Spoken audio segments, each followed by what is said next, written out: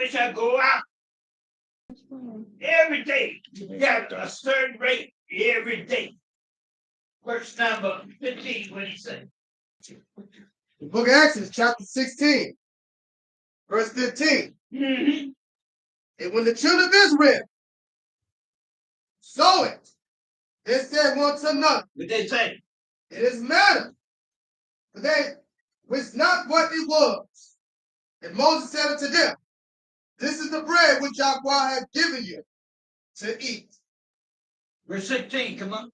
Verse 16. Yes, sir. This is the thing which Yahweh commanded. This is the thing which Yahweh commanded. Go ahead. Gather of it every man according to his eating. Uh-huh. And what's that? Omar. Omar. For every man, Go ahead. according to the number of your persons, take ye every man for them, which are in his tents. Verse 17, come on. 17. And the children of Israel did so. Mm-hmm. And gathered some more, some less. Go ahead. 18. And when they did meet them with Omar. Drop down to verse 22. Go ahead. So the children of Israel, they gathered some more, some less. Verse number 22, what he say? Verse 22. Mm-hmm. It came to pass that on the 6th day, they gathered twice as much bread. Now on the 6th day, they gathered twice as much bread, right? Yes. Go ahead. 2 Omars for one man. Uh-huh. And all the rulers of the congregation of Israel came and told Moses. Verse 23, come on. Verse 23. Yes, sir. Said unto them, what did he say? this is that which Yahweh has said. Go ahead. Tomorrow is the rest of the righteous Sabbath to Yahweh. Uh-huh. Bake that which you will bake today. Go ahead. And see it that you will. And see it that which remaineth over, lay up for you to be kept until the morning. So Yahweh said, bake that you would today. And see that you will see to be laid up for you until the morning. Verse 24, what happened? Verse 24. Yes, sir. And they laid it up to the morning. Go ahead. Moses bathed, and it did not stink. Go ahead. Neither was there any warm therein. Verse 25, come on. 25. Yes, sir. Moses said, eat that today, for today is the Sabbath to Yahweh. Today, you should not find it in the field. So he said, eat that today. Today is the Sabbath unto Yahweh.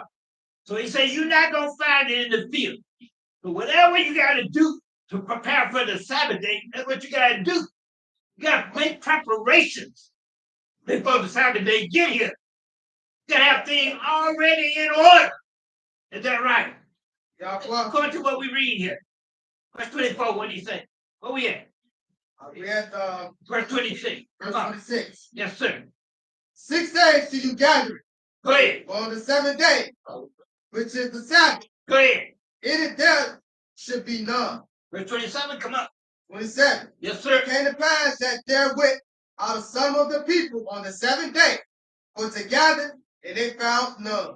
So they went out on the Sabbath day to gather. But Yahweh had none, right? Verse 28, what did he say? And Yahweh said to Moses, what did he say? how long refuse ye to keep my commandments and my law? Verse 29, come on. 29. See, for that Yahweh hath given you the Sabbath. Therefore he given you on the 6th day the bread for 2 days. So when we are preparing for the Sabbath day, we got to be in order, right? We got to have things in order before the Sabbath day jump off. Is that right? I mean, we can't be stopping at the filling station gassing up on the Sabbath day, right? Is that what we read here? We got to have things prepared. Verse 29, 28, come on. Yeah, I'm at verse 29. Read 28 one more time. 28. And Yahweh said to Moses, what did he say? how long refuse you to keep my commandments and my law? So Yahweh said we are breaking his Sabbath day, right? We are polluting his Sabbath day if we don't have things already prepared. There's a day they call the day of preparation, right? Verse 29, come on. Verse 29. See for that Yahweh hath given you the Sabbath. Go ahead. Therefore he given you on the 6th day the bread of 2 days. Go ahead. Abide ye every man in his place. Let no man go out of his place on the 7th day. So we can't be fulfilling our personal needs on Yahweh's Sabbthday, right? The book of Isaiah, young lion brother Makai Israel, Isaiah. Find it Isaiah 58 right quick. Let me get a few more in and I'm gonna get on out the way. The book of Isaiah 58. Let's pick it up at verse number 13, I believe. Isaiah 58, verse number 13 and 14, young man. What do Yahweh say? Book of Isaiah, chapter 58, verse 13, verse number 14. Verse 13 read. What do you read? If you turn away your foot from the Sabbath. Now he said, if you, he told us in Exodus 20, remember the Sabbath day, right? So all of a sudden you got amnesia. And the Sabbath day just not slip by you, right? Go ahead, read up. From doing what? Book of Isaiah, chapter 58, verse number 14, it read. 13, it read. From doing your pleasure on my righteous day. So he said, you can't be doing what pleases you on my righteous day, right? Go ahead. And call the Sabbath a delight. Go ahead. The righteous of the YHWH Yahweh. Honor. Go ahead. And shall honor him. Doing what? Not doing your own way. So the Sabbath day, you gotta have everything in order. Can't be doing your own way on Yahweh's Sabbath day. Is that right? Go ahead. Nor finding your own pleasure. Well, you know, I'm gonna go over here and do my thing right quick, right? Go ahead, read out. No speaking your own words. So your mind should be focused in on the things of Yahweh, right? Verse 14, what did he say? Verse 14. Yes, sir. Then shall you delight yourself in the YHWH Yahweh. Go ahead.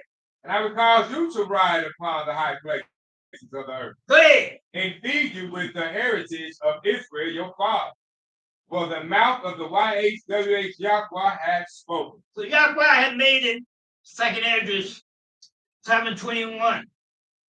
Sister Sarah is second address 7, verse 21. What did Yahweh say? Going to the book of Second Ezra, chapter 7, verse 21. Yes, ma'am. Verse 21 reads, What did it read? for Yahweh have given straight commandments So Yahweh gave us straight commandments, right? Go ahead. to such as came, Uh-huh. what they should do to live, What we should do to live. Go ahead. even as they came, Mm-hmm. and what they should observe to avoid punishment. So Yahweh gave us straight. He told us exactly how this thing would be, right? He didn't turn to the left or to the right. He told us exactly what was going on. Ain't that right? The book of Nehemiah. Mother Israel, see right. Nehemiah chapter 13. Let's peep at it right quick. Book of Nehemiah chapter 13. Mother Israel, see right. See if I can find me some Nehemiah right quick. Nehemiah chapter 13, Mother E. And let's pick it up at verse number 15. Let's read a little bit. Nehemiah 13, verse 15. Before we go there, Mother, let's run to Exodus chapter 31. Look at Exodus chapter 31, Mother. And let's pick it up at verse number 12. Exodus 13, verse number 12. 13, 31. Exodus 31, verse number 12. Let's read a little bit of this. Exodus 31, verse number 12. Mother Israel, see you right. Exodus chapter 31, verse 12. What do you read? Exodus chapter 31, verse 12. And Yahweh spake unto Moses, saying what? It's 13. Speak thou also unto the children of Israel. Speak unto the family of Israel, saying what?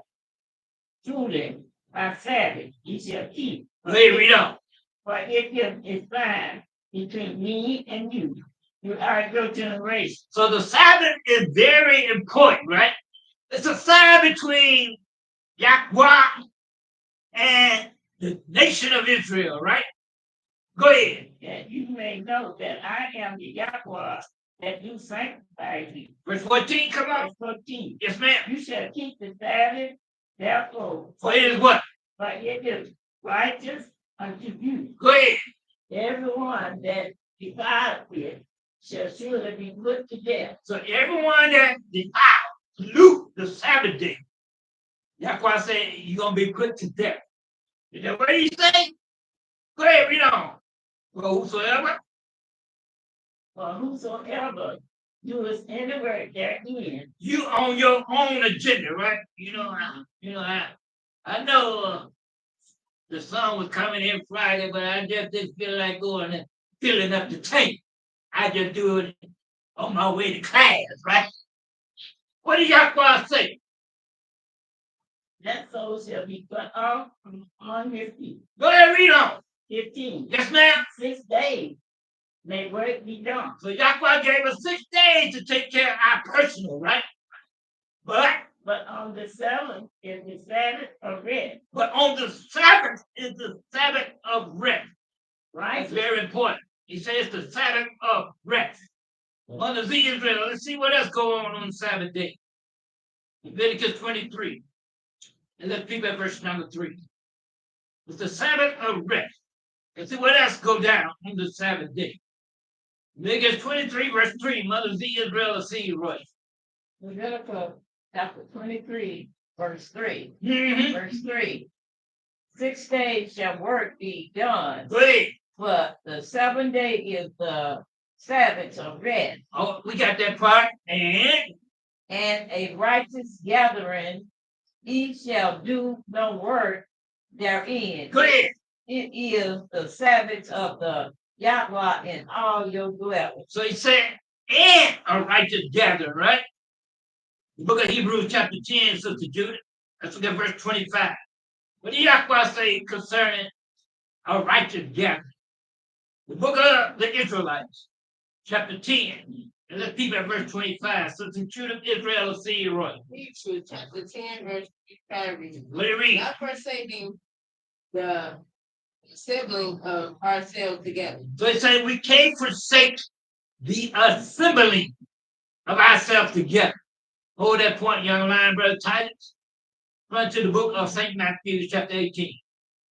Let's see what Yahweh say about our gathering together. Matthew chapter 18. Young lion, brother Titus, Israel, see you right. Sir. Let's look at Matthew 18, verse 1, 2, and 3. Look at Matthew 18, 1, 2, and 3. Go on to the book of Matthew, chapter 18, verse 1, 2, and 3. Yes, sir. Matthew, chapter 18, verse 1 reads, Mm-hmm. At the same time came the disciples unto Yahweh the Son, saying, Man, what? Who is the greatest in the kingdom of heaven? We want to know who the greatest. Because, among the Israelites, there's a fight about who the greatest is. Always a fight about who the greatest amongst the 12 tribes of Israel. Ain't that right? Let's go ahead. Verse 2, Yahweh the Son called a little child unto him, and set him in the midst of them. Go ahead. Verse 3, Uh-huh. and said, Truly, Truly what? I say unto you, except you be converted Mm-hmm. and become as little children, Go ahead. you should not enter into the kingdom of heaven. Verse number 4, come on. 4, Yes, sir. whosoever therefore shall humble himself as this little child, Go ahead. the same is the greatest kingdom of heaven. Now, the word humble means we got to be obedient to the Torah instruction that we got what? That's when we humble ourselves, right? Let's look at verse number 11. Verse number 11, what do you say? Matthew 18, verse 11. Mm-hmm. For the Son of Man is to come, save that which was lost. We know ain't nobody no more lost than the 12 tribes of Israel. So Yahweh, We can't even find our way home. Ain't that right? Don't even know where home may be. Verse number 12, what do you say? verse 12. Go ahead. How think ye, Mm-hmm. if a man have 100 sheep, Now, man got 100 sheep. Go ahead, read on. one of them be gone astray? Go ahead. Do we not leave the 99 Uh-huh. going to the mountains Go ahead. and seek that which is gone astray. Sometimes we gotta go out there and seek that is gone astray, right? Go ahead, read on. 13. 13. Go ahead. And if so, be that he findeth it. Go ahead. Truly I said to you, What did he say? he rejoiceth more of that sheep Mm-hmm. than of that 99 which went not astray. Verse number 14, come on. 14. Even Yes, sir. so, it is not the will of your Father, Even so, it is not the will of your Father which is in heaven, that what? that one of these little ones should perish. So even the Father's concern is about the lost sheep of the 12 tribes of Israel, right? Well, 15, what did he say? 15. Yes, sir. Moreover, if your brother should trespass against you, go and tell him his fault between you and him alone. Cancel that. Drop down to 20, what did he say? Verse 20. Mm-hmm. But there, for where 2 or 3 gathered together in my name, What's going to happen? there am I, and some there. So Yahweh don't need no crowd to get his point across. His word can go forth if it's 2 or 3 in the midst. From back to that book of the Israelites, chapter 10, verse 25, Sister Judy. Hebrews chapter 10, verse 25 reads, not Let it read. forsaking the assembly of ourselves together. So they say we can't forsake the assembling of ourselves together. Go ahead. As the manner of some is, Read a little bit more. but exalting one another, Mhm. and so much the more as you see the day approaching. So we got our eyes open, right? You see that the day is fast approaching. Nehemiah chapter 13, who's reading that? Mother E. Pick it up at verse 15, and I'm going to get on out the way. Nehemiah chapter 13, verse 15. Let's read a little bit of that, Mother. We found out we got to have things already lined up before the Sabbthday jump in. Our personal business got to be already taken care of and set to the side, right? Nehemiah chapter 13, verse 15. Mother, what do you say? Nehemiah chapter 13, verse 15. What do you say? In those days, so I have Judah from trading Treading. wine bread. It's that. So Nehemiah say in those days, right? I peeped, right? They was treading wine on the Sabbath day. Go ahead. Okay. And bring it in. And bringing in sales, And bring it in sheaves. and bringing in seeds, and laden Lading. asses. And then what did Yahweh say about the asses? They had the asses all loaded up, right? Let's read the Deuteronomy, young lion, brother Micaiah Israel. Deuteronomy chapter 5. Let's see what the Yahweh say here about the asses. Deuteronomy 5, let's pick it up at verse number 12. With the Deuteronomy 5, verse 12 to 14, young lion. What did he say about the asses? Deuteronomy 5, verse 12 to 14. Young lion, brother Micaiah Israel, will see you running.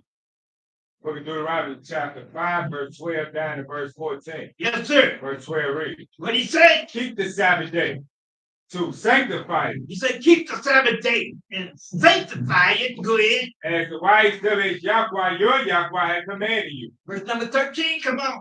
Verse 13.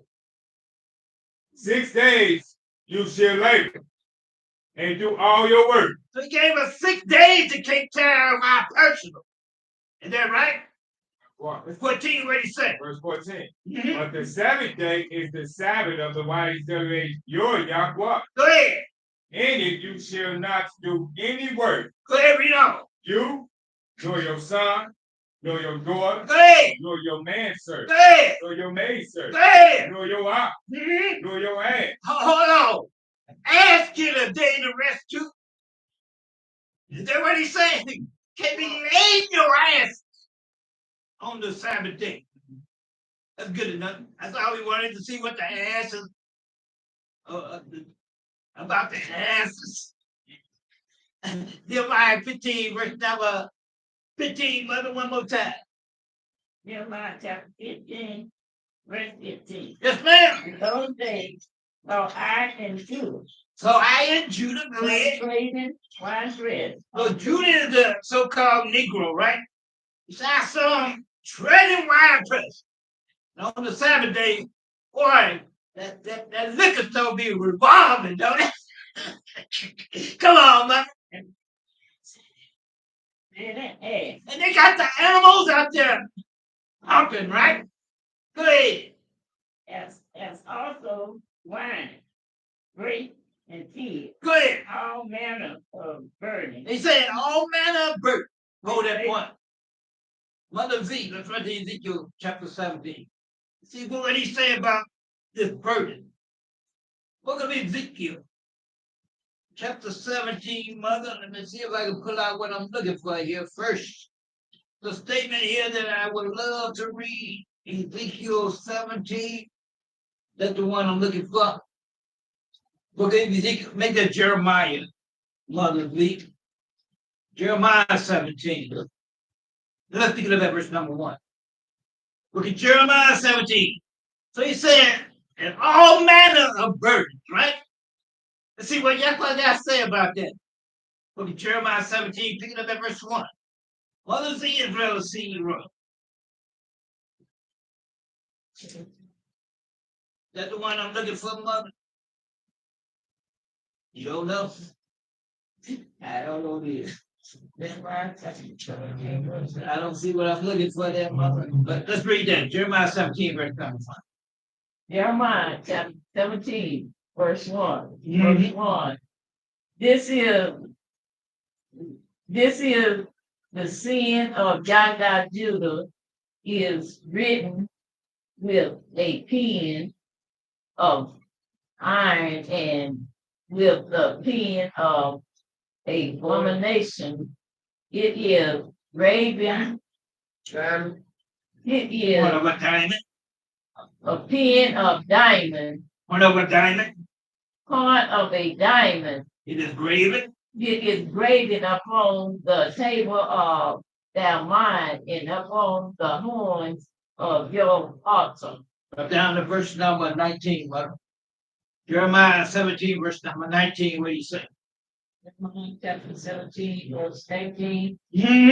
Jeremiah 17, verse 19, mother. Jeremiah 17, verse 19. Uh-huh. This said the Yahweh, Let's say Yahweh. thus said Yahweh unto me, What do you say?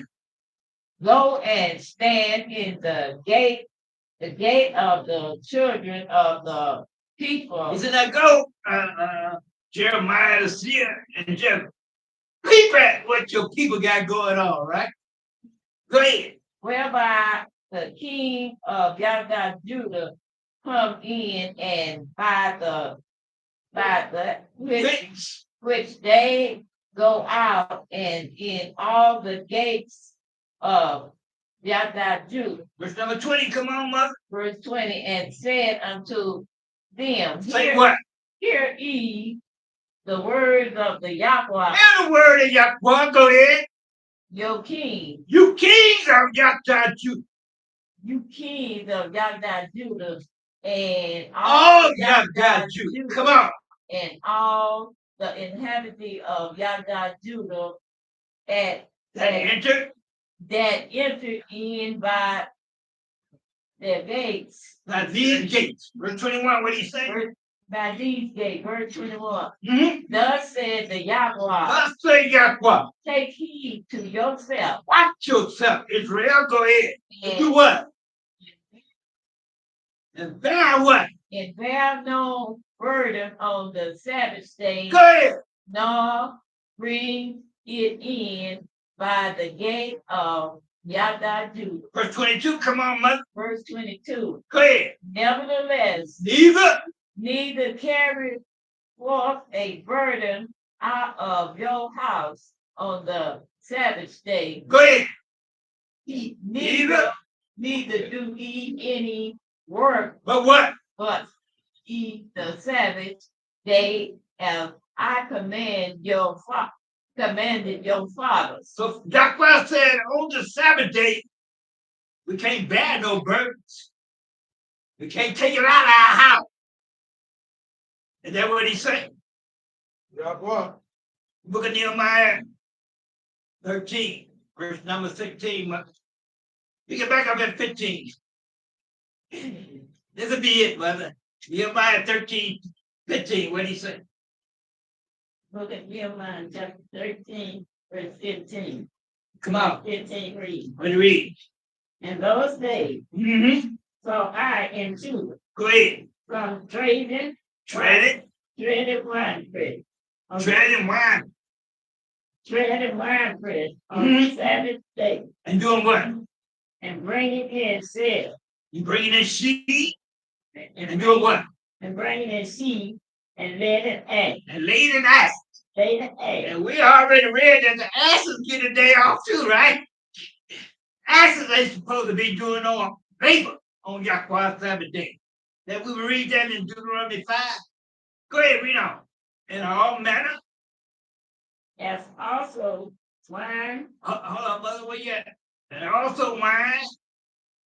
Come on. Grape. as also wine, grapes, and figs, Go ahead.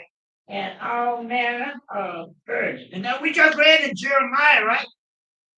Yahweh said we can't bear no bird on his Sabbath day. We can't take it out of our house. Whatever we got going on in our house on the Sabbath day, we got to lay it to the side, right? Go ahead, read on. Which they brought into Judah on Mhm. Sabbath day. Go ahead, read on. And what did Nehemiah do? Just his skin. In the day, In the day, again, they sold it, hold on, they doing what? they sold it, Verse 16, come on. verse 16. Go ahead. There. Verse 16. There dwell men of Tyre, Mhm. also therein, Go ahead. which brought fish Mhm. and all manner of water. All manner of where? And did what? And sold on the Sabbath unto the children of Judah and in Jerusalem. Verse 17, come on. Verse 17. What did I do? Then I contend with the nobles of Judah. So Nehemiah said, I got right up in their face. Is that what he said? Go ahead, what I do? And said unto them, What I say? what evil thing is this? Hold on. When you buying and selling on Yahweh's Sabbath day, Nehemiah said you doing what? Evil. You defiling Yahweh's Sabbath day. Your personal things gotta be put to the side until after the sun go down on the Sabbath day, right? Go ahead. What evil thing is this that he do and profane the Sabbath And day? he said you're doing what? Profaning the You're Sabbath. profaning the Sabbath day. Go ahead. Verse 18. Uh-huh. Do not your father thus, He said, did not your father thus? and did not our Yahweh bring all this evil upon us? Go ahead. And upon this city, Yet ye bring more wrath upon Israel by profaning the Sabbath. so when we profane Yahweh's Sabbath day, he said we're bringing more evil on Israel. Ain't that right? And on that note, we're going to bring in a young lion from the tribe of Yahweh. Brother Titus Israel, a see you roar by saying, hallelujah. Yahweh. Yahweh. What? Right. It's great there. Get Elder Yahweh a great hand on that.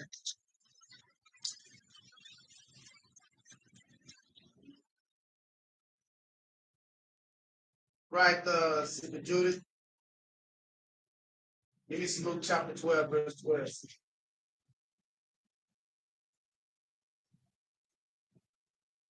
Luke chapter 12, verse 12 reads, for the right spirit will teach you in the same hour what you are. Read that again, a little more spirit, that's Sister Judas. Got it. Yeah. You read that and bring it out.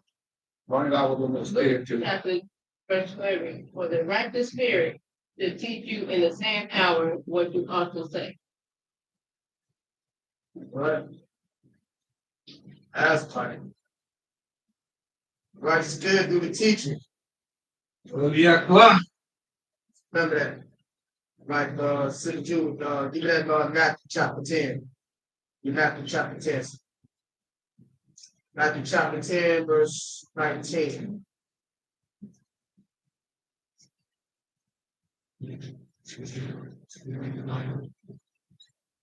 Matthew chapter 10, verse 19 reads, "So when they deliver you up, take no thought how or what you shall speak. For it shall be given you in that same hour what you shall speak." That's right. Give you in that same hour. You should speak. That's right. This is what we gotta do. All right, Judith, give me that Joshua. Oh shit. Joshua chapter 1.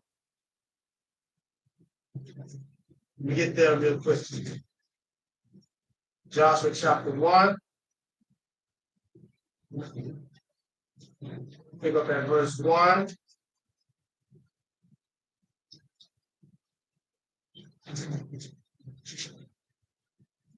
Joshua chapter 1, verse 1. All right, and pick it up at verse 7, verse 8.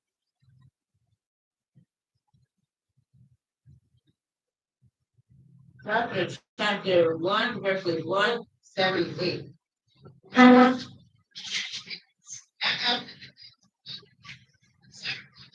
Yahweh, it came to pass that the Yahweh spake unto Joshua, son of Nun, Moses' minister, saying, verse 7, "Only be thou strong and very courageous, Yeah, great. that thou mayest observe to do according to all the law, which Moses spake, which Moses my servant commanded thee. Turn not from it to the right hand or to the left, that thou mayest prosper whithersoever thou goest." How you prosper? Verse 8. Verse 8 reads, "This book of the law shall not depart out of thy mouth, Should not depart out of your mouth. but Go ahead. thou shalt meditate therein day and night." I mean, you can't just pick this book up anytime you pick it, especially Friday evening to Saturday. And you like that. Okay, go ahead. "That thou mayest observe to do according to all that is written therein." So you got to do according to all that is written. That law. Go ahead. "For then thou shalt make thy way prosperous, and then thou shalt have good success." You want to have good success in this book here. That's what you want to have success in. Not success in the world. That's what Esau got on the table. You want to have success in this. But the world, they got their own mindset of what success is. This success you need right here. This is how you prosper. You want to have good success. Okay, Sister Judith. All right. We're going to precept to what look what David said. And matter of fact, I'm going to have Sister Sarah Israel. Give me Psalms, real quick. I'm precepting. Give me Psalms chapter 1, verse 1 down to verse 3. Go on Psalms. Go to Psalms chapter 1, verse 1 all the way to verse 3. Book of Psalms. Going to the book of Psalms, chapter 1, verse 1 through 3. Verse 1 reads, "Blessed is the man that walk not in the counsel of the ungodly, nor stand in the way of sinners, nor sit in the seat of the scornful." Verse 2. Okay, now what's the wait, verse 2? What's the definition of sin? What is the definition of sin? Sister Jude. What's the definition of sin? The biblical definition of sin. What is the biblical definition of sin? That we can read. That we can read. Try to see US. What's the biblical definition of sin? Remember, if you like your remember, name. Bring it out, young man, bring it out. Let's go to John. Let's go to 1 John, the back of the book. Come Let's go to 4 John, the back of the book. 1 John chapter 3. Yeah. Pick up at verse 3 and verse 4. And skip down verse 8.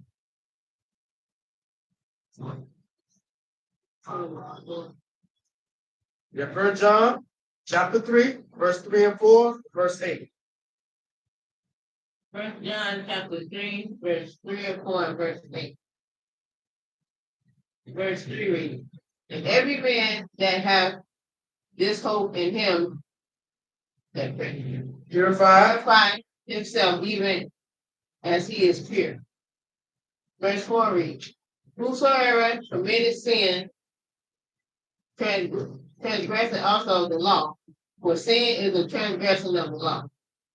So sin is breaking the law. Breaking the law. Right? Sin is breaking the law. You break the law. HALLUYHWH. Skip down verse 8. Verse 8 reads. He that committed sin is of the devil. He that made sin is of the what? Devil. Some say. Go ahead. For the devil sinned from the beginning. For this purpose the Son of Yahweh was manifest, that he might destroy the works of the devil. HALLUYHWH. So if you sin, that means Satan got a hold of you. Makes Satan real happy when you break the law. HALLUYHWH. All right. He said, even if he is pure, right? That pure word, real quick, so to do it. Even if he is pure. Give me let's see what I want. See if it says Proverbs, let's see what I want about that pure. Real quick. About that pure. HALLUYHWH. Even if he is pure. Okay. What's that Psalms? That is Psalms. Purified. Yeah, Psalm 12:6. All right, so the Sarah Israel. Give me Psalm chapter 12, verse 6. Book of Psalms, chapter 12, verse 6. Yahweh, yes, ma'am. Verse 6 reads, words of the Yahweh are pure words, silver tried in the furnace of earth, purified 7 times. What does 7 times mean? Please. Completion is done. It's the key right there. What do 6 mean? Incomplete. Incomplete. Incomplete, huh? Right. Can those here get a case point on something incomplete in 13 chapter 15 through 18 in the book of Revelation? I don't see a That's point right, in that's there on a sign of something that's incomplete. Right, Sister Judy. Sister Judy. In Revelation chapter 13, 15 down 15 to to 18. 18. I want to get a sign on who is pointing toward that is incomplete. Chapter 13, verses 15 to 18. Verse 15. And he had power to give life unto the image of the beast, that the image of the beast should both speak, and cause that as many as would not worship the image of the beast should be killed. Verse 16 reads, and he causes all, both small and great, rich and poor, free and bond, to receive a mark in their right hand or in their forehead. Verse 17 reads, and that no man might buy or sell, save he that had the mark or the name of the beast, or the number of his name. Verse 18. Give us wisdom. Let him that hath understanding count the number of the beast, for it is the number of a man. And his number is 600 threescore. So that means this man is serious, complete, what? To be what? complete or incomplete or what? What is it? Incomplete. And he is 3 is serious. So he gonna can I get a little bit more on that? Can I get a little bit more on that? So this man is in for total what? What is this man and his system in for total what? Mother E, what it says in Revelation 18, verse 4. Revelation chapter 18, verse 4. Yeah, what it say that, Mother E? And I heard another voice in heaven say, come out of her, my people, that ye be not partakers of her sin, that ye receive not of her spirit. And tell my people come out of her, my people. Yeah, If you don't come out of her, you gonna receive what? The plagues, right? Is that what it said? yeah. You got to come up out of it.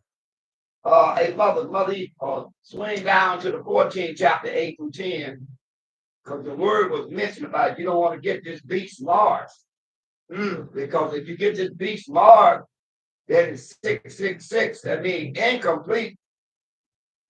If you don't come out of her, that means all the way that this beast have set up, contrary to Yahweh, if you don't come out of her, my people, you're going to be plagued with it. And once you plagued with it, Mother Eve, what can we read in the 14th chapter 8 down to verse 10 of Revelation? Revelation chapter 14, verses 8 to 10. Revelation chapter 14, verse 8. And there followed another angel said, Babylon is fallen, that great city, because she made our nation drink of the wine of the wrath of her fornication. Verse 9. And the third angel followed him, saying, with a loud voice, if any man wish to be and his image, and receive his mark in his forehead, or in his hand, verse 10, the same shall drink of the wine of wrath of Yahweh, which is poured out without mix, unto the cup of his indignation. And he shall be tormented with fire and brimstone in the presence of the righteous ministering spirits, and in the presence of the Lamb. So if you receive the beast was the man's system, which is incomplete. If you receive that law, and if you don't, Mother Z, do 417, Mother Z. If you don't do a Matthew 417, back there with Sister Sarah, Acts 3:19, back to back. What is he saying? And Brother Micaiah helped me 2 Thessalonians chapter 2, 1 down to verse 12. What is he saying? Matthew 4:17. Yes. Matthew chapter 4, verse 17. Verse 17. For that time, from that time, Yahweh he got. Matthew 4:17. Yes. I knew. From that time, Yahweh began to teach. From that time, Yahweh began to teach and to say, There you go. repent, for the kingdom of heaven is at hand. On that time, he said, repent, because the kingdom of heaven is at hand. But once if you find that you have the law of this system beats, which is a man that is incomplete, and you find out you got any signs on that of this beast on you, you got to do what again, mother? To repent. You got to repent. Why? Because the kingdom of heaven is at hand. Uh-huh. Come on, Sarah.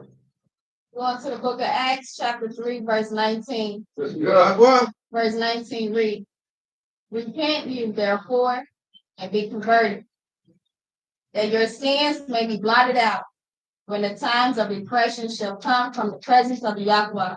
So you got to repent to be what now? Repent to be converted. So if you don't repent, you're not gonna get. Otherwise, you got to repent. If you find out you got trace of that on you, you got to do what again? Repent. And be what? Converted. Be converted back to that law. You got to come back and look at that law a little more plainer now. That law got to be the one that you let your vision by. In that law, not making you be persuaded to do anything but the law. All right. 2 Thessalonians chapter 2, 1 through 12. Brother Makai, what you say? Book of 2 Thessalonians chapter 2, verse 1 down to verse number 12. Verse 1 read. Book of 2 Thessalonians chapter 2, verse number 1 down to verse number 12. Verse 1 read. Now we beg you, brother, by the coming of our Yahweh the Son, and by our gathering together unto him. Verse 2. That you be not soon shaken in mind, or be troubled, neither by spirit, nor by word, nor by letter as from us, as that the day of Yahweh the Son is at hand. Verse 3.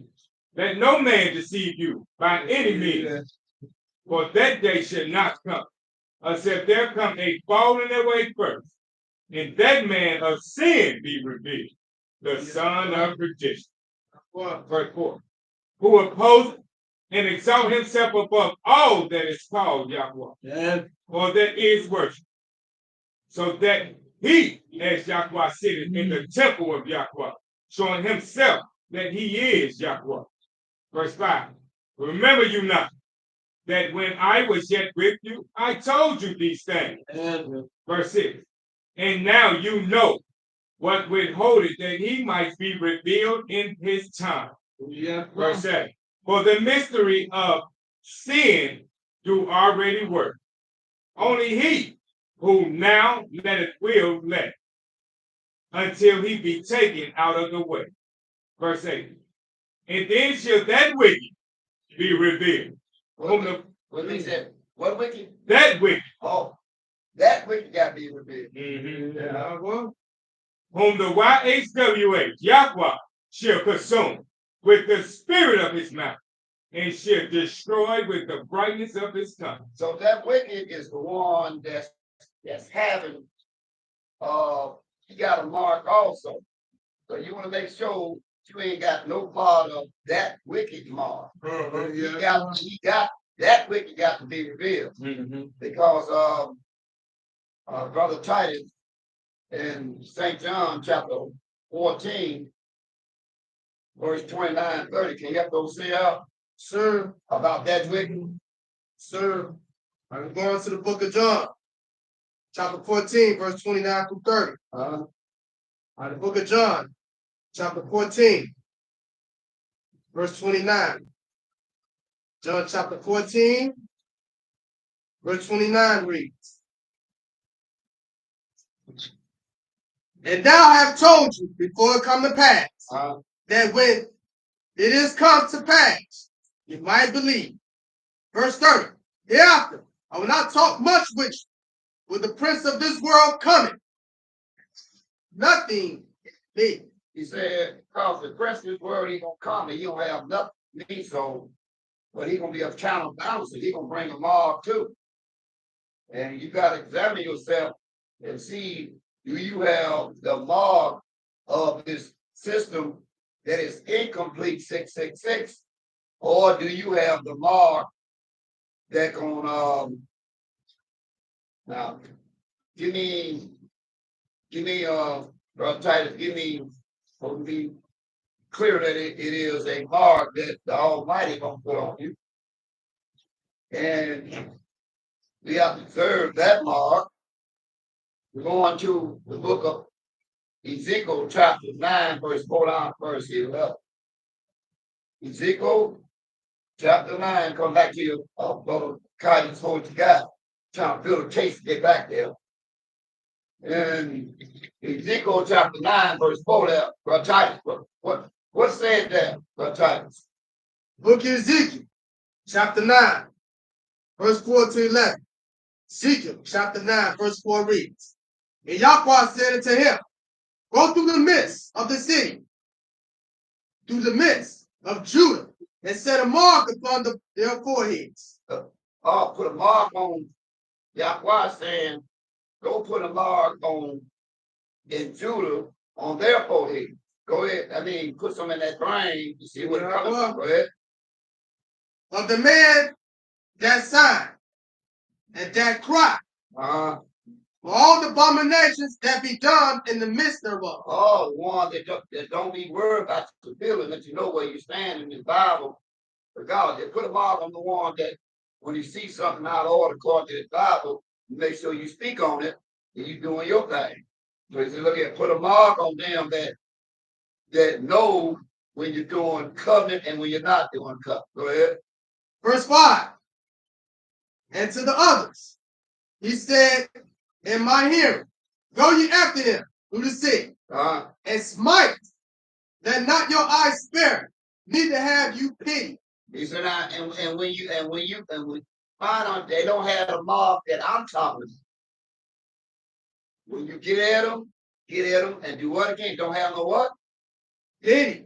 Don't have no pity. Go ahead, read. Verse 6. Right. Slay utterly old and young. And when you start slaying, slay old and young.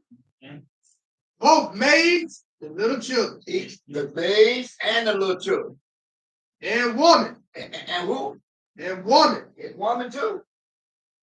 But come not near any man upon whom is the mark.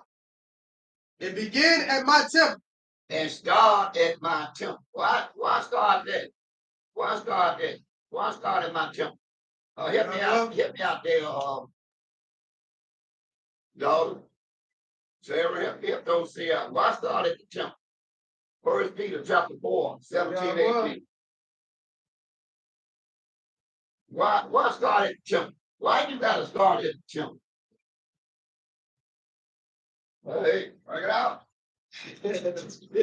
That was all about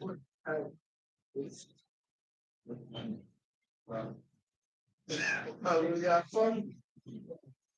That was Sabbthday all about. Bring that spirit up. Bring that spirit up. Sabbthday ain't a person, joy. Bring the spirit up. Going to the book of 1 Peter, chapter 4, verse 17 and 18, verse 17 read. Right. For the time has come that judgment must begin at the house of Yahweh. And if it first begin at us, what shall the end be of them that obey not the gospel of Yahweh? So he said now, since it's gonna begin with us. So he said, start at my temple. That's where you begin it. That's where you begin it. And it's gonna take care of those that's in leadership first. What's gonna happen to those that don't want to obey leadership? What's gonna happen to them? But that's where you started. Keep reading. Verse 18. And if the righteous scarcely be saved, scarcely be saved. I mean, they're gonna be scarcely. I mean, righteous gonna scarcely make it. This thing right here gonna be a squeaky clean way to make it. You ain't gonna make this thing right here unless you line up with this thing here. You ain't gonna make this thing here. This thing you gotta be just about squeaky clean. You have to be squeaky clean. And being squeaky clean, hey Mother E. What it say in 1 Thessalonians chapter 5, verse 20 and 21? Being squeaky clean. What it say that we can read? Let's check on the chapter 5, verse 20 and 21. Yeah, what it say? This testimony chapter 5.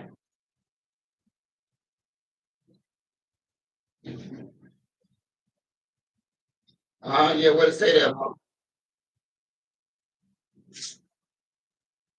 Just testimony chapter 5, verse 20 and 21. Yeah, what's that say there, Mother? Despise not, prophesy not. Don't despise. Look on the left side of that book. Verse 21. Prove all things. He said, do what, Mother? Prove all things. You got to prove all things. Hold fast that which is good.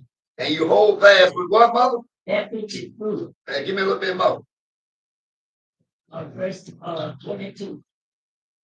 Abstain from all appearance of evil. And you got to abstain from all appearance of evil. Sometimes things can have the appearance of.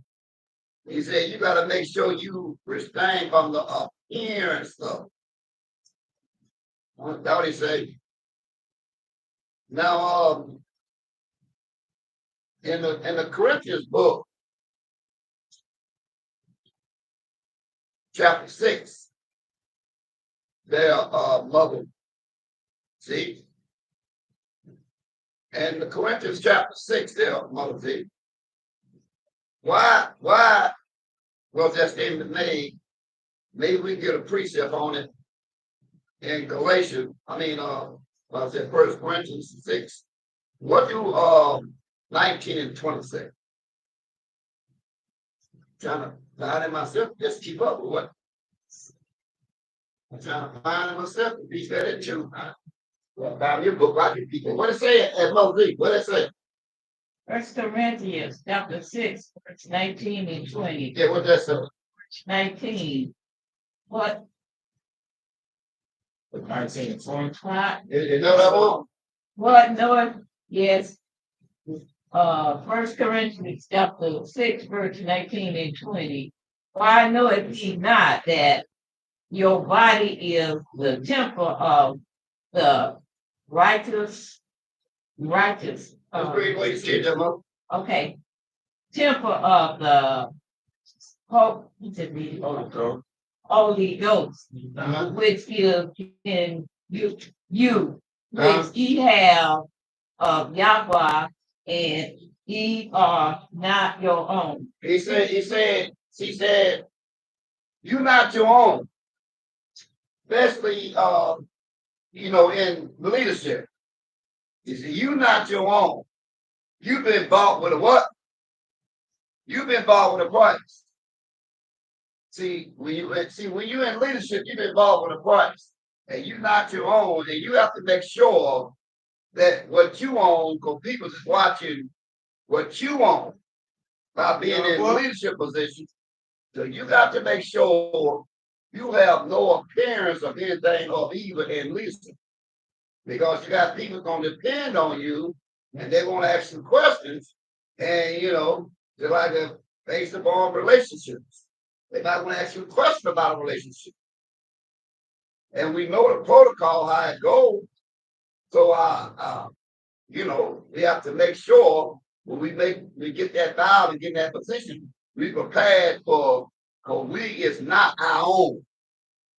We have to be prepared to take care of those that come behind us to make sure we get all the James 5:20 we can get our hand on. Because sometimes you get a lot of questions. They want to hear somebody tell them something. Do protocol. Okay? So you got to make sure you're able to answer their question according to the scriptures. Because you're not your own. Because you got this other man that got a mark, and his mark, and he loves to catch you napping where you can't get an answer, and then he'll get in your head and give you an answer. And we'll get a case in point. You already holding some off the kite, but I want to come back to Titus, Job chapter 2, 1 down to 5, and I'm gonna throw some on the table, and I don't know what happened. Job 2, 1, 2, 3, 4, 5. We're going to the book of Job, the 6th, chapter 2, verse 1 through verse 5. Yeah. Job chapter 2, verse 1 reads, again, there was a day when the sons of Yahweh came to present themselves before Yahweh. And Satan came also among them to present himself. Verse 2, and Yahweh said to Satan, from whence comest you? And Satan answered Yahweh and said, from going to and fro in the earth, and from walking up and down in it. Verse 3, and Yahweh said to Satan, as you consider my servant Job, and there was none like him in the earth, a perfect and an upright man, one that feared Yahweh and eschewed evil. And still he hold fast his integrity, although you movest me again, moving me against him to destroy him without cause. Verse 4, and Satan answered Yahweh and said, skin for skin, yea, all that a man have will, he give for his life. Verse 5, but put forth your hand now and touch his bone and his flesh, and he will curse you to your face. He said, now put forth thy hand now and touch everything he has. I will make him curse you to thy face. Now, read verse 5 again, and I'm going to see the class kind of lock in on verse 5. Read 5 again. The book of Job, the seer, chapter 2, verse 5. But put forth your hand now and touch his bones and his flesh, and he will curse you to your face. And he will curse you to your face. He said, now, otherwise, if you move the luxury away from him. So now Satan, now, I wonder what Satan did. How did he pull that off? Let's precept that and listen good and tell me what happened. Verse 9. Look, Job the seer, chapter 2, verse 9. Then said his wife unto him, do you still retain your integrity? Curse Yahweh and die. So what did Satan do? Who did he get into? He got into his better half. So he got into his better half, and that's what happened. He jumped right into his better half. He said, look here, I am cursing to your face. So Satan jumped into the better half to do the will. He will curse you to your face. And who did Satan use? Better half. He used better half. That's what he used to pull off that, right? Yeah, boy. But it didn't work with him, did it? Read the next verse. Let's see, it didn't work with him. Verse 10. Job the seer, chapter 2, verse 10. But he said unto her, What? you speaking as one of the foolish women speak. Oh, so he didn't let that happen. You can't show me how to break against you. Nothing you can show me, nothing that you got to make me break what I am needed to do. Is woman, you talk like a fool. See what the man said? Woman, you talk like a fool. So you have to know when Satan is talking or when Yahweh is talking. And he always working. Whatever you love the most, that's when he gonna work. Whatever your weakness is, that's what Satan gonna try. Now, but he done this before, didn't he? He done this before. Let's back up. I know you're holding something, Brother Micaiah.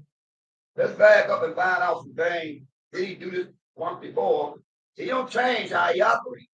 He'll watch and see. Did you do the 26:14? Titus. So what? He gonna act. He gonna see. He gonna check your background to see that you do the 26:14. Going to the book of Sirach, What it say? chapter 26, Uh-huh. verse 14. Sirach, you see it, chapter 26, Uh-huh. verse 14. What? A silent and loving woman Yeah. is a gift. Yahweh. Uh-huh. There's nothing so much worth as a mind well instructed. He gonna find out that you well instruct that woman when I see you on the right track. Did you let her make her own decisions? We're gonna find out exactly what did you do in the moment that you get caught up. Now let's go to Revelation Genesis. We're going to Genesis chapter 2, 15, 19, down to verse 20. Let's find out what is the order of things. We're going to Genesis chapter 2, verse 15. Then we'll skip down to 19 to 21. Brother Micaiah. All right. Going over to the book of Genesis. We're going to read chapter 2. We want verse number 15. And we're going to skip down, read verse 19 and verse down to 21. What is that? The book of Genesis, chapter 2, verse 15, in the read. And the YHWH took the man and put him into the garden of Eden to dress it and to keep it. Yeah. Verse 19. And Yahweh said, it is not good that the man should be alone. I will make him and help me for him. Verse 19. And out of the ground Yahweh formed every beast of the field and every fowl of the air, and brought them unto Adam to see what he would call them. Uh-huh. And whatsoever Adam called every living creature, that was the name thereof. Uh-huh. Verse 20. And Adam gave name to all cattle, and to the fowl of the air, and to every beast of the field. But for Adam there was not found an helpmeet for him. Verse 21. And the YHWH Yahweh caused a deep sleep to fall upon Adam, and he slept. And he took one of his ribs and closed up the flesh instead thereof. That was Genesis chapter 2, verse 15. Then we read 18 down to verse 21. Mm-hmm. So we find out right now, but he had what happened in verse 16 again? The book of verse yeah, I think I want 16. When he told him that if you do this right here, if you don't pay me no never mind. Somebody say if you pay me no never mind. What verse is that? Is that 2:16? You say payment never mind. Yes, He told not. Yeah, I want that verse. Book of Genesis chapter 2. Yeah, I want that verse where you pay no never mind. Verse 16 and verse 17. Yeah, okay, let me hear that. Verse 16 read. What it read? YHWH Yahweh commanded the man, saying, of every tree of the garden you may freely eat. Yes. Verse 17. But of the tree of the knowledge of good and evil, you should not eat of it. For in the day that you eat thereof, you should surely die. He said, the day you eat of it, you're going to die. So he said, you're going to die. Day you eat of it, you're going to die. Is that what we read? Yeah, well. All right.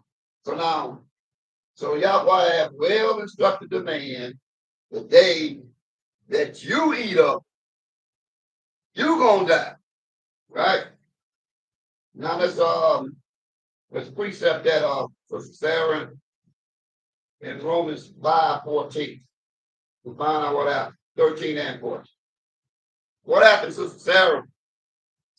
In Romans chapter 5, verse 13 and 14. What happened that we can read?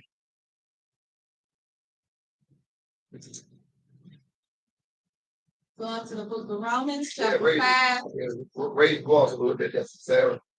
verse 13 and 14. Yeah, what it read? Verse 13 reads, for until the law of sin was in the world, the sin is not imputed. when there is no law. Right. Verse 14. Nevertheless, death reigned from Adam to Moses, even over them that had not sinned after the similitude of Adam's transgression. Out of who transgression? Adam. What transgression did Adam make? What did he do? What did he do? He ate the fruit. What now? Let's go find out what did Adam do. Now we're going to the 3rd chapter. Brother Mackay. We're going to the 3rd chapter of Genesis. What did Adam do? Now, Yahweh gave him instructions on what not to do and what to do. The day you eat, I'm going to kill you. The day you eat them, I got you. Right? That we read. Now we're going to the 3rd chapter and see what happened. And before you read that, help me out there, daughter Yahweh. Yahweh be with you. Will it allow? Yahweh bless and keep you, seer of Israel, seed growing. Now in 1 Peter chapter 5, can you help me out there, daughter Yahweh? We want to find out what did he do, and when that rule was on the table, and 1 Peter chapter 5, what once Satan, he always closed by to hear the rules and regulations, and he used to call it counterbalance. So he had to. I'm kind of struggling. I'm trying to watch how Satan will hear something, and he pay attention, but then he know he got a covenant on him as the accuser of the brothers. So he said he gonna keep his covenant all the way. So he know when he heard something good, in 1 Peter chapter 5, he heard something good, and he tell us to be what? And 6 to 8. What he tells me in 1 Peter. Now, so Peter is rehearsing the righteous act. And 5, 6 to 8. What he's saying there, daughter Yahweh. 1 Peter chapter 5, verse 6 through 8 reads, humble yourselves, therefore, under the mighty hand of Yahweh, Yeah. that he may exalt you in due time. Exalt you in due time. Verse 7. You ain't got to cut those. You ain't got to do nothing. Whatever coming towards you, coming to you, you're going to get it in what time? In due time. Go ahead, read. Verse 7. Casting all your care upon him. Yes. For he careth for you. Uh-huh. Verse 8. Well, look what he's saying now. Be sober. You got to be sober now. Be vigilant. Have some juice. Because your adversary, the devil. Who is he? The devil. Oh, who is he? Your what? Your adversary. Be against you. Be against you on every move you make. Anything that's written in this Bible, he gonna check you out and see what you have any reason not to do what the Bible says. His thing is to be the adversary. If Yahweh said the day you eat, the day you're gonna die, I gotta counterbalance that. I gotta find somebody I can work with on what you said and see can I get you to break that covenant. That's his job. Go ahead and read. As a roaring lion, walking about, seeking whom he may devour. So he's doing his job, right? So when he hear what Yahweh says to man and the order thing, his thing is come to disrupt that. Mm-hmm. He heard, he was already in God, peeping and listening, and the order was given to Adam. Told Adam his position and everything. Whatever you say, that's the end of it. Then I'm gonna let you help me to help you all do what you got to do. Mm-hmm. I'm gonna get you a help me. Whatever you own, she gonna be on it because she gonna help meet your need. That's the reason she will be created. Right? That's right. That what we read so far. Mm-hmm. So now, as time went on, we got to the 3rd chapter. Now remember what we gonna put on the table. Same people and always people. And Satan will wait daughter of Yahweh second, Sirach 6:2. This is how he wrote. 6 verse 2. This is how he wrote in Sirach 6:2. Sirach chapter 6, verse 2. Now, let me show you how he wrote. Extol not thyself in the counsel of thine own mind, that thy soul be not torn in pieces as a bull straying along. Look here. He said, how he operate, he'll let you get in your own mind alone, and he look here. He said, I can work with him better. When I know they ain't bumping shoulders, I can work with him. But he tell you up front, don't get caught up with this right here. Thinking you can pull it off yourself. It don't work like that. Is that what we read it again? Extol, Sirach chapter 6, verse 2. Extol not thyself in the counsel of thine own mind, that your soul be not torn in pieces as a bull straying along. And one of his brothers, Jude, got a hold of that in 119, that daughter of Yahweh, and he said because it'll put a spirit on them. That you'll catch the spirit on them when they do it, when they're gonna figure out this thing themselves. Their spirit will come on. Let's see what book to look for about this book. 119, Jude 119. Jude chapter 1, verse 19. Yes, it does. These be they who separate themselves. What they do? Separate themselves. Wait. Sensual. Sexual. No, sensual. Sensual. Right? What that mean? What Cause that mean? division. No, that word means World. emotion. They have an emotional way. They get very emotional. Oh, world. Okay. They get emotional. That's what that word means. They get emotional. When you look at them, they get emotional. Having not the spirit. Because they cooked up something on their own. Read it again, 119. Jude chapter 1, verse 19. These be they who separate themselves, sensual, having not the spirit. They have what? Not the spirit. They have not the spirit. What up? Go to Wisdom of Solomon. What happened? Yeah. 1 verse 5. What happened? Wisdom of Solomon 1 verse 5. Daughter of Yahweh. What happened? Brother Titus, have me David was up to a lot of things. David said something in Psalm 51, verse 11, 12 to 13. We'll find out what David said after we read that. The daughter got to break the tape. The Wisdom of Solomon, chapter 1, verse 5. Listen good. For the righteous spirit of discipline will flee deceit. He can recognize what? Deceit. He can recognize and remove from thoughts that are without understanding. Because of what you're looking at is that Jude 119, emotional will come out. I tell you, when the salt with a price, not your own, for these times right now, our peoples is in trouble. They need help. We have to be ready to give them help. Only way we get them help, the word of Yahweh. That's why we help them by hearing their speech. They show them what the Bible says. We know one day it will be a school. But we got to be prepared when the couples come in to show them the Bible way of relationship. The order of things if you want Yahweh to intervene. He ain't intervene, the other guy gonna intervene. Just like he get ready to do right now. Here go the other guy. You done heard all the speech. Now here come the other guy. He said 2 trees in the garden. One was a tree of good, one was a tree of evil. Right?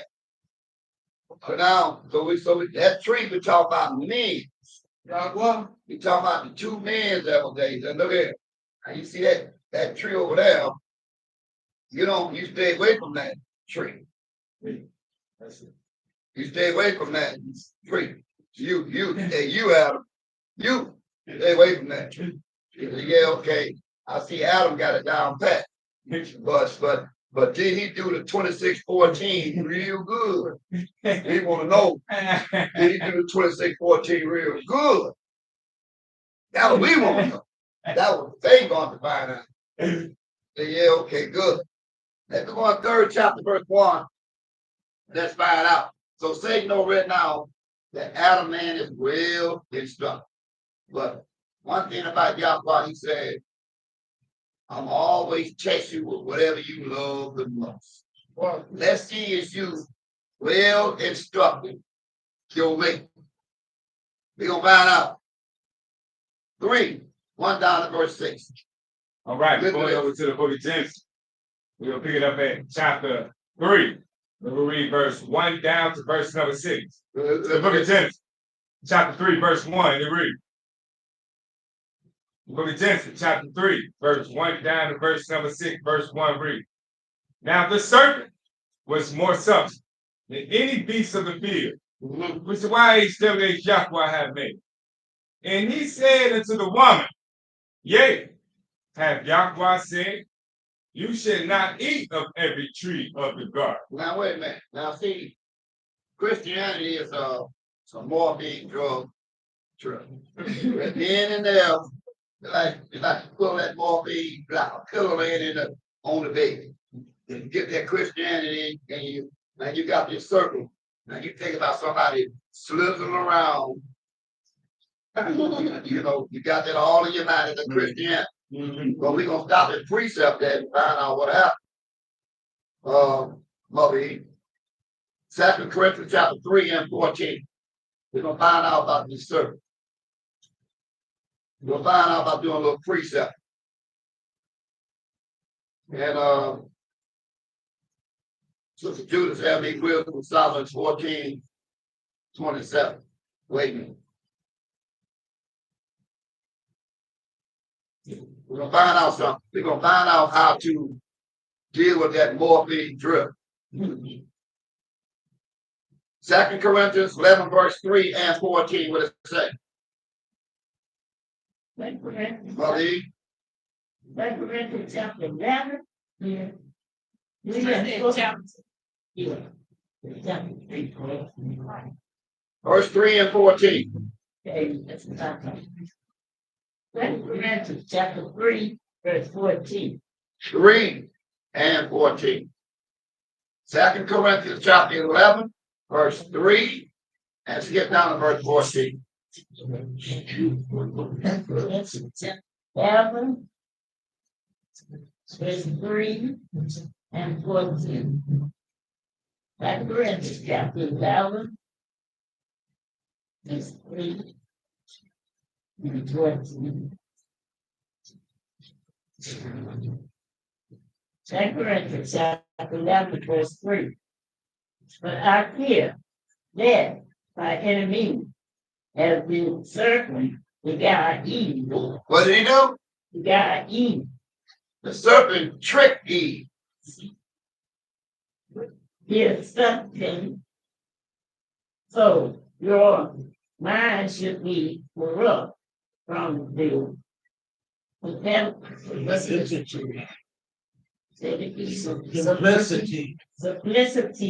that is in Yahweh. So, he said, this word is what again? What's that big word he got? Simplicity. Simplicity. So all you gotta do obey. All you gotta do obey plain word. But we'll try to overthink it. Because plainly it's put in our on the simplicity of this word, we will try to overthink ourselves. He said, now serpent, which we find out this is not a literal snake, it was Satan. And Satan is a what? Verse 14. 14. And no model was saved. Instead, is transformed into an angel of light. So Satan ain't no serpent, is he? Nope. He's a what? Angel of light. He's an angel of light. See that story you got about this snake and all? No, that ain't nothing like that. When you precept your Bible, that's Christianity. This was an angel of light showed up on him. That's right. But that serpent is because it's how his slickness, but he came with the proper time. See, he came with a proper time. It wasn't no snake came with no apple. He came with a proper time, and he delivered you Hosea 10:13. Now, what he was delivering was Hosea 10:13. What it said, Brother Titus? What was he delivering? Now, he came looking just like Adam, YHWH's son. He had all the attributes. But what he was bringing was the Hosea 10:13. What it said there? Brother Titus, what was he bringing? Book of Hosea, chapter 10, verse 13. You have plowed wickedness. You have reaped sin. You have eaten the fruit of lies. What he was bringing was what? Fruit of lies. Lies. See, Lies.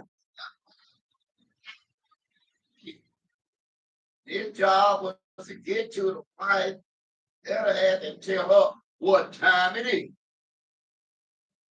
So she listened to what? The fruit of lies. But from who? Satan the devil. According to 11:14, she listened to who? Angel of light. Or what? Oh, the angel of light. An angel of light. That means he came. He came for just like Yahweh the Son, and Adam was made just like Yahweh the Son. So she sees the connection. So anybody, she wasn't criminal when this guy was around. This man came. What's the name of that record is? What's the name of that record is? He's a smooth operator. What a record? There's another record called he was dressed to kill. Another record, he was dressed to kill. So he came with all appearance to get with her, right? Get with her mind. So all that stuff about a snake and apples, that's Christianity. Let's go, God. Hey, here he comes, dressed just like Adam, just like Yahweh the Son, looking exactly like. But he was slick. So you got to recognize everybody, even who you lay your head down, you can tell who's talking on the page of the book. So you have to identify who's talking to you on the page of the book. You can't identify who's talking to you because they dress slick. They move like a serpent. You got to watch it from this book and see you apply to this book. Then you know exactly what's going on. Now we're going back. Now we're going to set the stage now so we know the angel, Satan the devil, but he came down as an angel of light. He was in the garden looking cool. Right? Right? Is that right? Yeah, according to 11:14, Paul already tell you what he looking like. He looking like an angel of light. You know, light is knowledge, right? So here he comes, but it's constantly, but it's gonna get you. Go back and read some more. Right. Going back to the book of Genesis, in chapter 3, and pick it up at verse number 2. Book of Genesis, chapter 3, verse number 2, they read. And the woman said unto the serpent, we may eat of the fruit of the trees of the garden. Verse 3. But of the fruit of the tree which is in the midst of the garden, Yahweh has said, you shall not eat of it, neither shall you touch it, lest you die. So she was instructed, and sometimes you give a person a list of what you want to go to the store and get a list. They'll take a list of what I want. You give the list, and they still didn't do right. Just fine. Yeah. I don't supposed to do this right here. So she wasn't glad like Adam didn't show her what the ball was. He did tell her. He taught. Keep it. That's a point I'm gonna bring out in a minute. Right? Go ahead. Verse 4. Right. And the serpent said unto the one, Yeah. you shall not surely die. But wait a minute. What did Yahweh say? You gonna die. What did her Yahweh told her? You'll die. She shouldn't die. You shall die. You shall touch it, lest you die. Yeah. So Adam is her Yahweh, and he told her, if you do it, you're gonna die. Right? What he said. And what Satan say? Verse number 5. No, what he said again? Satan said verse 4. And the serpent said unto the one, you shall not surely die. So right then and there, sometimes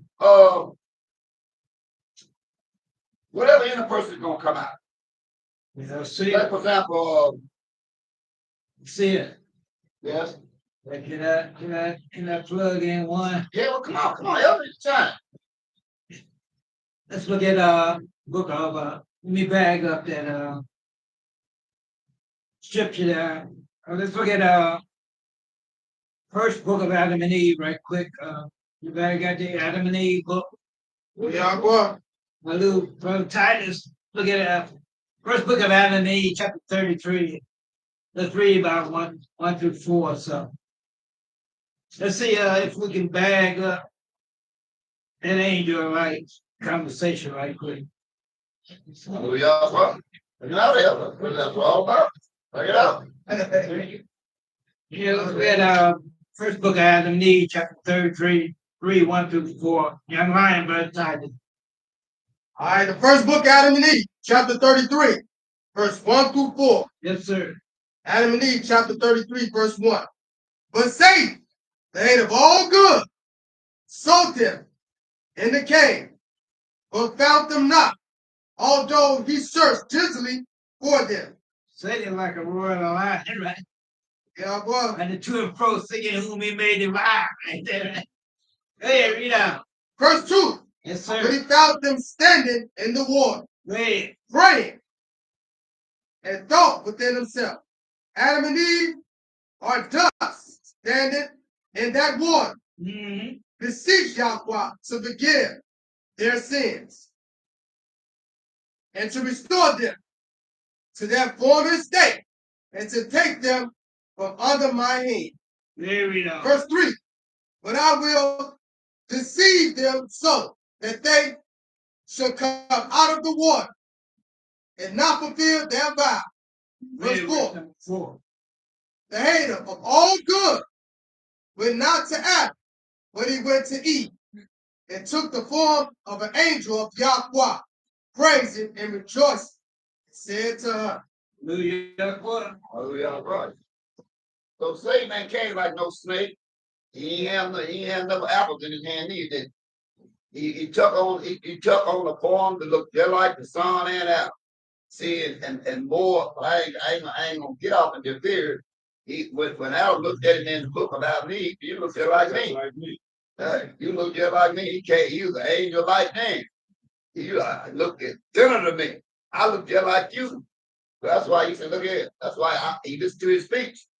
And he had a beard on, so the one y'all be looking on the TV, Satan had a beard on, Adam had a beard. They had a beard. Both of them had beards on. They were gentlemen. I see it. Go ahead, Evan.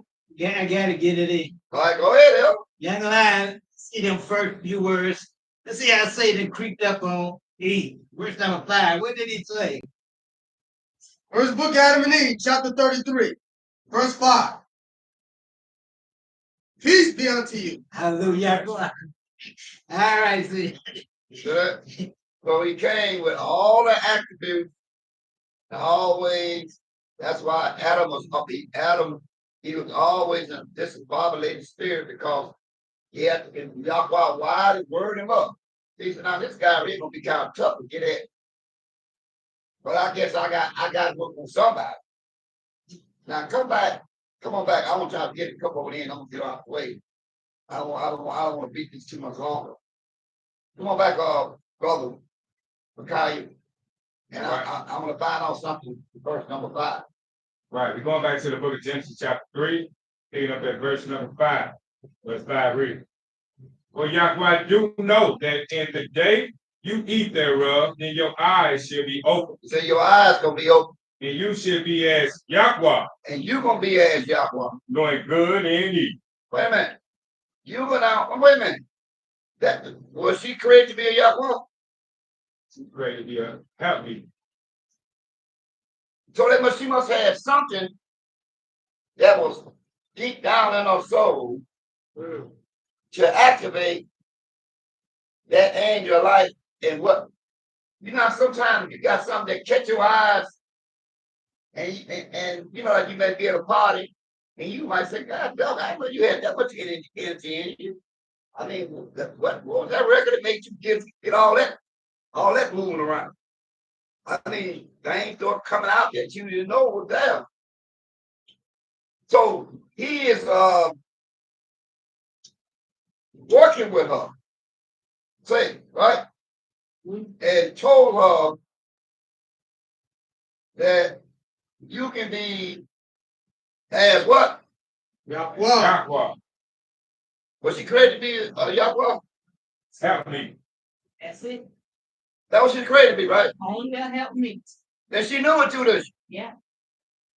But why is this really enticing her? Instead of her saying in Matthew chapter 4, what is she supposed to say? See, that's why you have to try what you're working with, but you gotta, once you don't put it in, you gotta stand back now and see, will they stand the test of time? Now, what does she open said that we can read? 14. Daughter Yahweh, Matthew 14. Matthew chapter 4, verse 10. Then said the Yahweh, the son of Yahweh the Father, unto him, Satan, get thee hence, Satan, for it is written, thou shalt worship the Yahweh thy Yahweh, and him only shalt thou serve. You see what she over said? Get away from me with that stuff. She no, but what enticed her is for her to be Teddy Pendergrass or equal liberty. You're not created to be equal to this man. This man was created to be Yahweh. And this man was created to be Yahweh. He was saying whatever this man say, you get the first and the last word. That's why you got to make sure the man you with is the 37 verse 12, because the order thing, this man is the first and last word, and that's the end of it. Don't you say that?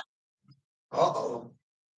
Oh, no. Then here come that other mark kick in on it. And now that other mark will kick in on it. And that's the mark that Satan brings to the table, contrary to the Bible. When Tim was saying to her, she boldly said, get behind me, say, I know what I was created to do. He didn't make no mistake making me a woman. Help me to hear. That is my position only. Get behind me. She didn't do that. Did she? What happened next? Watch this. Watch this now. Verse 11. Then the devil leaveth him, and behold, ministering spirits came and ministered unto him. Good. I was glad to call Micaiah back to that 56th verse of Genesis, because the point I want to take a quick look at. Watch this now. Going back to the book of Genesis, chapter 3. We'll pick it up at verse number 6. Listen good. Book of Genesis, chapter 3, verse 6 read. What? And when the woman saw that the tree was good for food. And when the woman saw that the tree was good for food. And that it the was tree was this Who the lie? This tree was this angel light, right? Right. This angel light, that what she's talking about. Right? So she see, this is what I'm listening to right here. You mean that I can be a what? Yeah, well, she wasn't created to be that. Give me give me Job 31, verse 33. Job 31. Yeah, verse 33. We're going to the book of Job, see it, chapter 31, verse 33. Going to the book of Job, see it, chapter 31, verse 33. Job chapter 31, verse 33. I cover my sins as Adam by hiding my sins in my bosom. So Adam, what was Adam saying? What was 3 verse 16? What was Adam saying? Book of Genesis, chapter 3, verse number 6. Listen to it. Verse 6 reads, and when the woman saw that the tree was good for food, Yeah. and that it was pleasant to the eyes, and a tree to be desired to make one wise, she took of the fruit thereof, and did eat, and gave also unto her husband with her, and he did eat. What happened? He listened to that woman. He done what? Listen to that woman. He listened to that. He listened to that. And that woman was contrary to what he told him not to do. He told her, and what he did, he listened to. Anytime a woman tell you about what you're supposed to be doing contrary to your position, and you listen to it, take heed to it, any type of way, that's sin. That's right. Because you making this decision because of the flesh. He knew that, and she knew. And she knew it. But then now she came and now she got full of all that bad information about she can be equal just as much. I can be in front, not equal with him, not behind him, and he listened to that right there. So what was his sin? What was his sin? Listening to that. And she can be a young one. You see that? There you go right there in there. So that was his sin. Now let's run to second Ezra. Ezra talked about that Titus. Ezra had to pull a little bit of it at about 3:20. Ezra pull a little bit of that. Let's see how Ezra put it.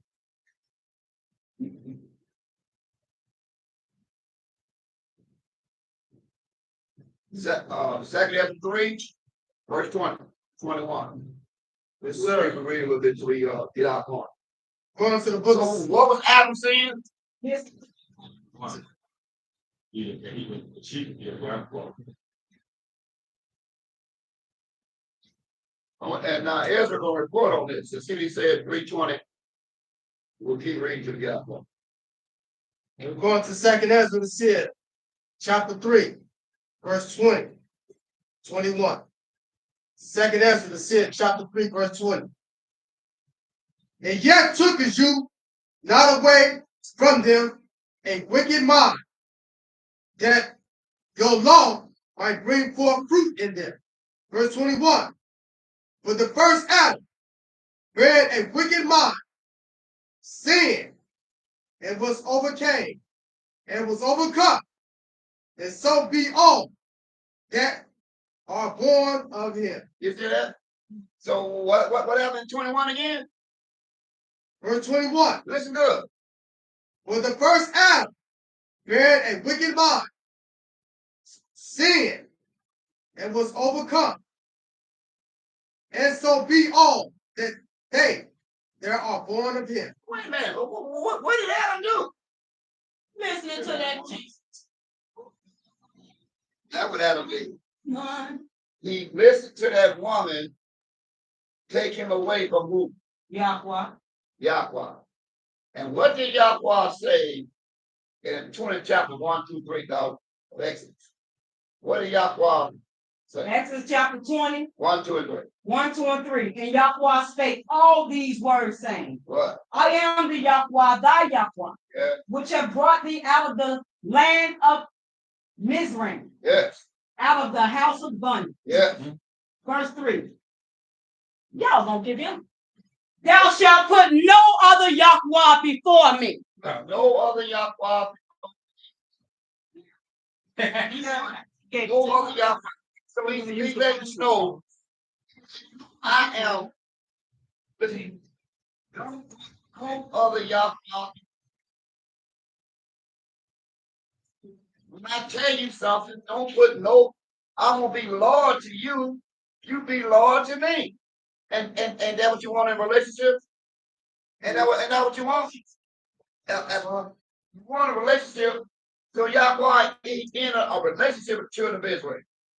But he said, look at it, but I got something here on the table.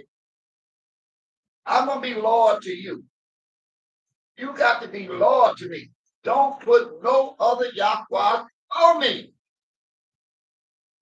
And what did Adam just do? I told Adam, what you say, that's the end of it. You the Yahweh instead of me on earth. That means you call it, and that's the end of it. That's right. When she brought that to him, what he supposed to say according to book of Job, Yahweh. back to Job, what exactly he supposed to say in 2 verse 10. I'm going to the As book. soon as that came to him, what he supposed to say immediately. Going to the book of Job, see it, chapter 2, verse 10. Immediately, once she brought that to him, Yes, sir. what he supposed to say to me?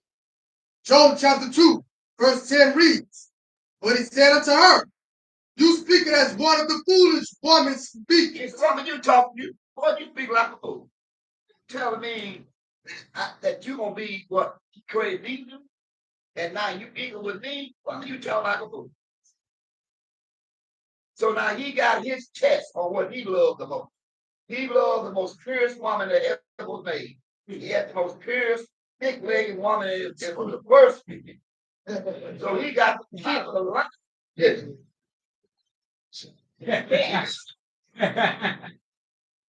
So she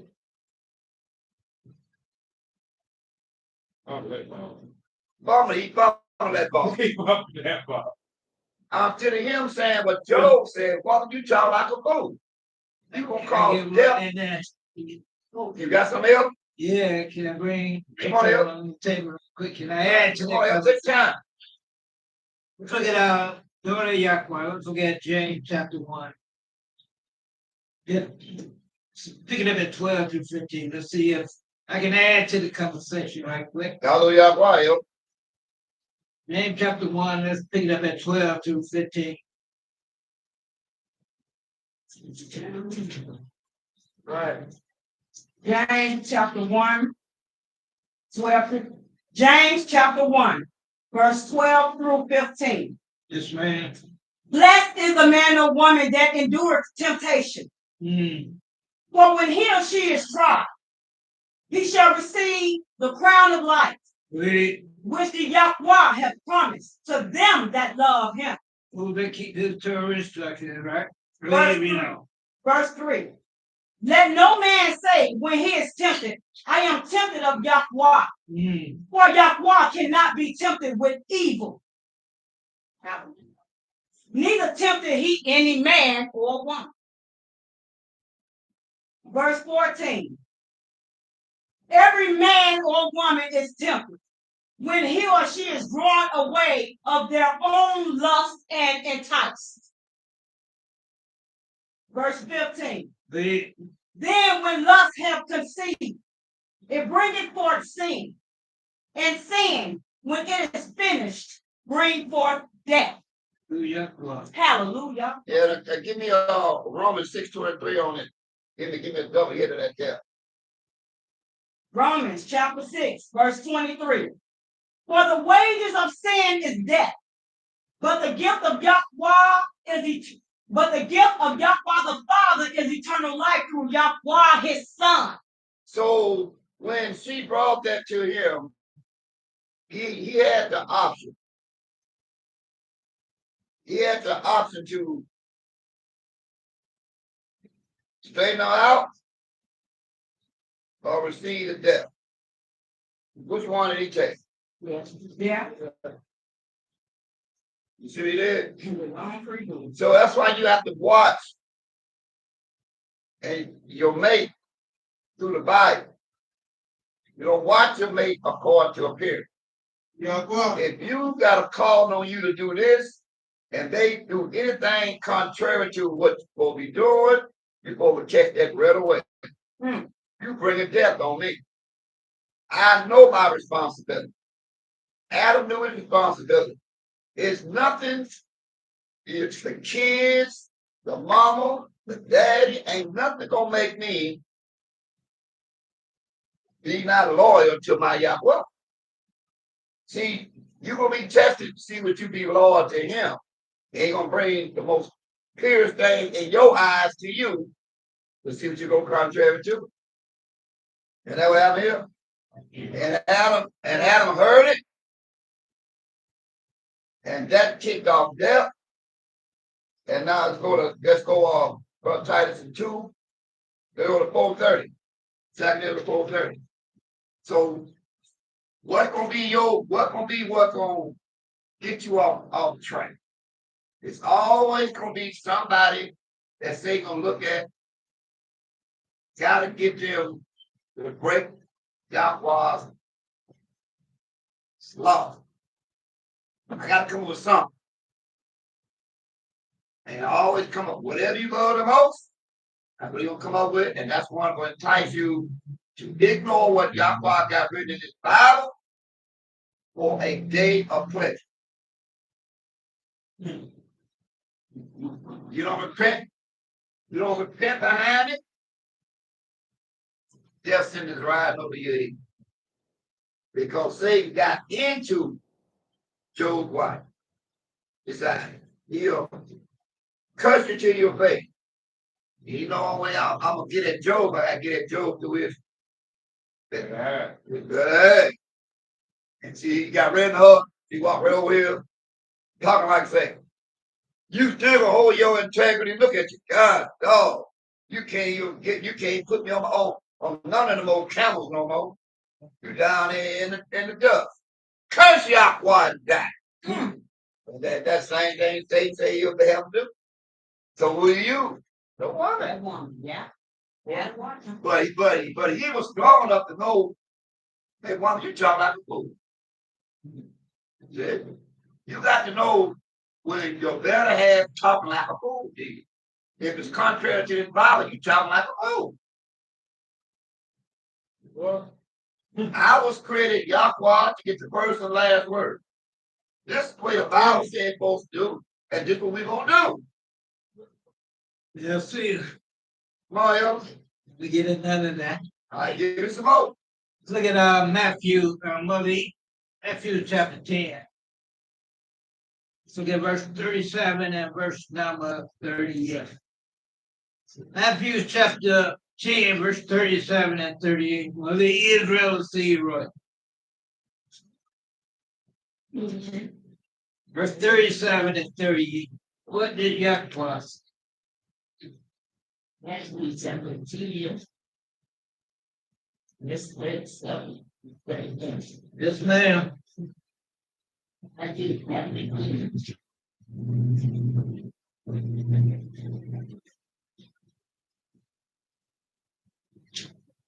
I just Matthew that moment. Matthew chapter 10, verse 37. Yahweh. 38. Yes, ma'am. Matthew chapter 10, verse 37. He that loves father or mother more than me is not worthy of me. And he that loves son or daughter more than me is not worthy of me. Verse 38. And he that taketh not his cross and follow after me is not worthy of me. HALLUYHWH. So you make your decisions according to the Bible.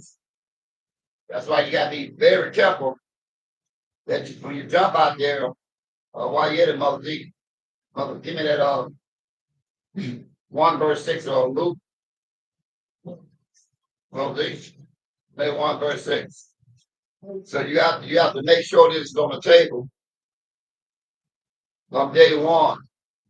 We'll get down to be instructed. This has got to be on the table. Luke 1 verse 6. Luke chapter 1, verse 6. Verse 6.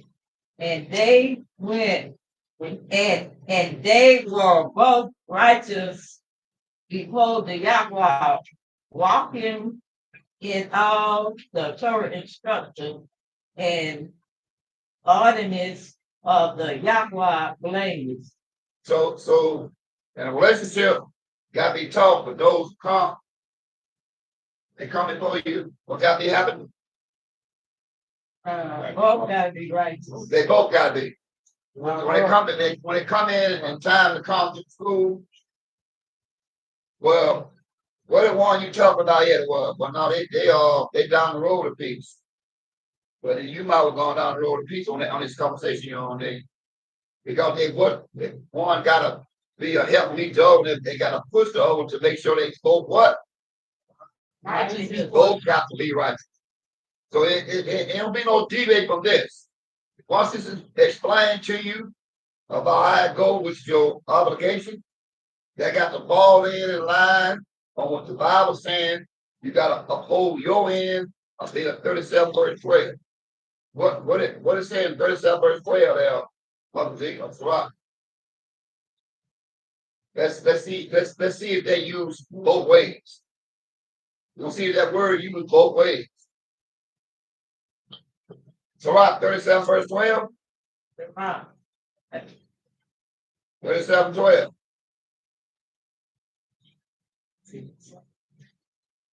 Sirach chapter 37, verse 12. Verse 12. But be content with thy but be content. Continually. But be continual with a good man. Right, man. A good man. Be continual with a Yahweh man. It's got what? Okay. But be continual with a Yahweh man who you know to keep the Torah instructions. So you gotta continue with what? A Yahweh man. That what? Keep the laws. That you what? No, keep the that laws. You know, not him talking a good game. That you know he keep. And if he keep this right here, you ain't gonna bring nothing to him. He gonna knock that down if it ain't around this book. He gonna knock that down. A Yahweh man, you ain't gonna bring that to him. He gonna bring you a 210 in a minute. Somebody got something? Somebody. That's somebody else. I got one. She got one. Who that? Maybe this powers. It's real. What's your Online. Online what? She on the phone over here, yeah. Oh, okay. Mother DF is on flying over here. Oh, okay. All right. What you working with?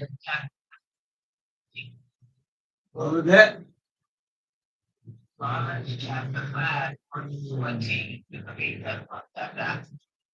Because somebody else. You already read that. You already read from Romans chapter 5:14. You already got that on our notes. Yeah, we read that already.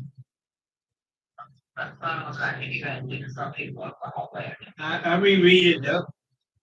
Romans chapter 5, verse number 13 and 14 read. Romans 5, verse 13. Verse 14, nevertheless, death reigned from Adam to Moses, even over them that had not sinned after the similitude of Adam's transgression, with the figure of him that was to come.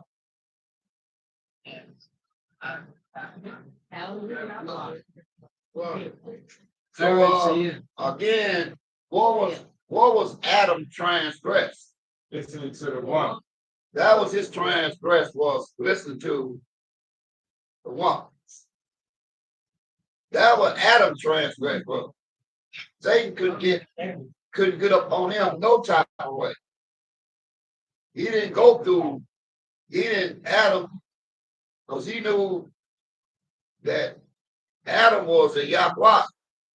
And he was a angel, like he appeared to be YHWH. So him and Adam would have clashed big time. So he said, I can't put no time there. It's gonna be too much harassment here. I gotta go, and like I said, get the weaker vessel. And tell him I can make this vessel strong, and you can be just like YHWH. And our ears got real big. So Adam's sin was what? Listening to the one. That's what Adam said was. Hallelujah. Now give me 2nd Ezra chapter 4, verse 30. Oh, Yahweh. See, if your better half is not bringing you what this Bible says, then you have the option to follow what Job did. What Job did, because everybody got to know their position in this Bible. Now let's see what it says in 2nd Ezra 4, verse 30. What it says? All right, going to the book of 2nd Ezra, chapter 4, verse 30. Listen to this. For the grain of evil seed had been sown in the mind of Adam. Now, so how was the grain of evil seed sown in the mind of Adam? Huey, his wife. How did who did? Satan the devil gave it to her. And what she do? She took it and gave it to Adam. So otherwise, Yeah. Yahweh already knew that he gonna make a decision according to that pure plus. Yeah. He already you remember the Bible was already closed according to Revelation. Everybody's planning out the role that's in it. It was already there, regardless how much was told him not to do. But he looking at that pure woman wiggle around him, and he made a decision according to Yahweh or the flesh. That's what he did. He made a decision according to the flesh. He made a decision according to the flesh, not Yahweh's word. Right. So whatever your kryptonite is, that's what's gonna come before you. Whatever it is, Satan know it. Satan already know what really get you leaning. Satan already know what get you leaning. He already know it, and that's what we gonna work on. So if you don't keep your better half word up and understand and go over this righteous act, and you play your part of being the Yahweh man, and Yahweh man gonna make a decision. Now, well, give me God Yahweh, give me 2 Corinthians. Make it 1 Corinthians 11, verse 3. 1 Corinthians chapter 11, verse 3. Yeah, what it say? 1 Corinthians 11, 1 Corinthians 11, verse 3. what? But I want to have you to know that the head. I want you to know this. I want you to know this. And flag up, Judas, give me a precept in 3:11 of St. John. See, this is what you got to know. It got to be known, and it ain't gonna break. Now he come and tell it. What he say in St. John 3:11? That's Judas. No, it's like 11. Truly, I say unto thee, we speak that we do know. We speak what we know. So he let you know you got to speak what you know, and what you know is with this book. This is only sure thing in this book. Come on back there, dog. 1 Corinthians chapter 3, verse 1 Corinthians chapter 11, verse 3.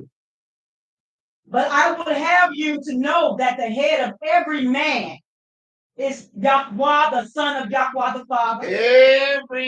Every man, but the man must be a 37-12. What they say again, Mother? Every man, the man we talking about got to be a what kind of man? For Yahweh to be head of you. Yahweh is a head of every male himself. He only head of what kind of man? What kind of man he's the head of?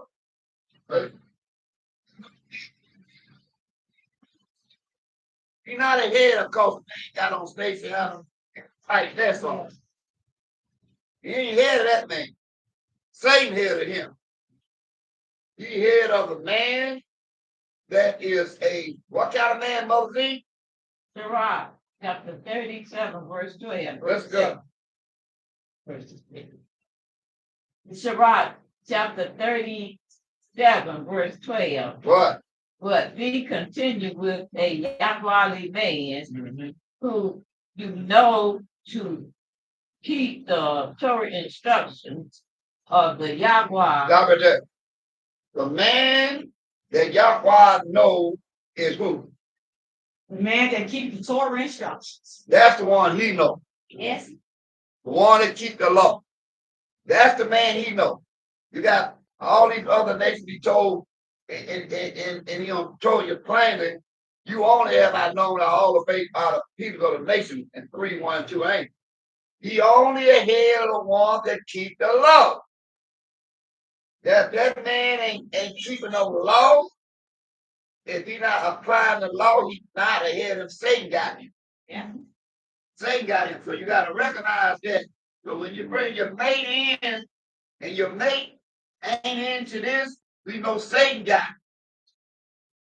Whatever mate it is, male, female, how you make the calling is you keeping the law. What check you? The law checks you. Don't let just check you. Satan leave you wide open. He'll come with the fancy, everything you need to be fancy on. Good cooking meal. Switching in a little tight rigid outfit. He'll come in the way you know what comes.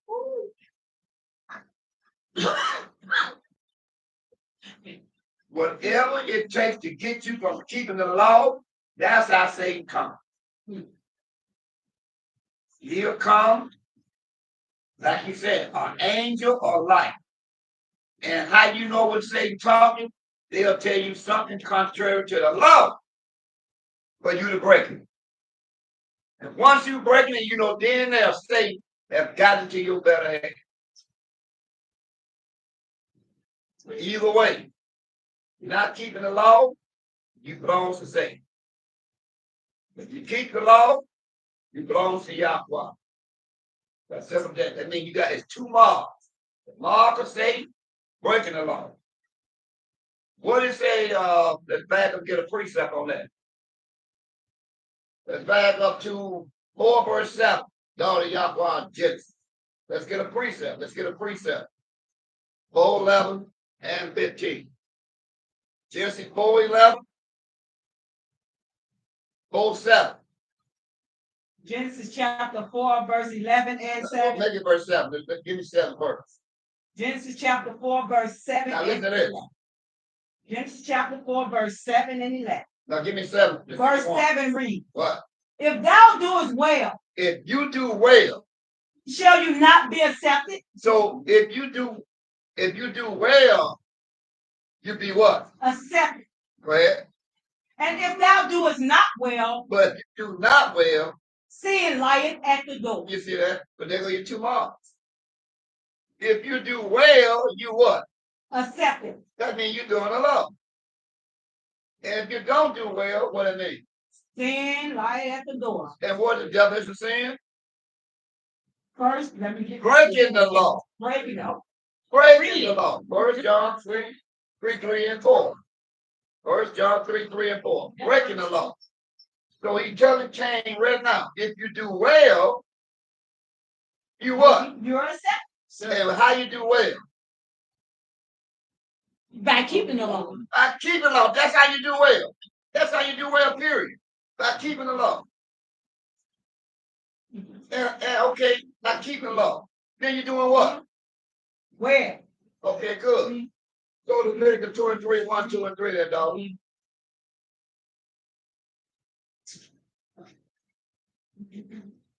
Leviticus 23, 1, 2, and 3. Leviticus chapter 23. Back there with Sister Sarah in the 24th chapter, verse 1 and 8.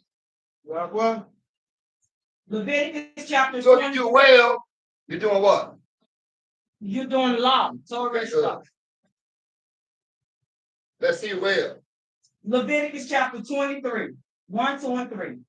And Yahweh spake unto Moses, saying, verse 2, speak unto the children, the family of Israel, and say unto them concerning the feast of the Yahweh, which you shall proclaim to be righteous convocations. Even these are my feasts. 6 days shall work be done, but the 7th day is the Sabbath of rest. A righteous convocation, you shall do no work therein. It is the Sabbath of the Yahweh in all your dwellings. Wow. You have what? Do what in verse 3? 6 days shall work be done, but the 7th day is the Sabbath of rest and righteous convocation. You shall do no work therein. It is the Sabbath of the Yahweh in all your dwellings. Oprah knew that. Oprah knew it too. She knows, she said, I was correct. She said, the Sabbath day is when the sun go down on Friday until the sun go down on Saturday. That is the day. She said, I stand correction. Because the Sabbath day is sundown on Friday, sundown on Saturday. That's Sabbath day. I'm asking my neighbor across the street. Hey, neighbor, I like to cut your grass. Okay? How much price you gonna charge? I'm gonna charge you good price. Okay, good. Now you show me the grass. And I go cut half of the grass. And I'm looking for the money I just told you. What are you gonna tell me? You only did half. Huh? You only did half the job. You what? You only did half the job. And then what is, I want my whole money. No, you ain't do all of the work. And that's the same thing about the Sabbath day. Woo! Sabbath day is the same way. You gotta do the Sabbath day the way you tell you do it. They're like cutting a man's grass. You can't cut half of the man's grass. Cut half of the man's grass. I say, okay, you want a whole pay? The only way you get a whole pay, you got to do all my grass. That's the same thing about the Sabbath day. You got to do the Sabbath day the way you tell you do it. Sun up, sun down. Have a righteous gallop, shoulder bump on the Sabbath day. That's what required of Yahweh. He came 70 miles, keep the Sabbath day. Sun up, sun down. You can't do half of the Sabbath day and think you'll get a whole blessing. It ain't gonna happen. Let's jump in. Let's go to Sarah's prayer, see what. Go to the book of Acts, and get into chapter 13. Let's read verse 42 down to verse 44.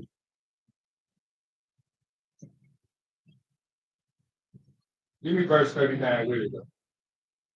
Give me the book of Acts, chapter 13, give me verse 39, verse 42, down to verse number 44.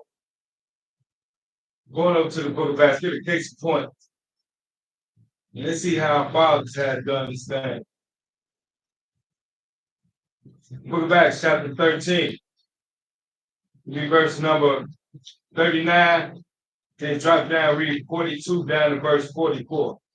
On to the book of Acts, chapter 13, Mm-hmm. verse 39, 42, and 40. 39, 42, 43, and 44. We all over. 39, 42, 43, and 44. What do we read? Verse 39. Verse 39 read, and by him all that believe are justified, all things from which you could not be justified by the law of Moses. Verse 42. Verse 42. And when the Jews were gone out of the temple, Gentiles besought. So when God Judah gone out of the temple, what happened? And when the Yada Judah were gone out of the temple, the Gentiles besought that these words might be preached to them. Words might be taught to them. Taught to them the next Sabbath. So they want these words taught to them when? On Sabbath. The next Sabbath. Verse 43. Verse 43. Remember, Yada Judah only went out of the temple. So they was in the temple. And then here come that northern king sliding on up and say, hey, teach us some of this good old word on this next Sabbthday. What happened in verse 43? Verse 43. Now when the congregation of the children of Israel was broken up. What they was? It was the congregation was what? Children of Israel. What? Was broken up. So that means they about to break up now, the congregation. That means they were together, all together in one spot in the temple, right? Right. Continue to read. Many of the Judah and all these you can read the way it is. And religious proselytes. Follow Paul and Barnabas. Who speaking to them, persuaded them to continue in the grace of Yahweh. So these the ones that wanted to wait some Yahweh. What he say in verse 44? What they say? Verse 44. And the next Sabbthday came almost the whole city together to hear the word of Yahweh. So they were together in the temple to hear the word of Yahweh. Over to you, sis, where she. So what? They came. They came to hear the word of Yahweh. So wherever they was at, Yahweh was 70 miles away. So wherever they was at, they done what? They came together. They came to hear the word of Yahweh. Sabbthday, that's what we got to do. That's a sign we have to do for those that come behind us. Exactly. You got to come and be prepared to give him the what? Word of Yahweh. The word of Yahweh. Now, precept chapter 5:14. On St. John there. Sarah.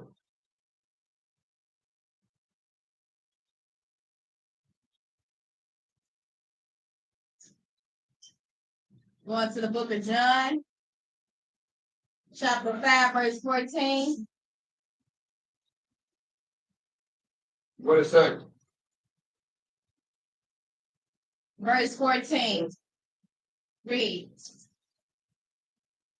Afterward, Yahweh the Son find him in the temple. What did Yahweh find him at? In the temple. And he looked him eyeball to eyeball and said, what to? And said unto him, What? Behold, thou art made whole. You made whole, but what made him whole? Where did you find him at? In the temple. Wait. Fear no more, lest a worse thing come unto you. See, man, saying, well, Yahweh is required to follow his act, way he operated. And if not, go to the 3rd chapter of Brother Titus, speak of it, verse number 1. Acts 3:1. Now watch this. Now, remember these guys out of Galilee, 70 miles away. Let's see what's going on. Acts chapter 3, verse 1. Yeah. Okay. Now Peter, after abstained from any appearance of any evil. So here Peter of Galilee.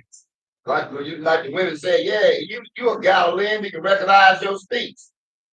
Now Galilee to Judah is around 70 miles.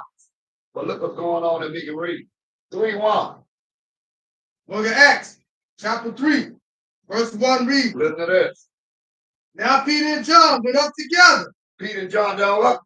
They went up together. Okay, go ahead. To the temple. Until where? Temple. 70 miles away. Peter come into the temple. Mhm. Go ahead. At the hour of prayer. At the hour of prayer. And So we already know. So he's there for the hour of prayer. Huh? Is that what we read? Yahweh. What happened next? In the ninth hour. In the ninth hour. Verse 2. And a certain man, lame from his mother's womb, was carried, whom they laid daily at the gate of the temple, Yeah. which is called Beautiful. Oh, so it was a man. He had made his way to the right. Temple. He had the temple. Go ahead. To ask alms. Yeah, he want to give him a couple out. He said, I know Peter and John coming here, and I got my cup, get me a couple dollars out of it. Go ahead. To ask alms of them that enter into the temple. Go ahead. Verse 3. What? Who said Peter and John about to go into the temple. About to go do what? About to go into the temple. Peter and John. Peter was the chief speaker of the nation of Israel. He was the head man. And John was beloved. So they have to make sure they lead by example. What are they going into? Temple. Go ahead. All right. Acts and alms. Money. Verse 4. And Peter fastened his eyes upon him. And Peter peeped at it. With John. Go ahead. Said. What? Look on us. Look on us. Yes. Go ahead. Verse 5. And he gave heed unto them. Yeah. Expecting to receive something. Go ahead. 6. What? Then Peter, chief speaker of Israel, said, What? Silver and gold have I none. Silver and gold I got none. But such as I have give I you. What? In the name of Yahweh, Yahweh the son of Nazareth, rise up and walk. So what do leadership supposed to be prepared to give you? Word. The word of Yahweh where? In the temple. Temple. Leadership got to be prepared to give the word of Yahweh at the church. That's the responsibility of leadership. No stain in your arm. Leadership got to be prepared to be able to give them the word of Yahweh. Matter of fact, in 13:26, what it say, Brother Titus? Yes. Right. Acts 13:26. Listen good. Listen good. Boy, Acts chapter 13, verse 26. What it say? Men and brethren, Yes. children of the stock of Abraham, Go ahead. and whosoever among you fear Yahweh, to you is the word of this salvation sent. Good. What's the next verse say? 27. What? For they that dwell that got down Judah and their rulers, because they knew him not, nor yet voices of the seers, which are read every Sabbath. The voice of the seer must be at the temple. When? Every Saturday. Every Sabbath. Every Sabbath day. Is that right? Yahweh. Have you heard the voice of the seer every Sabbath day? Yahweh. That is what we have to put out on the table, especially in leadership for those who come. We have to lead by example. When it comes down to the word of Yahweh, we not our own. We got a calling on us. We have to be the first one in and the last one leave. Why? Because the calling is on us. He's going to start his whooping at leadership. Well, so it trickle out. So if he's going to whoop leadership, you know he's going to whoop you. So you have to be prepared to meet them where they at. You don't know what on their mind, because Yahweh don't send them in due time. And we got to be on the same mind, same accord, to be able to take them in the gold room and work them over privately, to be prepared to take their Yahweh business to receive our blessing. It ain't okay to walk here. We got a committed job to do, and we got to make sure we're doing. We can't be straying after bull alone. We got to be prepared for the people We get them prepared because they're gonna come. But they came today, we're not in order to receive. So that's why we're rehearsing the righteous act now. What to do, how to do it, when to do it. We have to be available because I call it on us. Give me a precept, brother Micaiah. Give me 4:12-14 of Esther. Give me a precept. Right. And daughter, help me, Deuteronomy chapter 7, verse 6 down to verse 15. Daughter Yahweh, Deuteronomy 7, verse 6 down to verse 15. We have to take this thing. Yahweh said, be honest to me, and I'll be honest to you. You got to be loyal to this man. To receive what this man got, you got to be loyal to him, because people ain't going to believe you if you don't follow what this Bible says. You got to be instant in season, out of season, ready to go. This morning, camp, got to be prepared. You got to be prepared for this man. And you can't be doing it by straddling the fence.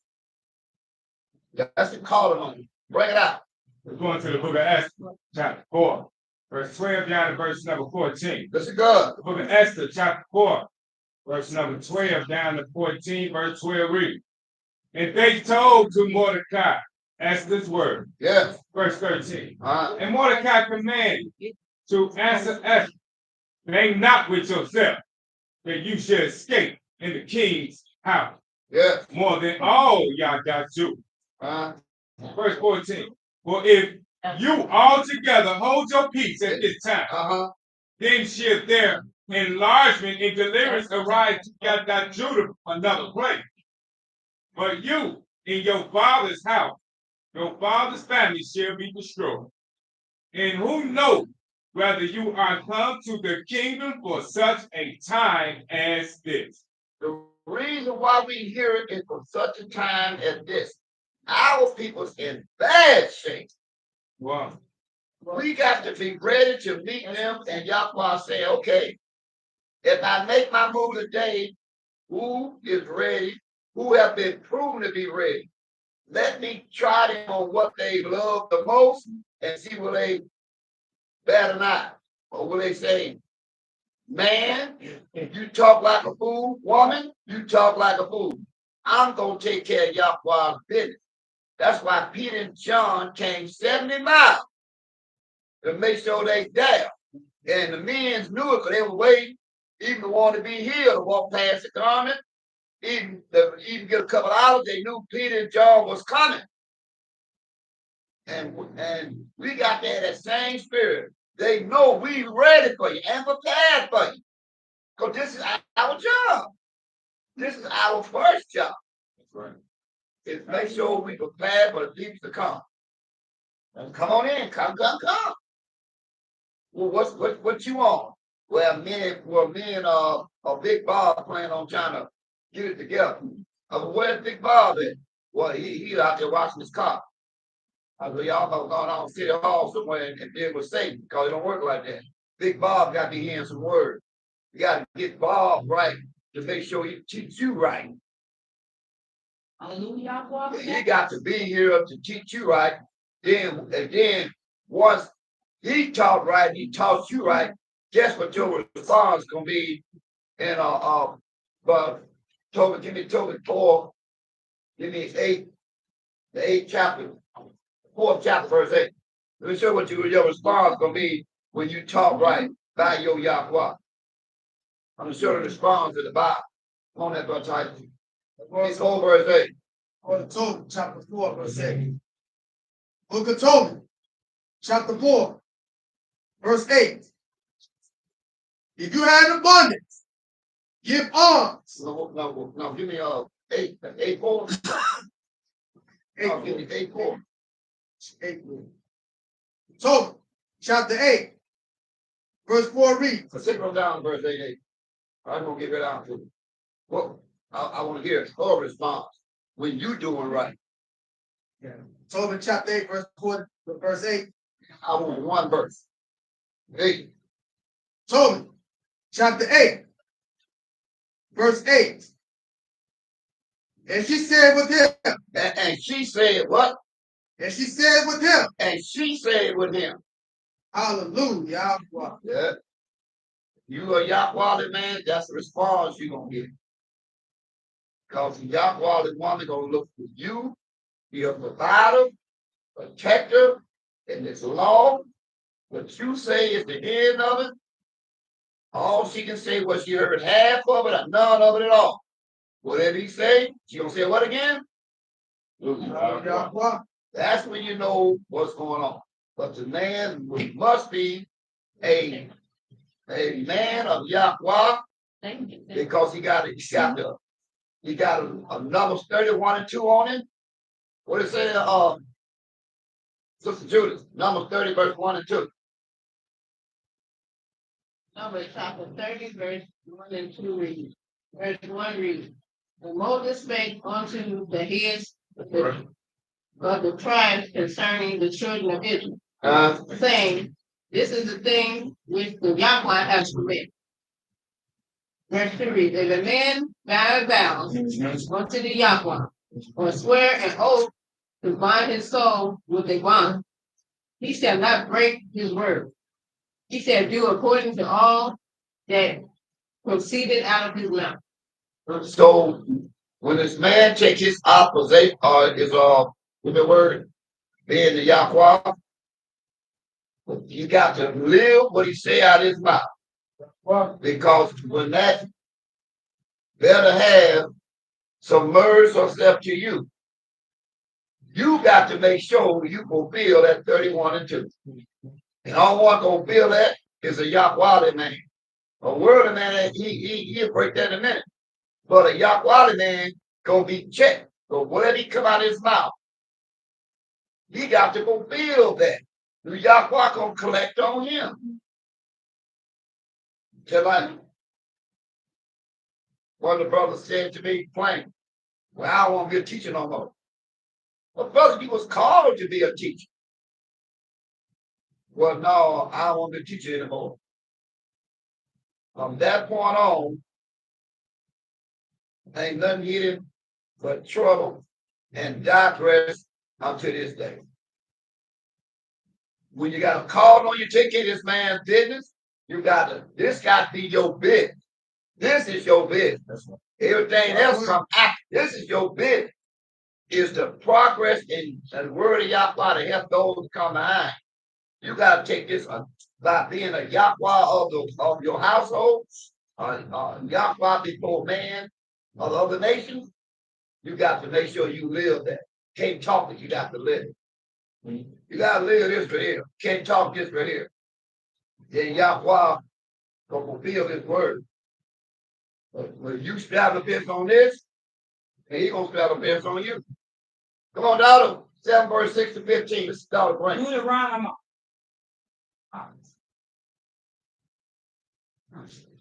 Okay, Deuteronomy chapter 7. Verse 6 down to verse 15. Chapter 7, verse 6 to 15. Verse 6. For thou art an righteous people unto the Yahweh thy Yahweh. The Yahweh thy Yahweh hath chosen you to be a special people unto himself, above all people that are upon the face of the earth. Verse 7. The Yahweh did not set his love upon you, nor choose you, because you were more in number than any people, for ye were the fewest of all people. Verse 8.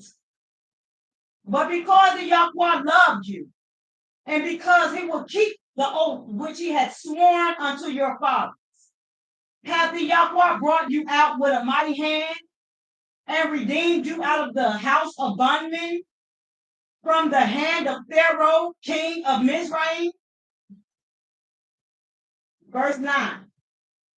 Know therefore that the Yahweh thy Yahweh, he is Yahweh, the faithful Yahweh, which keepeth covenant and mercy with them that love him and keep his commandments to 1,000 generations. Verse 10. And repayeth them that hate him to their face, to destroy them. He will not be slack to him that hated him. he will repay him to his face. Verse 11.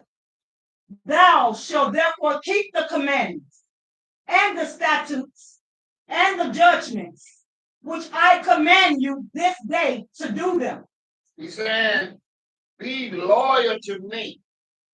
Don't be loyal to me. Do what this Bible tells you to do. And I'm showing you my part, what I'll do. And Mother E, in the book of Amos, he had Amos to remind them what is verse 9 and 10 say. Amos chapter 2, verse 9 and 10. He's saying, what I'm going to do, if you do be loyal to me, make sure your moves is made according to my book. Then I'm going to make sure everything coming before you is knocked down. But you got to be loyal to me. And that's exactly what you want in your better half. You got to be loyal to me. You can't be bumming around. Woman, you talk. Satan, you talk like a fool. When he came to me, I already knew what my Yahweh told me, what not to do. I told him, brother, talk. I don't care how you dress the kid. You talk like a fool. Get behind me. You talk like a fool. Yahweh knew that she had an eye on the head.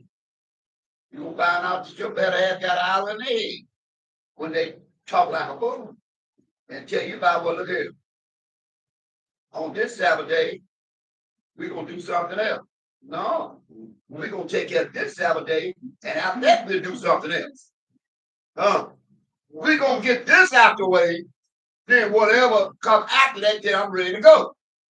We're going to get Yahweh's business out the way. Huh? Yeah. First. Then after that, speak your peace. Let me hear what you got to say. But we're going to get Yahweh's business out the way first. I know my calling. I got kids. I got brothers and sisters. Ain't nobody bothering. You know why ain't bothering me? Because they know one thing. I'm getting this out the way. First. Then what you got to say, I'm all in. But we get Yahweh's business out the way first. I got to be loyal to this man. This man will keep the breath in my body. This man keep me where you ain't stumbling, bumbling around. I'm a living witness of that. And you can be a living witness of it. Gotta keep this man first. I don't care. Mama, daddy, better have. Listen, that talk is a foolish talk. Get the salad out the way. Now let's get in. Now, sunset. Now, what's on your mind? Where you said you want to go? All right, let's go. Good. But we're going to take care of Yahweh's business first. That's the key. You want to make sure you got this man right. You go and you take online, you go get a lawnmower and go cut half a man's grass and look for a whole pay. And then look at you and say, what about the other half? Oh. I ain't gonna do the other half. You gonna do the other half. You gonna do part you want to do? No. Peter and John was the example. Yahweh the Son example. We got to be the example. To do Yahweh did the way he got it written. Peter walked. John walked. Yahweh the Son walked 79. We can't do it today like the man tell us. Let's do it. We ain't fooling nobody but ourselves. We got to do Yahweh business. The rest of the man got coming. Because when they come, we got to show them can make it. Well, how I can make it? Because I had to go the same thing you went. So I can tell you straight up, straight out, you can do this. And Yahweh bless you for doing the way he tell you to do. Let nobody give you ear, and let Satan give you tell you nothing. But take care of Yahweh business first. Where we at? What do you say? Give me that. Who read that Amos 2? But Yahweh have to tell Amos, remind them how loyal I am. 2. Who got that? Amos chapter 2, verse 9 to verse 10. Listen to this. Yet destroy I the Amorite before thee. He said, I will the sentence of Ham before you. I sent you to go and you had to come through the land of Ham. I got to put it on their head for you.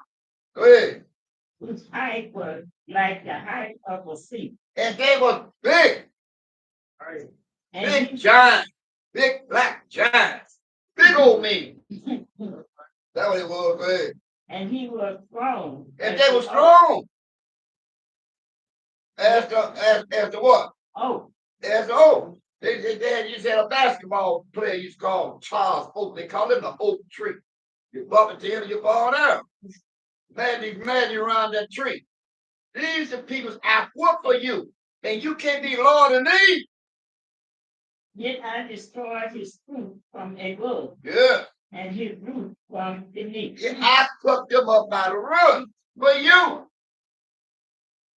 Go ahead. Verse 10. Also, I brought you up from the land of Egypt, house of bondage, and led you 40 years through the wilderness to possess the land of the Amorites. So he's showing his loyalty. So will you will show your loyalty? He's showing his loyalty. I've done business for you. When you loyal to me, I'm loyal to you. Got one? See, we gotta be loyal to this man. How we gonna sit before somebody and we gonna be talking to people and we ain't loyal to Yahweh? They gonna believe you when they see your action. First one in, last one leave, ready to give them just says Yahweh. I'm ready.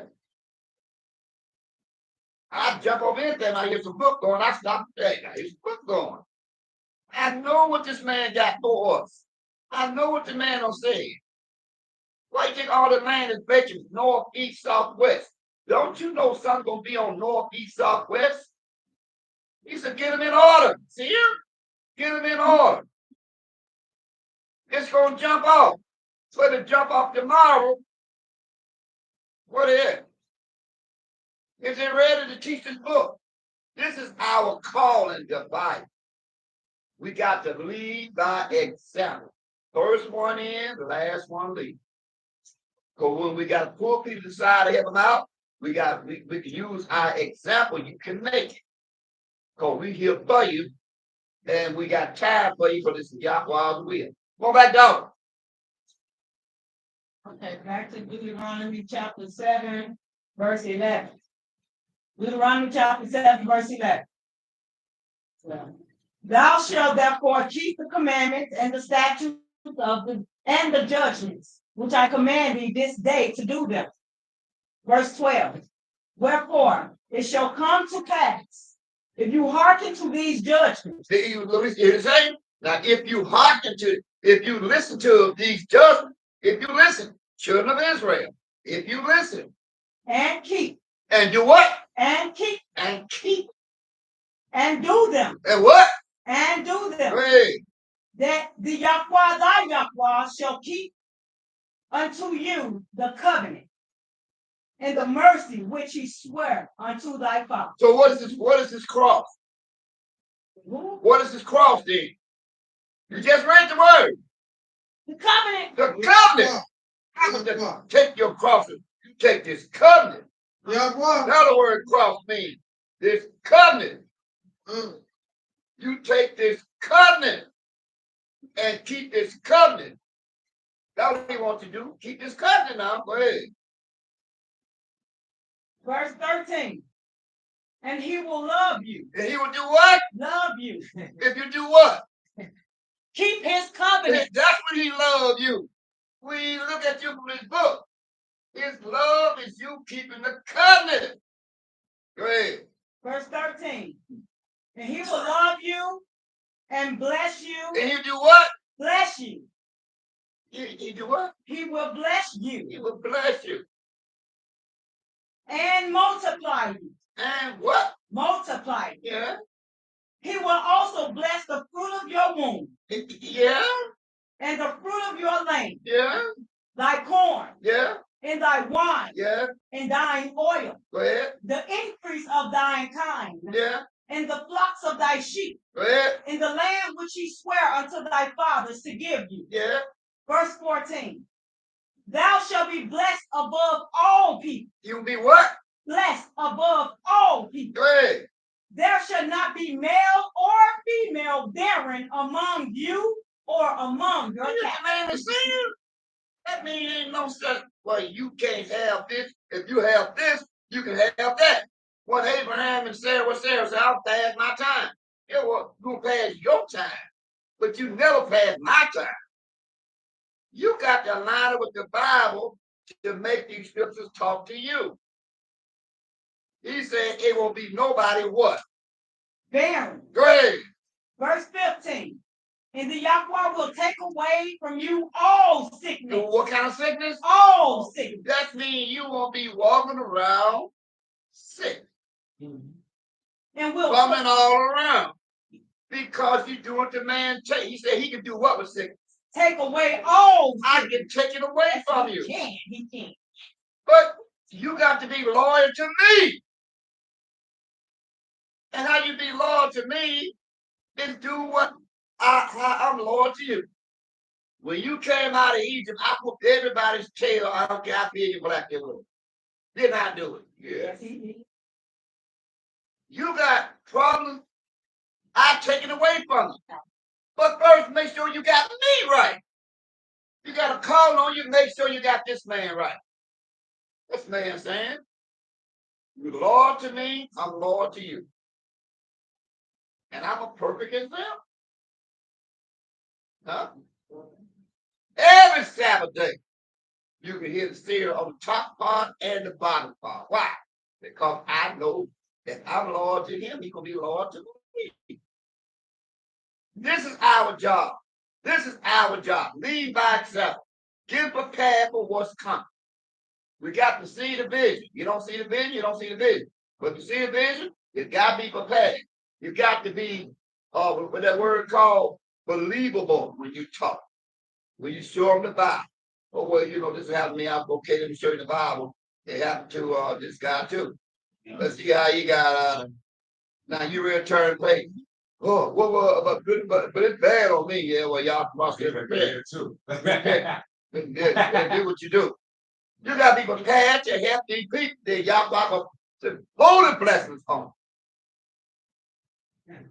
Now, give me Galatians chapter 6, verse 9, and give me Wisdom 7:14, verse 27. Who hold that verse for me and back to the young line? Give me that Galatians chapter 6, chapter 1, 6 through 9. No. Galatians 1, 6 through 9. Galatians chapter 1, verse 6 through 9. Read.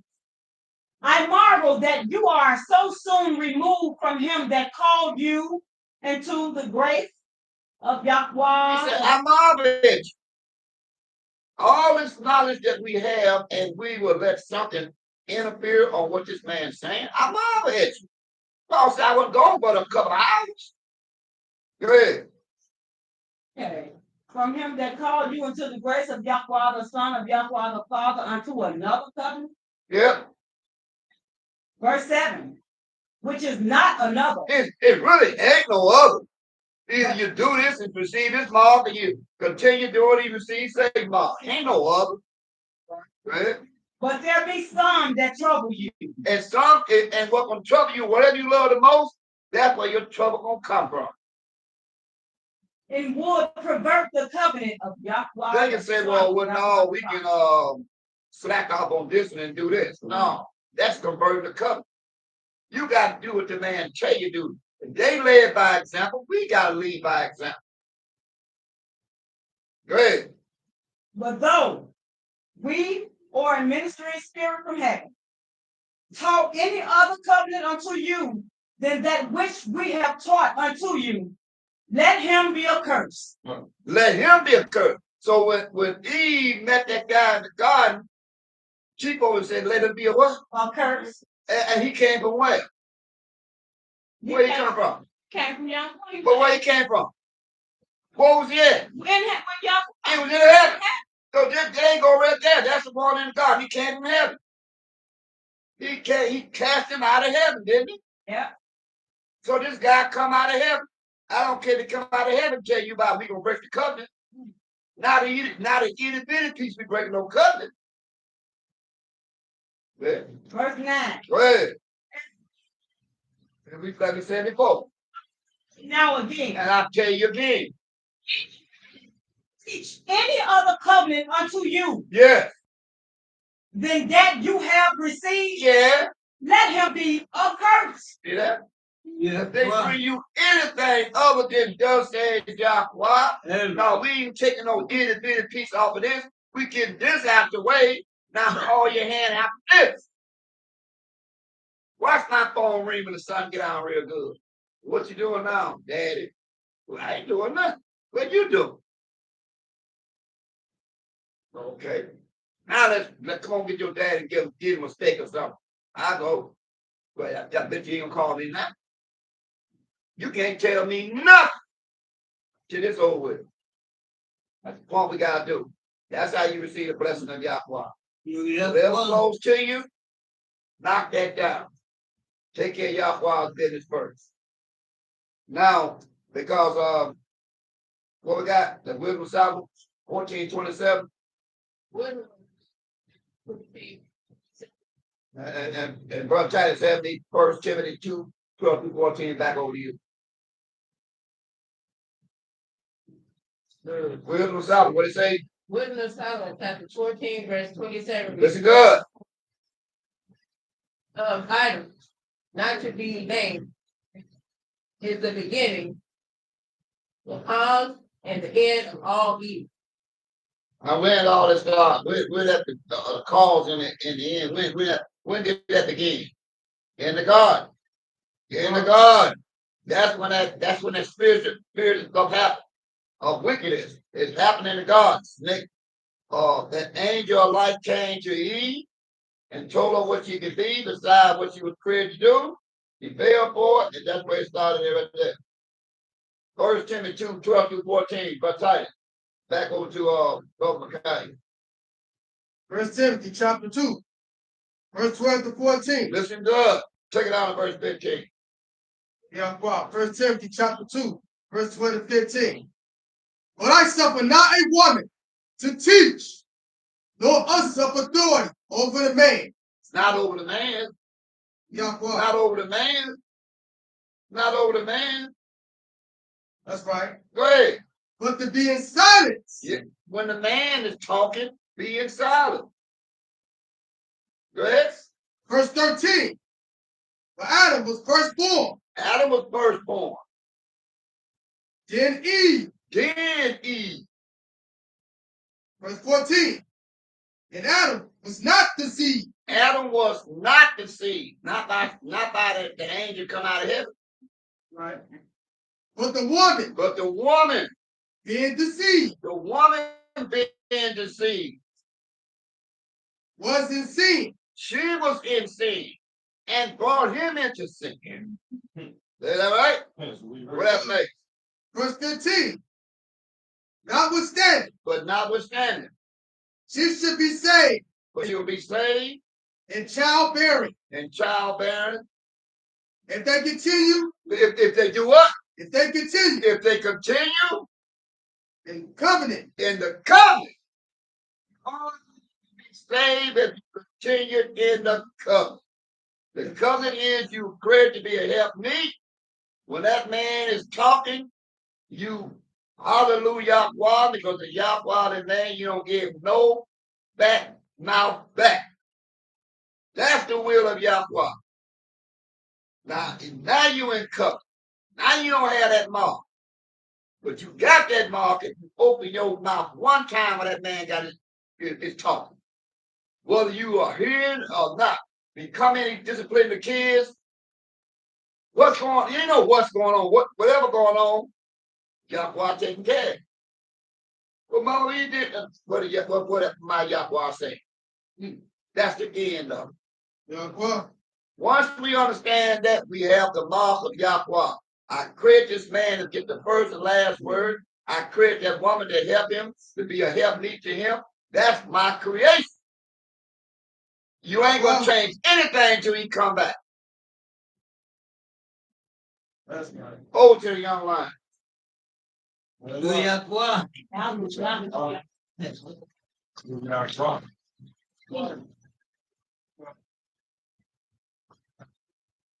Nice thing. You got to read.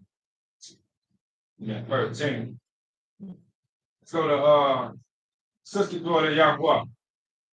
Let's go to Isaiah chapter 3, verse number 12. What do you say in the book of Isaiah, the chapter 3, verse number 12?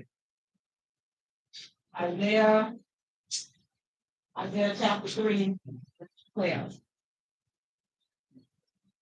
Okay. Isaiah 3:12. As for my people, children are their oppressors, and women rule over them. Oh, my people, they which lead you cause you to error, and destroy the way of your path. So if a woman leads you, what does that do? Rule over you. She rule over you. What does it cause though? Read verse number 12 one more time.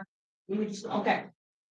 Isaiah chapter 3, verse 12. Yeah, what to read? As for my people, So my people, children are their oppressors, children are their oppressors, and women rule over them. and women rule over them, right? Yes.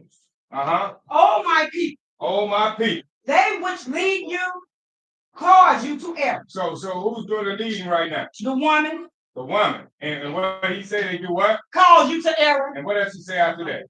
And destroy the way of thy path. So it destroys the way of your path if a woman ruled over you. Yahweh. Let's see what let's see if I pull something out that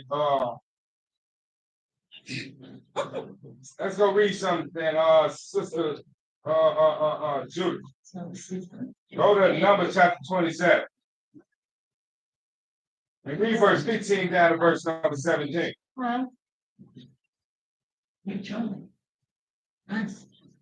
Let's go to Numbers chapter 27, verse 15 down to verse 17. So a woman shouldn't be in no position to rule over no man. Once you're in a position to rule over a man, that's error, and it will destroy the ways of your path. But Moses made a statement out of his mouth to Yahweh. And what did Moses make a statement out of to Yahweh? What did he say in the book of Numbers chapter 27, verse 15 down to verse number 17? 15 to 17. 15 reads, and Moses spake unto the Yahweh, saying, What did he say? Verse 16, let Yahweh of the spirit of all flesh, set a man over the congregation. He said, set a woman over the congregation. And Let the man, because you know we wish. So who's supposed to be over the congregation? Man. Women over the congregation. You got problems. What did he say it's called, Sister Daughter Yahweh? He says error. And it destroys the ways of the path, right? Yeah. Continue to read. Which may go out before them, and which may go in before them, and which may lead them out, and which may bring them in, that the congregation of the Yahweh be not as sheep which have no shepherd. So if a woman is ruling over you, what would that be considered, class?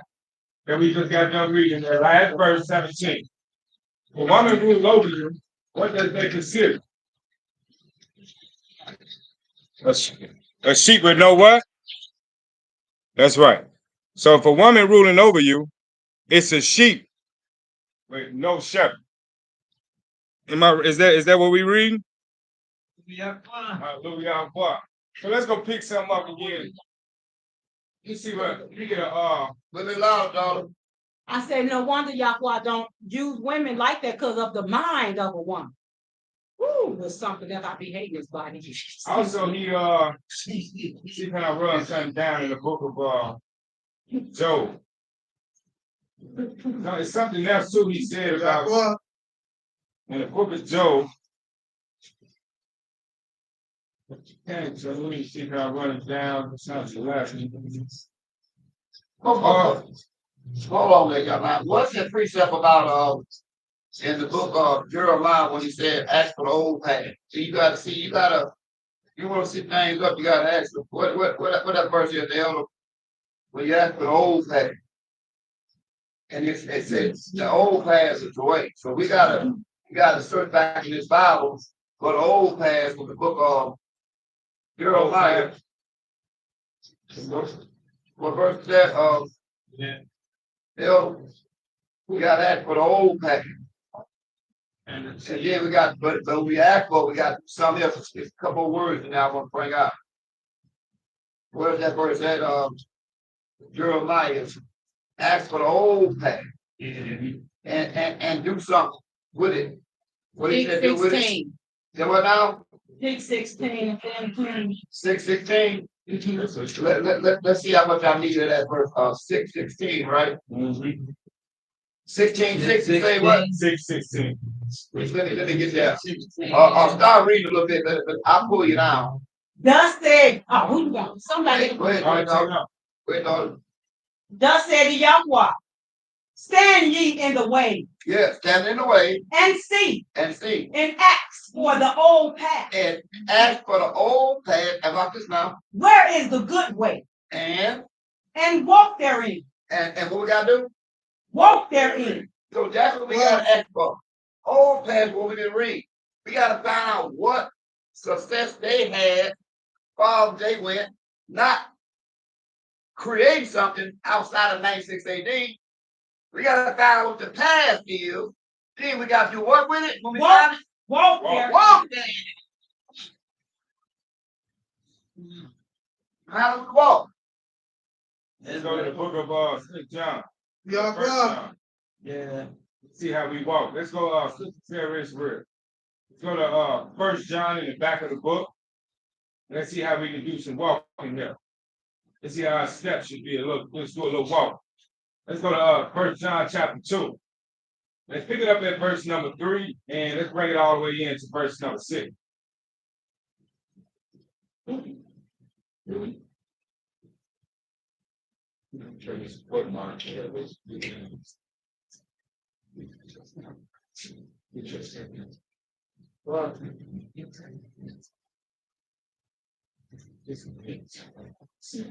All right, let's go to the book of let me get that with you too.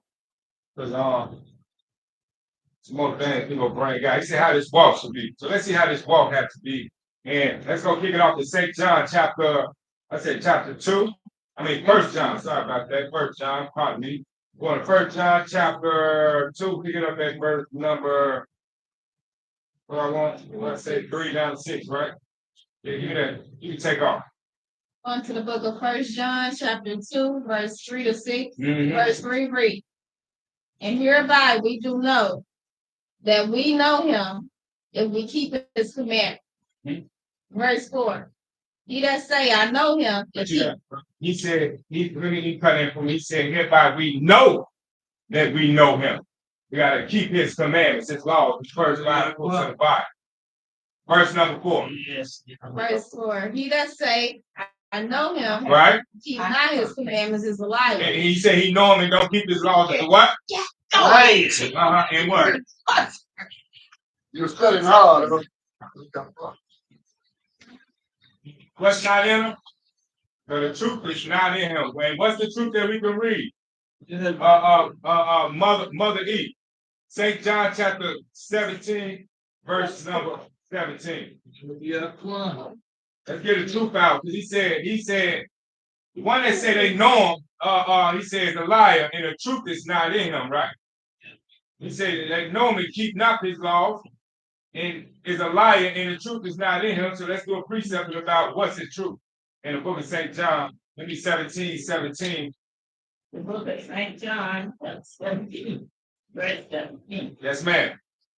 Sanctify them through thy truth. That's right. Thy word is truth. So the word is the truth. So he said he ain't got no word in him. That's what he's saying. He said the truth, the word is not in this one that says, hey, he said, I know him, but I don't keep his laws. So I'm just a liar. Ain't no word up in me. Because I don't keep no laws. So first 5 books of the Bible, right? All right. Let's do one more precept on that. Mother Z. Let's go to Psalms 119. And give me verse number 142.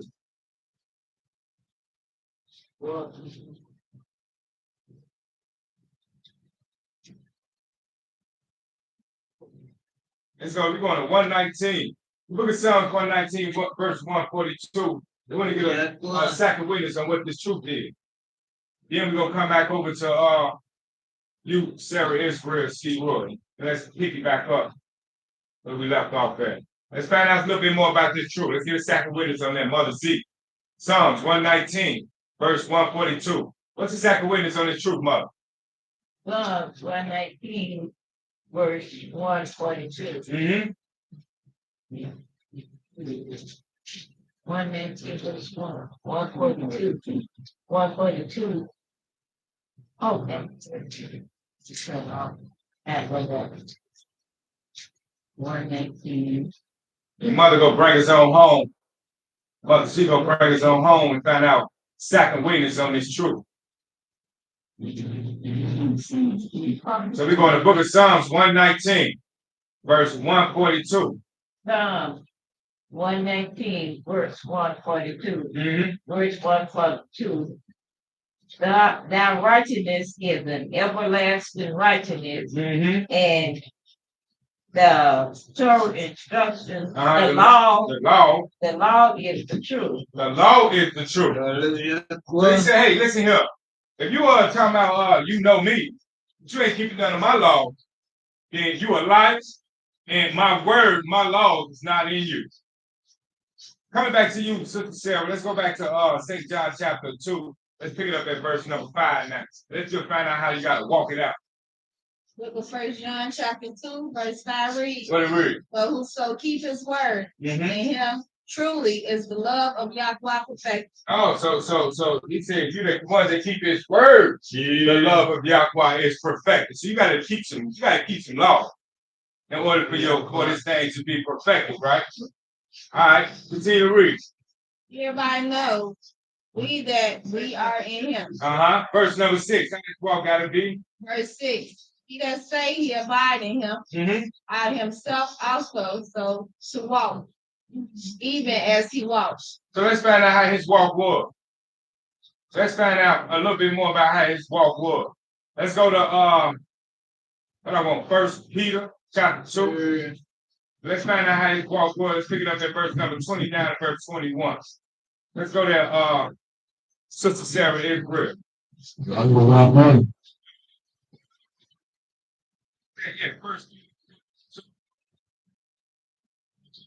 First Peter chapter 2. Let's pick it up at 21 and verse 22. So let's find out how his walk was. This said we gotta walk as he had walked, right? So let's see how his walk was. On to the book of 1 Peter chapter 2, verse 21 to 22. 21 read. What do you read? For even hereunto were ye called, because Yahweh also suffered for us, leaving us an example. He left us a what? An example. To do what? That you should follow his steps. So that means if you're gonna do some stepping, then you gotta do the stepping that Yahweh the Son step. You know, people like to step in the name of love, but you gotta do some stepping in the name of Yahweh the Son. What he's saying, verse 22. How his steps were? Verse 22. Who did no sin? Oh, so you gotta do some stepping. Not our Catholic. You gotta do no sin like Yahweh the Son. He ain't had no gal found in his mouth. Go to Yahweh. 2 John. Pick it up at verse chapter 1 and read me verse number 1 down to verse number 6. The second book of John. That's right. Chapter 1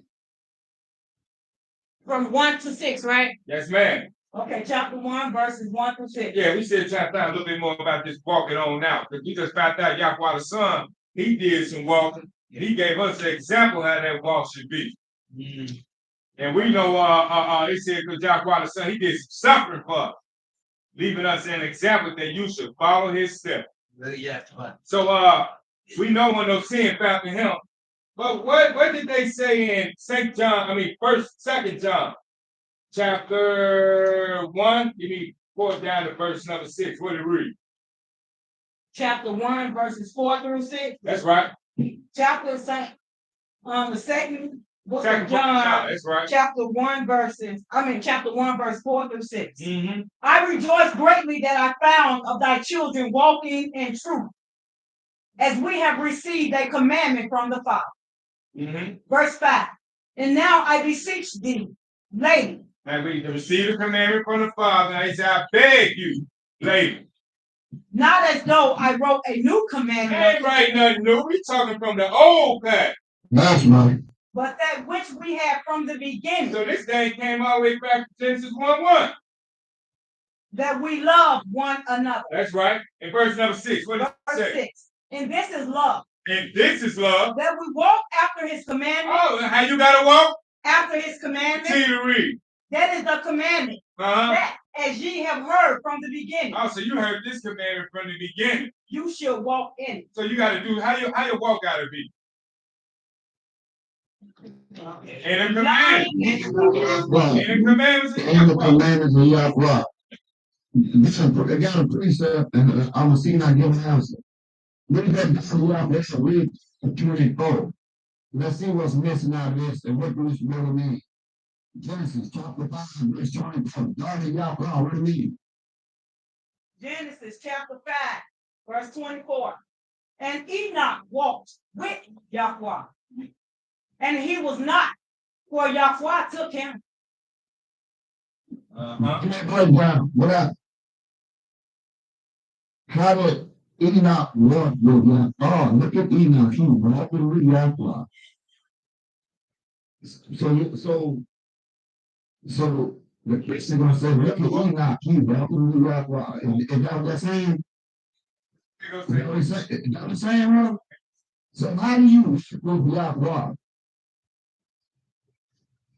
By keeping the law. That means he worked with Yahweh because he kept the law. That's how you walk with Yahweh. Keeping the law. Now you walk with Yahweh too. By keeping the law. Back to the young ones. Mother Eve. Go to 1 Colossians chapter 1. Pick it up at verse number 10. Let's get a little few more in. Let's get one more in on this walk. That's how this walk gotta be. Now, what Yahweh had to say, because we know Enoch, he walked with him some Yahweh. And he was walking forward. You know how his steps was. So let's find out what Yahweh had to say about us and we need to do some walk. Colossians chapter 1, verse number 10.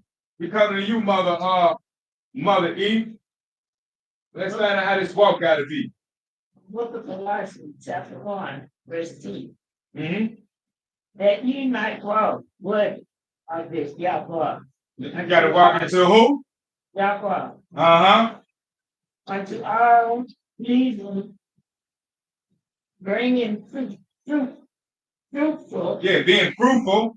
Being fruitful in every good work. Oh, in every good work. Increasing in the knowledge of Yahweh. So let's do some precepting in first.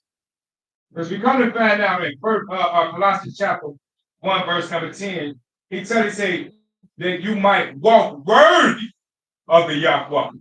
The only way you can do that, walk worthy of the Yahweh, is by following the steps of Yahweh the Son and is doing his laws, right? He says, unto all pleasing, being fruitful in every good work. Now, what is this good work that he's referring to that we can read? Find out about this good work. You see, can I pull that on now? Let me come this way first. I found what I'm looking for because it's going to come to me. Well, let you get a precept there, Mother Z, you need a 19, chapter 16 and 17. Mother Z. Matthew chapter 19, verse 16 and 17. Let's see that, Mother Z.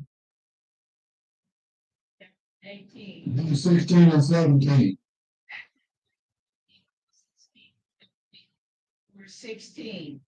And behold, one came and said unto him, Good master, What's called?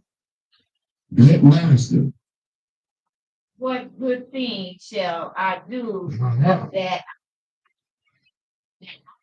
might have eternal life? Yeah, so, good thing I got to do. So you can do some kind of good thing in eternal life.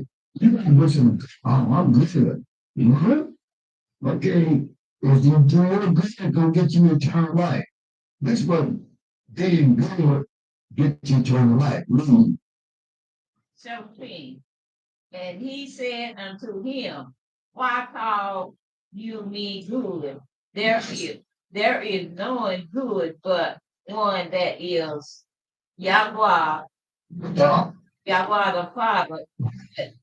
But if you would enter into life, God gives them this life. keep the Torah instructions. Thank the Lord.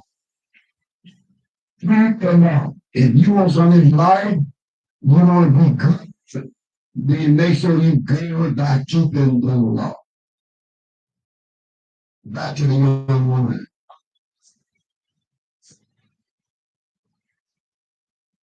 Good work. Let's precept by Bible. Let's go to Romans chapter 7. Sister Sarah Israel, she wrote. You want to know them?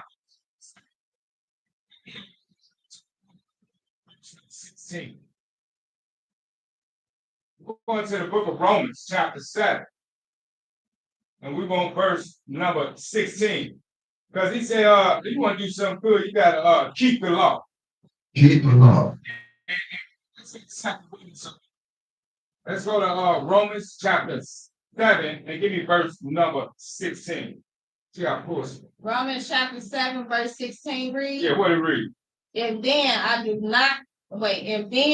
do that which I would not. I consent unto the law that is good. The law that is what? Good. Well, I'm going to beat this up a little bit more all the way into our brain so we can always remember that this law is good. But what did he say, mother, see? In Deuteronomy chapter 10, pick it up at verse number 13. 10:30. Yeah, and then Sister Judith, give me Micah chapter 6, verse number 8. How about that? And then we're gonna come back over to Sister Sarah Israel. We're going to Titus chapter 3. Give me verse number 8 and verse number 14. And we're gonna see how this rolls. Yes. Deuteronomy chapter 10, verse 13. Mm-hmm. Verse 13. To keep the law of the Yahweh That's right. and his statutes, Uh-huh. which I command you this day Commandment. for your good. So what's for your good, mother? We just got done reading in that verse. The law. That's right. Keeping the laws of Yahweh is for your good. Now, if you're keeping the laws of Yahweh, it is for your good. But if you're not keeping the laws of Yahweh, then we know it's not for your good. But what he's saying, Micah chapter 6, verse number 8, Sister Judith. He has showed me, oh man, what is good. He said, I showed you, old man. I showed you, old man. Keep that in mind now. Keep it very specific here. Now, I showed you, old man, from the time of Adam all into this day, what is good. And what does he say? Not the Yahweh required of you. And what do I require? And what do Yahweh require of you? Yes, You got to be just. You got to have some mercy in you.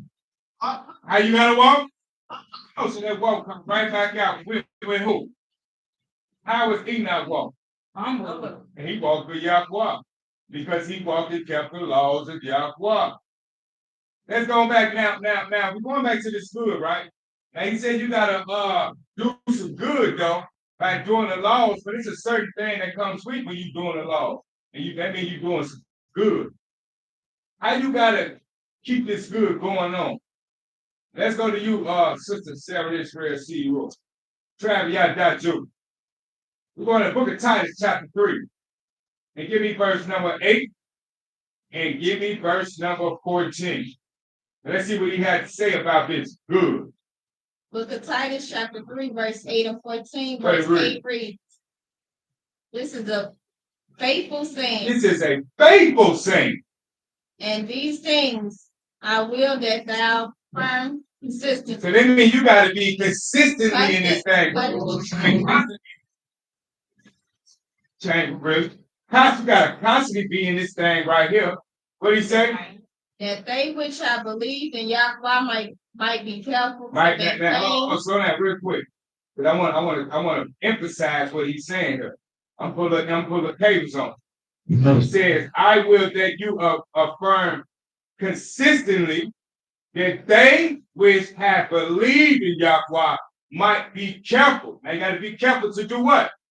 Maintain good work. Now you got to be careful to maintain these laws. That's right. You got to be careful to maintain the good works, which is the law. They said be careful to do this. Continue to read. These things are good and profitable unto men. So these things are what's good. That's And right. it's profitable unto the men. Verse 14. 14. And let ours also learn to maintain good work. What we got to learn? To maintain good work. For what? It's necessary that you maintain these laws. Now, let me get a precept in there. You know, Hallelujah. daughter Yahweh, come on, I walked out to be. Let's go back to that First Kings 21, 27. So you got to watch the walk for those that carry His word. So you got to get your word right. I see what you got to be. Hey, daughter Yahweh, give me that First Kings 21, verse 27. First Kings chapter 21, verse 27. That's right. Came to pass, when Ahab heard those words, And when they heard them words, he put sackcloth upon his flesh, and lay in sackcloth, and went salt. What kind of way? Salt. You can't be really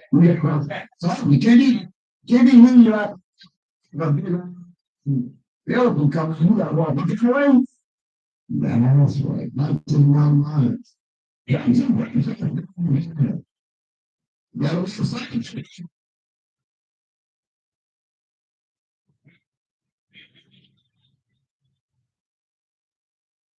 Come back to that walk one more time. I mean, that maintain good works. Sarah, in that Titus chapter 3, verse 14. But there's something he said at the end of that. We don't maintain good works. Then what?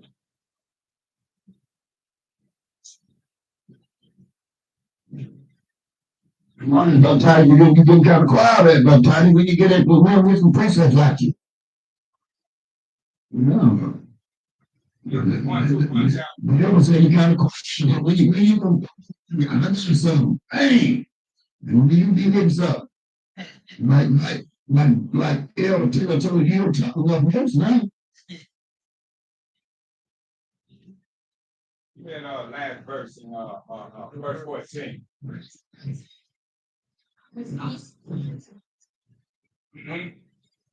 So you got to maintain good work for necessary uses. That what?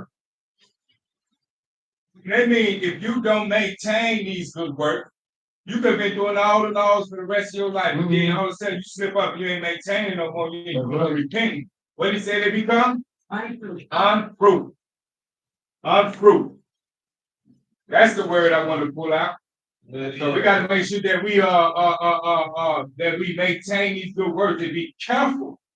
And bring that out Brother Titus over there when Paul talks about he's not beating hell. Hell don't help you out. He said, I'm not beating hell. Because he's gonna tell you from behind him beating hell. Bring that verse out. See, we got to make sure like Paul. He was on this thing. He said, I'm not just beating the hell with this thing here. What else he say? Get a little bit more out of that. Help him out, Elder. What you mean? What you talking about? What book? All right. It's how you put a priest. Elder got you. We're just not beating the hell. We should not beat the hell with this thing. You see, it got something behind that we just not beating the hell. We got to find out what y'all working with. I'm telling you, it's gonna happen. We can't be bumming around with this thing. We gotta, First, yeah. 9:26. All right, well, bring it up, y'all. We not just beating the air, is we? And that's it, daughter. Come on, daughter. Come on, daughter, bring it up there. Brother Titus said, bring that on out. Okay. 1 Corinthians 9:26. Listen to this. I therefore so run, So I run. not as uncertain. See, but you can't be uncertain with this thing here. You gotta run this thing. You gotta be, when you just not running back and forth down the hallway. Go ahead. So fight. The what? So fight I. We gotta have some what in us? Fight. Have some fight in us. Yeah, we got some fight. We gotta have some fight. We gotta take it to them. But we gotta get in order, bump shoulders. And we got to have some what? Fight. Go ahead, read. Not as one that beateth the air. See, we just not beating the air. Go ahead. Verse 27. But I keep under my body and bring it into subjection. Yeah. Lest that by any means, when I have taught to others, Yeah. I myself should be a castaway. You see that? So that means you gotta take this thing serious. It's not what we did yesterday, it's what we're doing today. We gotta have fight in us every time, in and out. Because Yahweh gonna judge you on today. That's why I tell you, today when you hear me, hard not your head. It's not what you did yesterday, today. We gotta have fight in us on the broadcast. Every time we touch the book, we gotta have fight. That's right. Dealing with this word of Yahweh. We ain't beating that. We know what we're doing. That's why we take this thing to you. And that's the kind of school we're gonna set up. We gotta have every room gotta have fight in there. We got to take it to them. Hallelujah. Huh? That's right. Gotta have fight. Thank you, that dollar, for that precept. Yeah, one. Come on, young lions. I don't Keep it moving, keep it moving, young lions. Keep popping that book. We got plenty of time. Got plenty of sunshine out there. Keep popping that book. Okay. I got some on that good work. We got something. Bring it out, bring it up. All right, Sister Julie, give me your tiny chapter 2. 18. You already saying it like you're guessing to a teacher. I got something. The manly boss, I got something. Come on. Come on, that's what I'm saying. So you do. You been tied to chapter 2. You been tied to chapter 2. Pick up at verse 7. Titus chapter 2, verse 7 reads, in all things showing thyself a pattern of good work, in teaching, showing uncorruptness, gravity, and sincerity. Sincerity. You gotta show his good works and teach. Teach. Let's pick that back up from the top. Let's go to verse 1. We've been touching on some good old counseling for marriages and things like that. Everybody talking about their position. So let's find out a little bit more about the woman's position since you're right here. Let's go back up to Titus chapter 2, verse number 1, so everybody can know their role and their position. We've been talking about Adam and Eve and how Adam fell victim to the woman and how woman can't rule over a man. But let's find out the woman's position. She can know her position. So let's see what Titus chapter 2, verse number 1 says, Sister Sarah Israel. And read all the way down to verse number 6. She already read verse number 7.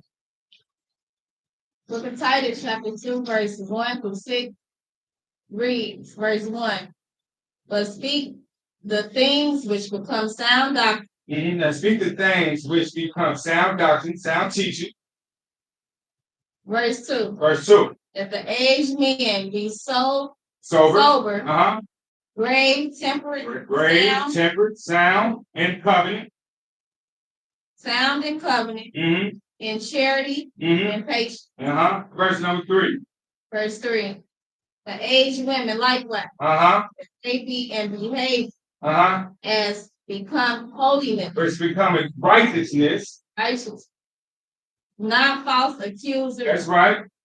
not giving too much wine, Not getting too much wine. That's right. teachers of good things. What they gotta be teachers of what? Good things. When we come to find out where it's good, what's the biblical definition of good that we read Keeping today? the law. The law. Hallelujah. The law. Hallelujah. That's good. Definition of good. That's the good That's thing. good. But who she got to teach this to in verse number 4? Verse 4, that they may teach the young women. They got to do what? Teach the young women. So that means everybody have a position to do. The aged women must teach the younger women. That's right. The law. That's But right. when they're teaching the law, what do they have to teach the law to do what? To be what? To be sober. They have to teach you the parts about how to be sober. What else? To love their husband. They got to step up and teach the young women how to love their husbands because they age in this thing.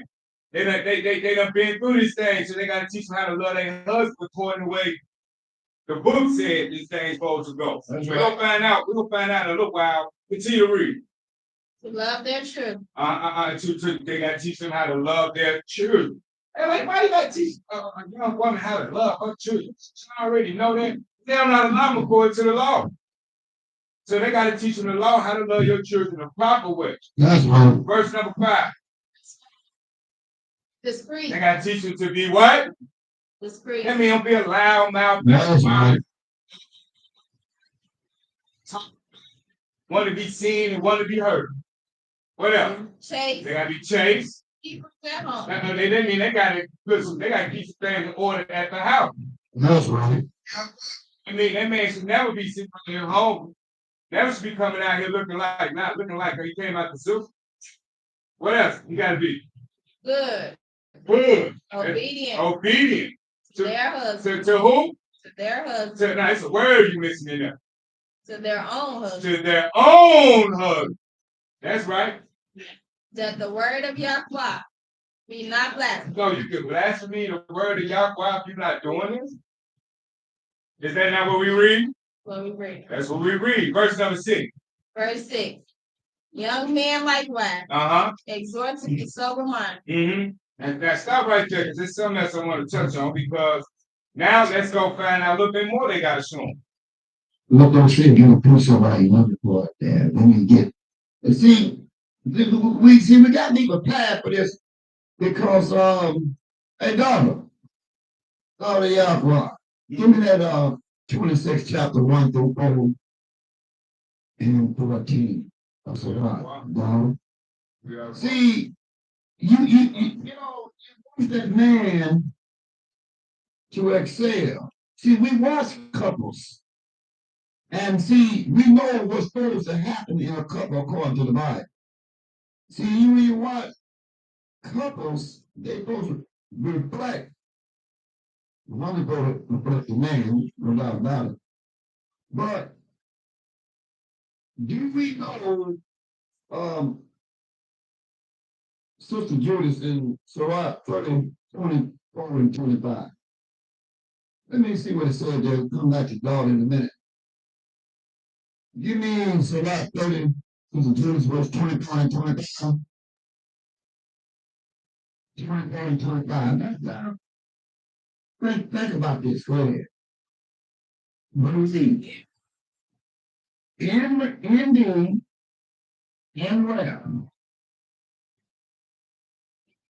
And carefulness. Envy and what? No, envy and what?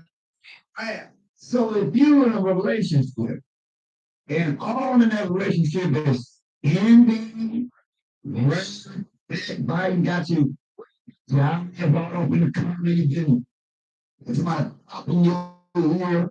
Get what you do for you according to Yahweh. What do you do? It shines your light. If all you hear there was envy, love, we know that do for you what? Shine your light. Good. Bring it in before the time. What's gonna happen? All of a sudden, you look at your brother and God, you messed me up all around.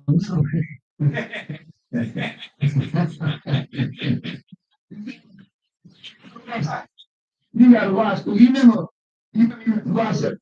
So you watch an energetic person, and also they give a certain person, then they just dragging around, I mean, I'm sucked all of them. I mean, remember you were popping and you were popping. Look at you now. What's happening? Well, I know I should have done this one, but I went back like God. They got it. Mama sucked all the life out. Well, Good mind. Have a care of his weak and dying. it's that. Seriously, the woman make sure she ain't telling the break. Stop our winners and stop our winners and come on this way. She already got a lead out for you. The way it first to leave a lot of corn, get you going right. She ain't bringing in millions. Because I was so busy watching Wendy on TV. You know, she had some old window. That's what I say, because when I be watching Wendy all day.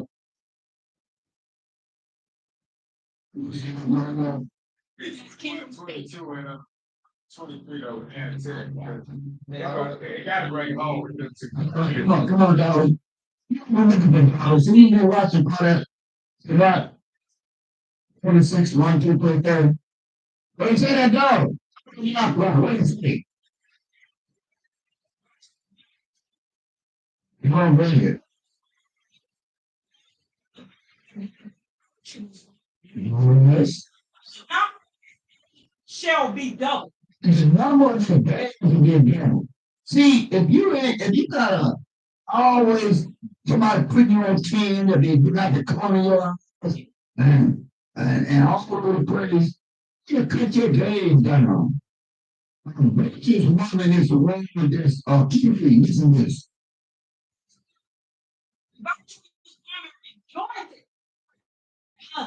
She rejoices. And he shall fulfill the years of his life in peace. And what it is? In peace. Ain't always got me looking at the front line. Look at that. Always got me on 10. All right. A good wife is a good portion, Yes. which shall be given in the portion of them that fear Yahweh. Oh, pick him, the one that got the rep. Now, how do you feel your way? You can read such a James. Let's go to 11, verse 10, back there with letter V, and 9, verse 10 and Proverbs. See, we got to know what to look for, because they're going to come in. The couple's going to come. The school is going up. The banquet hall going to happen. The radio station going to happen. We got to be ready and watch them come in all kind of ways. I have my angel of life. But we can know it absolutely now, we're on the devil. That's the devil come out your mouth. What? You don't know what to do with it. Matter of fact, it was a message up on my answer machine. I'll put it on the airways tomorrow night. About what this woman said at this marriage arrangement. And I'll play it tomorrow in the airways. That's what I do. I'll check it out the machine, so I'll play it tomorrow. What we reading? What I say?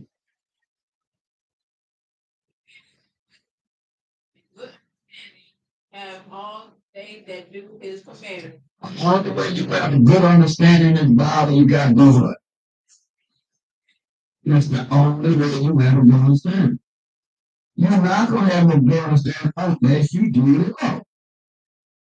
It ain't going to work no other way. It's going to take it away from you. And you will sit digressed in a person all over the place because you're not keeping them law. You're not going to let you abstain this thing unless you keep the law. Now, if son came, Mother Z, in 9 verse 10, we see you did he make any kind of adjustment in that kind of talk? Go ahead.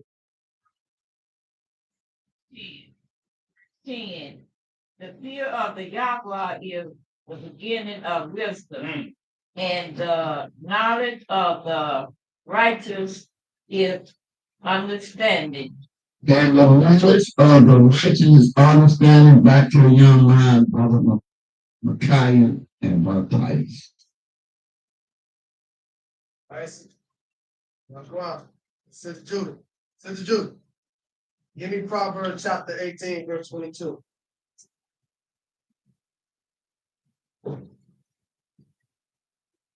First, chapter 18, 22. Verse 22 is, whoso findeth a wife, findeth a wisdom, and obtaineth favor of the Lord. Well, trying to find a good thing. Say, favor of Yahweh. All right. Yahweh. All right, Sister Judy. Sister Judy.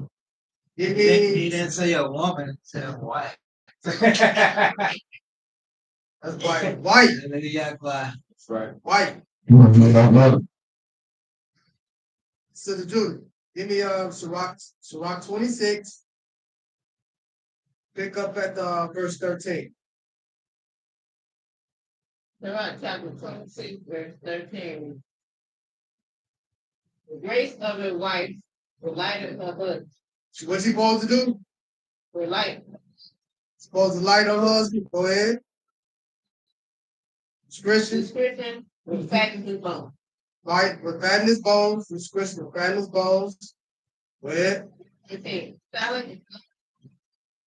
Yeah, yeah. I know that. Go ahead. There is nothing so work as a wine well instructed. Well, it's You got to be well instructed in the what? Well instructed in the what? And the law. Is the name is too large. Which kind of large that will fat your bones and really make you step on your P's and Q's. Right? And when we read how once you explain this what makes the relationship work. What you, for example, you want to see what makes a relationship work. Let's try Brother Yahweh. Let's find out something 2 points. First Kings chapter 1. Verse 11.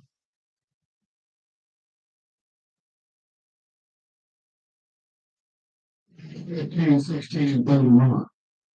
Now, what I will know, now you're looking at couples coming in, and you can say, well, since I got to show them how a relationship works, what verse would you go to to see how do a successful relationship work? Let's find out from the front. Remember First Kings chapter 1, verse 11, and read 11. Just get this. Let's find out something in verse 11. Okay, First Kings what? Chapter 1, verse 11. First Kings chapter 1, verse 11 reads. Wherefore Nathan spake unto Bathsheba. To whom? Bathsheba. Who is Bathsheba? Can you read? The mother of Solomon. Oh, so Bathsheba is Let's read it. Saying. Read it. Adonijah. Nine. Adoniah, the son of what's that? Haggith, doeth reign. And David, our Yahweh, know it not. Go David come. Yahweh. Go David come. Yahweh. Read. You know what's called what? What?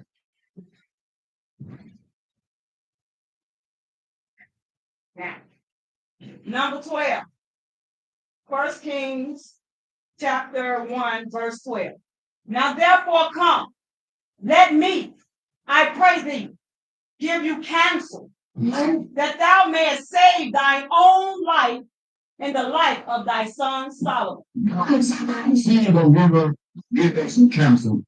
Skip down to verse 15 and 16. 1 Kings chapter 1, verse 15 and 16. And Bathsheba went in unto the king. Now who's Bathsheba again? Solomon's wife. So that make her what to David? That's her wife. That's her wife. That's a person?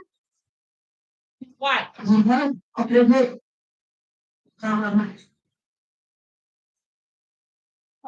And Bathsheba bowed. She did? She bowed. You mean she got kids down here and she got back? She bowed to him. She bowed to him. Yeah, I see that's the part. Talk about it, they gonna eat this part of the world. You know, my could show that. Yeah. And see, let's see what else. See, yeah, now we do.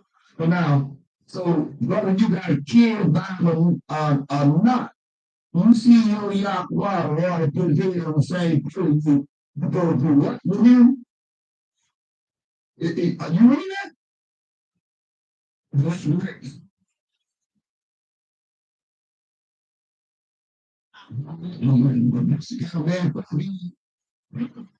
And he's a day, don't say I come out.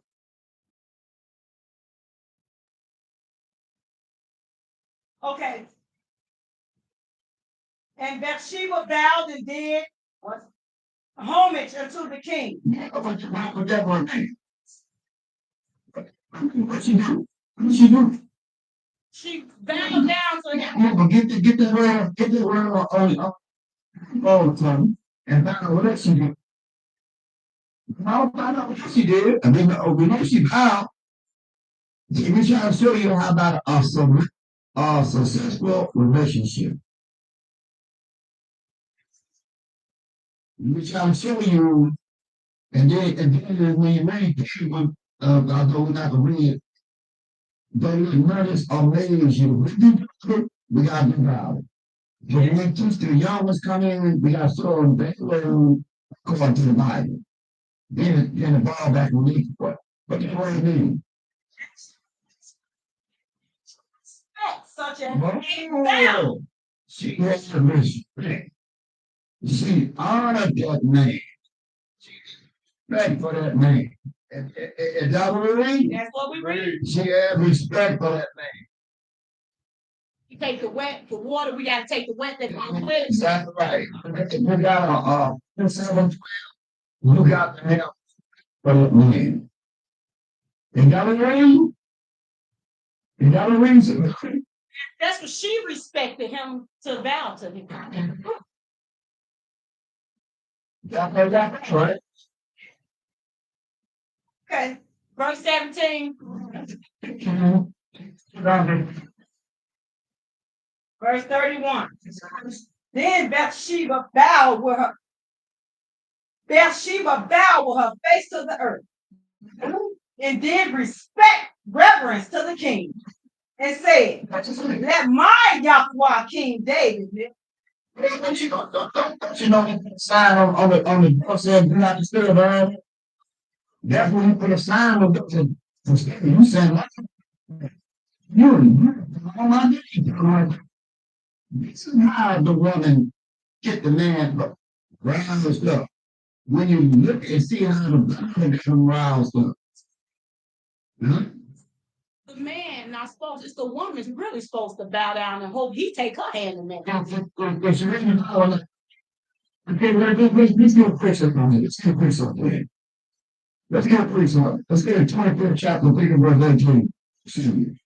How about a precept on that? We're going to 1 Samuel 25. And we're going to talk about Abigail. We're going to talk about Abigail a little bit. Let's see her role and watch how she was looked at. Let's see her role. First Samuel 25, verse 18. We'll keep reading till we get our point. We'll read it all the way down to 35, dog. Listen to all this good reading, and this is what a man supposed to represent and bring his own king. Listen to it. 1 Samuel chapter 25, verse 18. Then Abigail Yes, made haste make haste. and 2 bottles of wine, and 5 sheep ready dressed, Yes. and 5 measures of parched corn, and 100 clusters of raisins, and 200 cakes of figs, and laid them on asses. She ain't go to McDonald's or Burger King and nothing with it. So she learned what it takes to work with. She put all of the together and put on her asses and what she gonna mix. She said unto her servants, Go on before me. Behold, I come after you. But she told not her husband, Nabal. Yep. Yep. Verse 20. She asked that she came down by the covert of the hill. And behold, David and his men came down against her, and she met them. Verse 21. Now David has said, Surely in vain have I kept all this fellow have in the wilderness, so that nothing was missed of all that pertained unto him. Right. And he hath requited me evil for good. Verse 22. So and more also do Yahweh also 22. So and more also do Yahweh unto the enemies of David.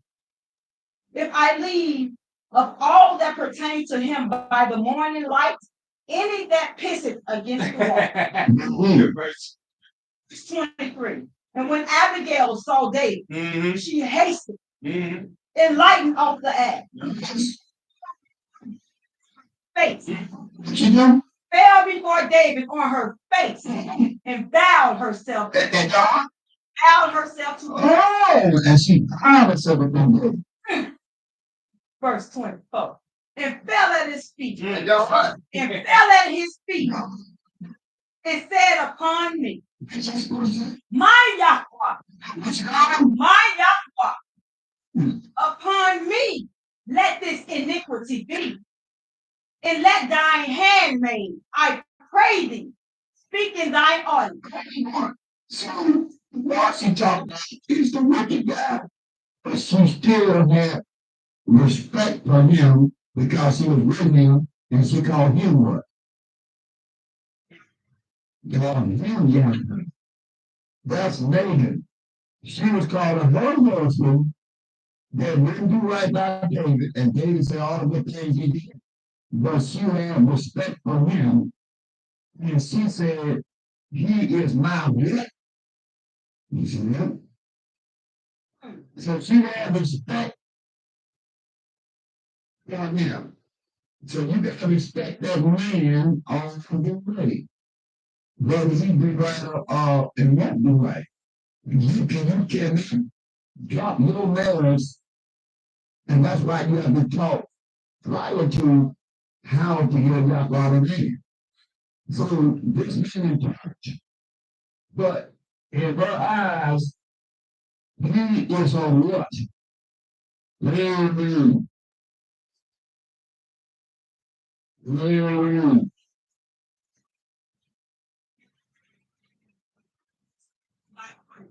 Yes. Yeah, it was about him. Not my Yahweh. No. I pray thee, regard this man of Belial. Even next time. She said that my Yahweh is a snake. Keep from Satan's devil. That's my Yahweh. Keep from Satan's devil. But I'm trying to plead this cause because I see you getting all these 400 million ready.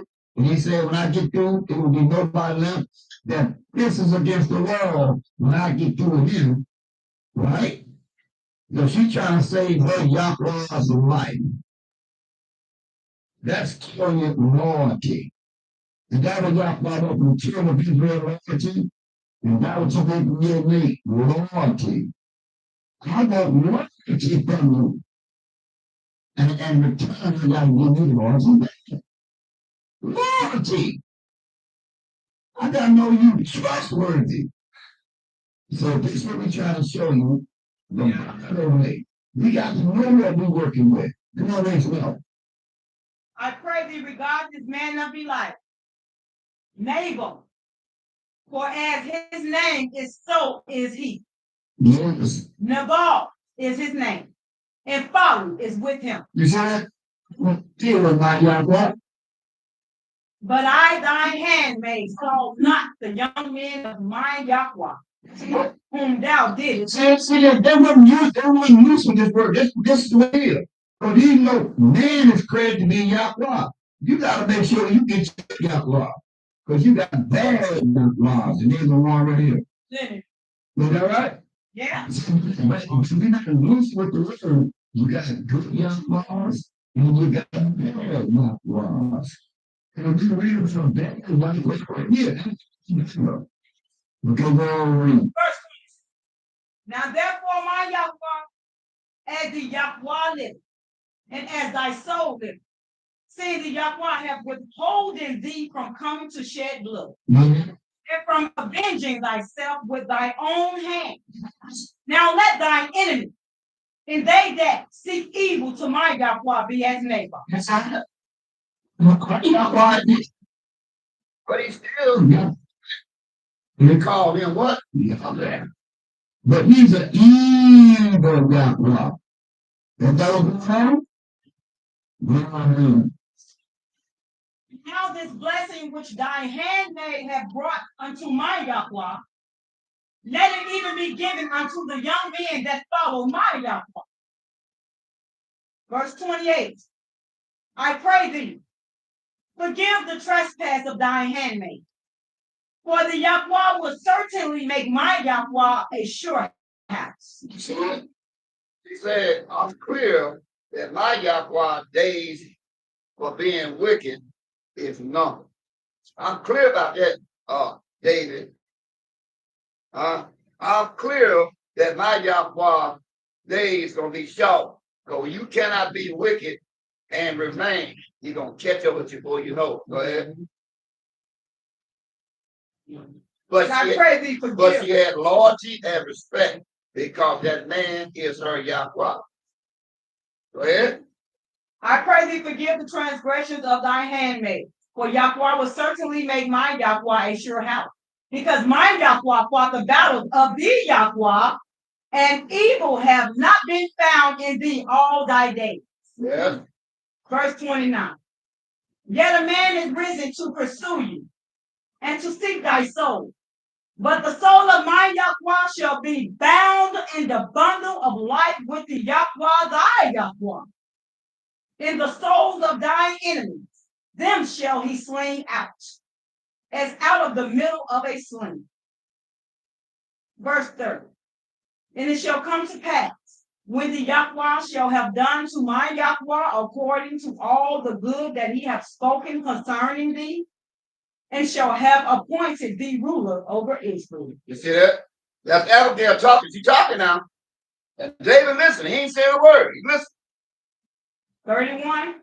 Yeah, fail down to 42. We're going down to 42. That this shall be no grief unto you, nor offense of mine unto my YHWH, either that thou hast shed blood costly, or that my YHWH has avenged himself. But when the YHWH shall have dealt well with my YHWH, then remember thy handmaid. He said, now when you on double chat do to him, don't forget about me. That's what Abigail say. Look at we clear you will do some damage to my YHWH, but when you do some damage to him, don't forget about me. Go ahead. Verse 32. This is and good David now. said to Abigail, blessed be now David finally you heard him through this. Now David will respond to it. Watch this now. And David said to Abigail, blessed be the Yahweh of Israel, which sent this day to meet me. Verse 33. And blessed be thy advice. And blessed be thou. See, a man know when he getting good advice from a woman. And you know when he getting folly. That's right. See, you got to know when you give. You're not saying, oh, good day, your mouth. No. We know when you're talking right. And we know when you're talking like a fool.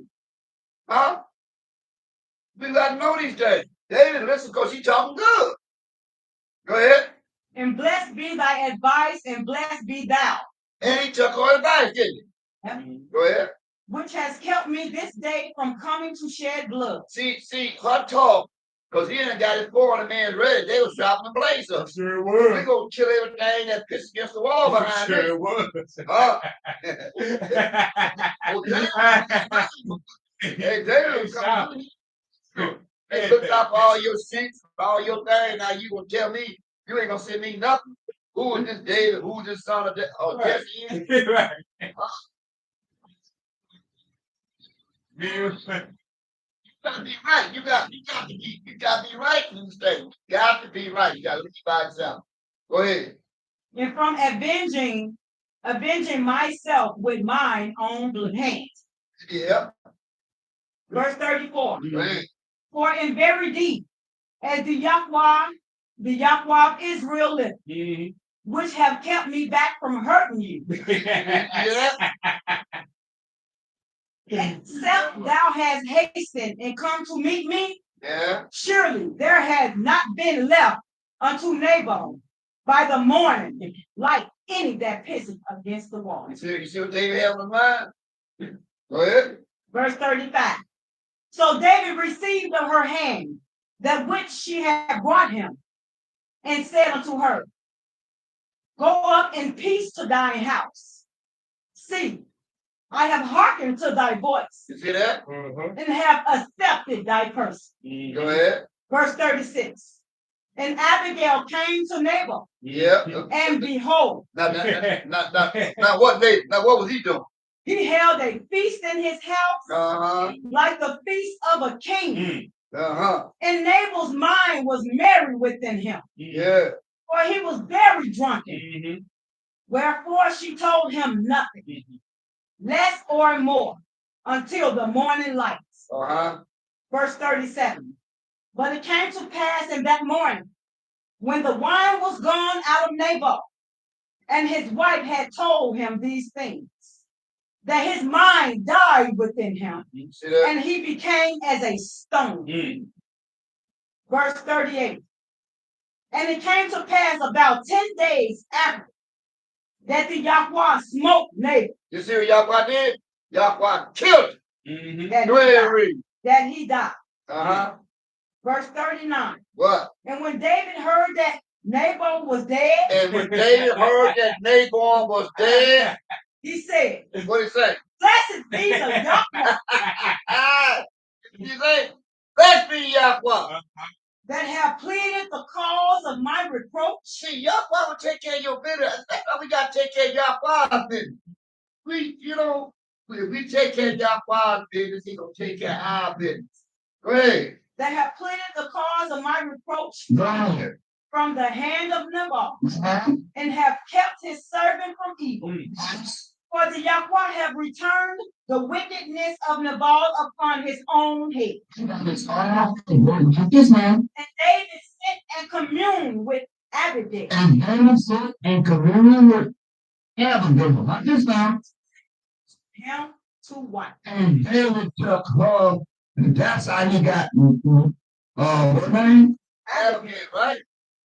Now let's see what she did now. Listen good now. And when the servants of David were come to Abigail, to Carmel, they spake unto her, saying, what? David sent us unto you to take you to him to wife. Go ahead, read. Verse 41. Listen good. And she arose. And she done what? Arose. Go ahead. And bowed herself on her face. What she do? She bowed herself on her face. Come woman in Israel. See that? and said, What's that? Behold, let thine handmaid be a servant to wash the feet of the servant of mine Yahweh. Hey, that. So you see, there it is right there. The woman bows down. I knew it was like that. Woman call him what? Her Yahweh. Yeah. That one right, no man down to no woman asking for her hand. Well, remember, Satan Girl. told you Satan ain't got none of me in me. He gonna do everything contrary. Yeah. He gonna have the man get down, bow down, right? Ain't that dumb? Here's all the way around. You see that? Hallelujah. I Now know. you probably got to learn this how it Hey, you know, got brothers, big old burly brothers. All down, down, to you a can't woman. get him up.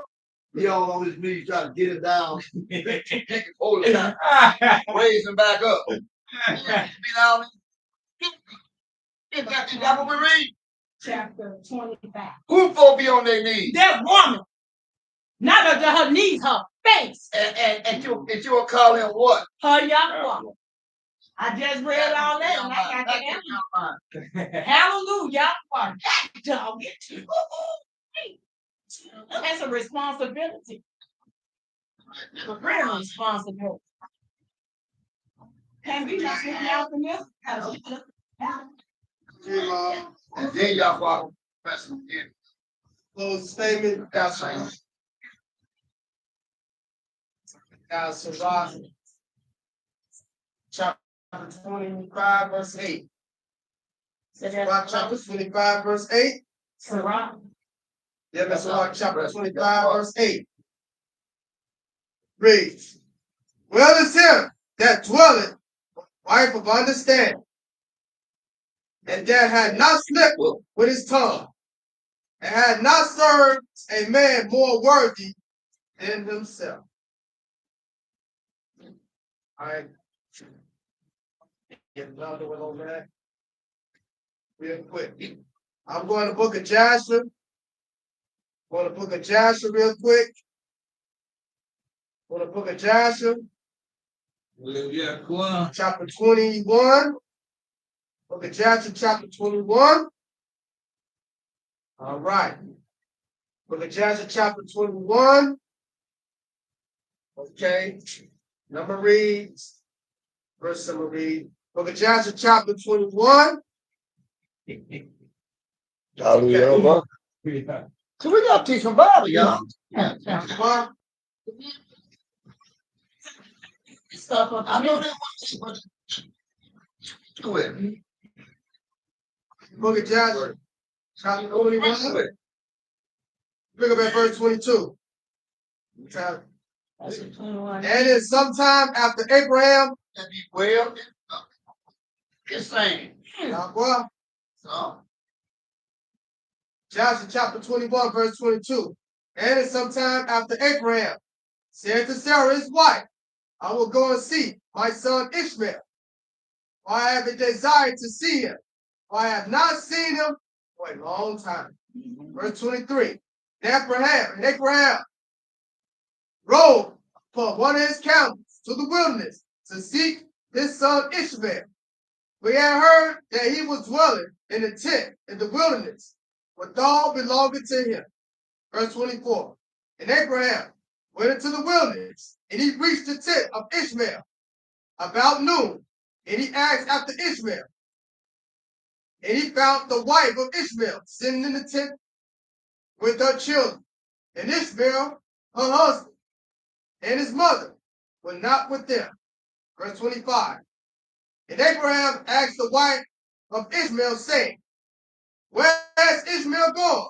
And she said, he was gone to the field to hunt.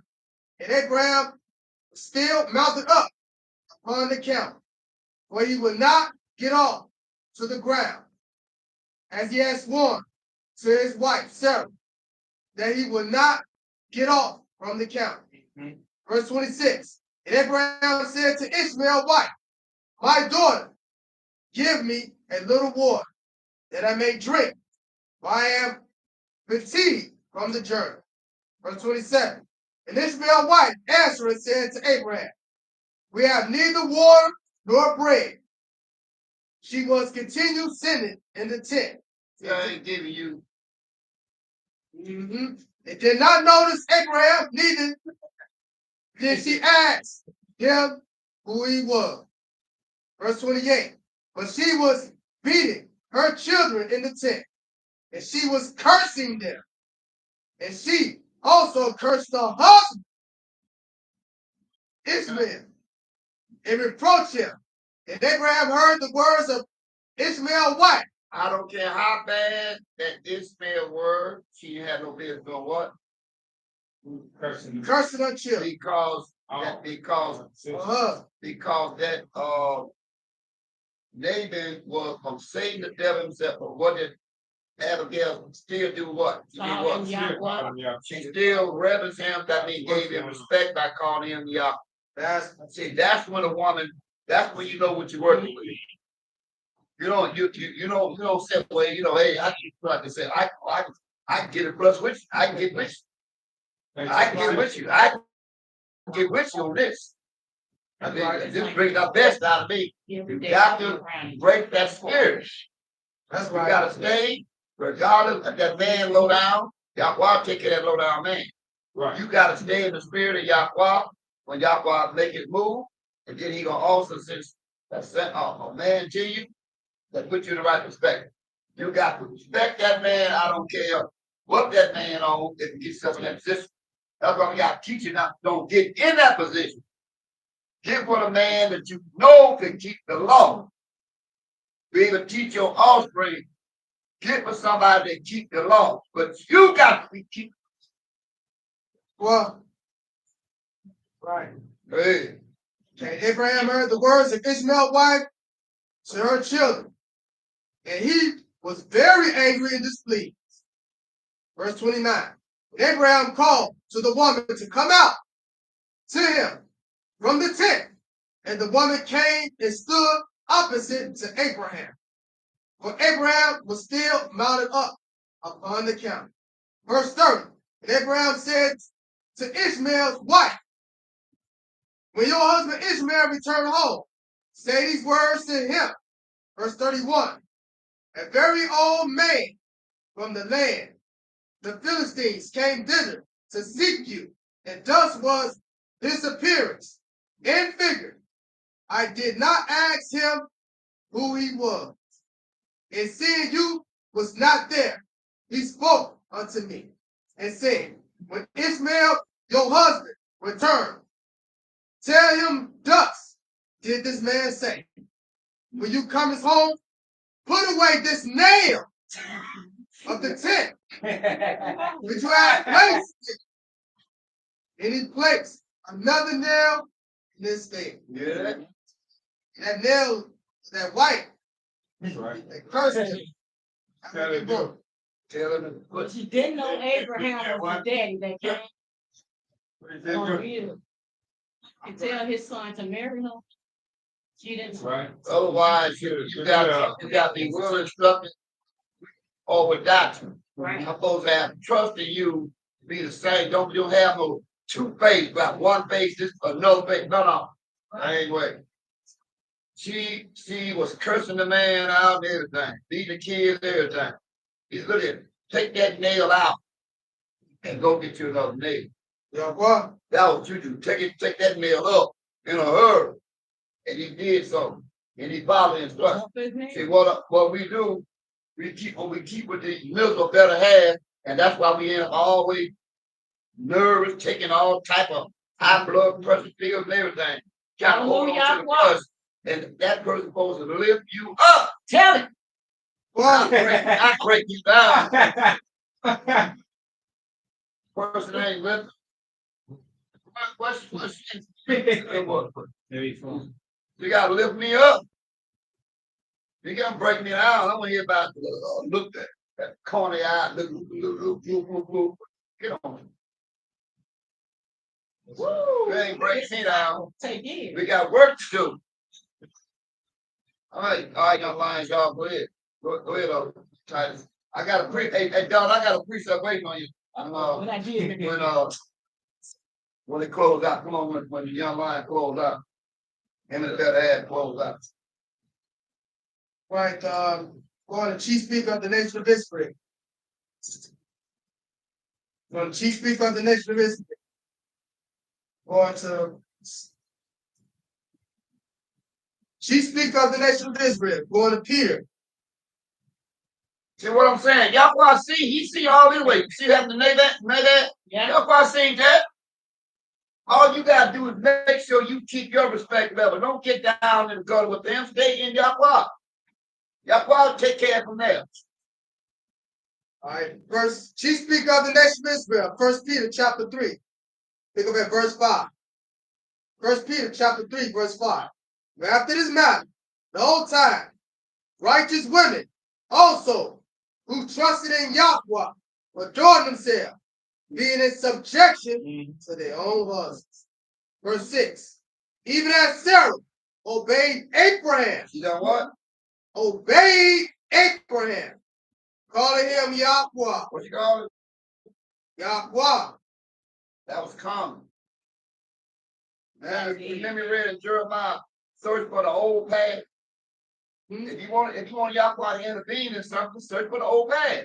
What did they do to make Yahweh intervene? That's all we gotta do. Search for what they did and follow what they did and see how that worked for you. What? That's all right. Whose daughters you are, as long as you do well.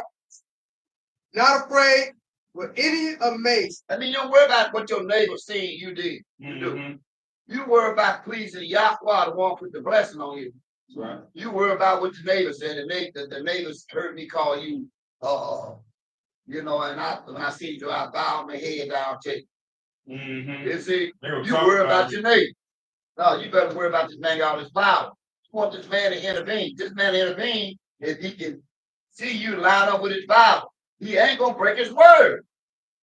You see what happened to Abigail? He said, my Yahweh to low down to the coast. I'm gonna kill him.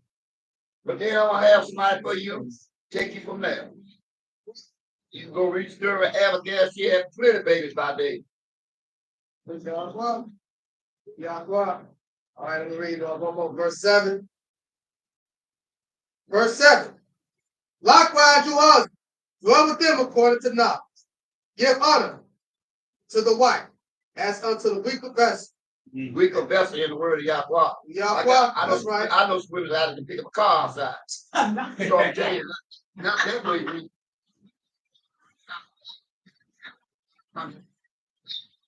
I see when go buy the old boy at the bar and put old take him home and be beating him out the way and getting him to the car. Put it on the shoulder, be hitting inside his forehead on the way. Come on, buddy. I told you don't be up in here. So they ain't a weaker vessel that way.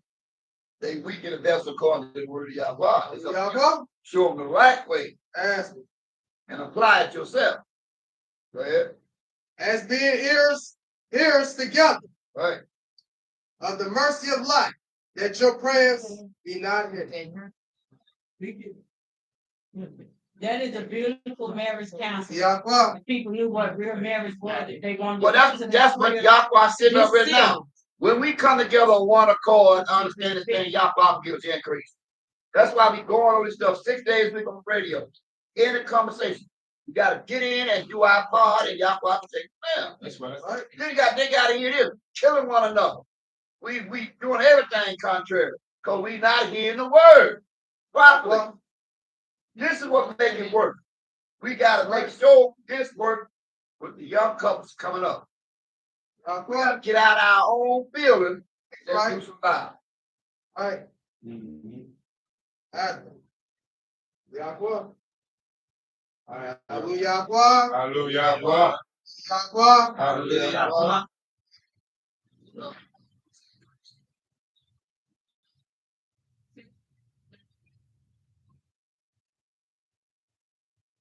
Verse 38. For I, Yahweh the Son, came down from heaven, not to do my own will, but the will of him, Yahweh the Father, the same. Verse 39. And this is the Father's will which have sent, that of all which he have given me, I should lose nothing, but should raise it up again at the last day. Verse 42. This is the will of him, Yahweh the Father, that sent me, that everyone which seeth the Son and believe on him may have everlasting life, and I will raise him up at the last day. Verse 44 reads, well, Yada Judah were murmured at him because he said, I am the bread which came down at verse 42. And they said, is not this Yahweh the son of Joseph, whose father and mother? No. How is it then that he said, I came down from heaven? Hallelujah. Hallelujah. Got big old burly people actors on TV. They show on the screen, brother, 6'11", down his knee down and little woman stand over.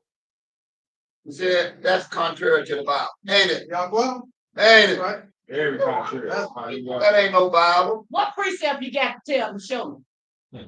God, by them doing what they doing. I used to just think it was my brain. I'm like, that's and the man ain't got to hold no door. I tell him, like, no, you walk through the door. Don't hold no door for me. First came the chicken, then came the Well, give me since you're ready. Give me 11 verse 8 and 9. Daughter, give me Thank you. 1 Corinthians 11 verse 8 and 9. Give me that before you give me Ruth chapter 1, 16 through 17. 1 Corinthians chapter 8.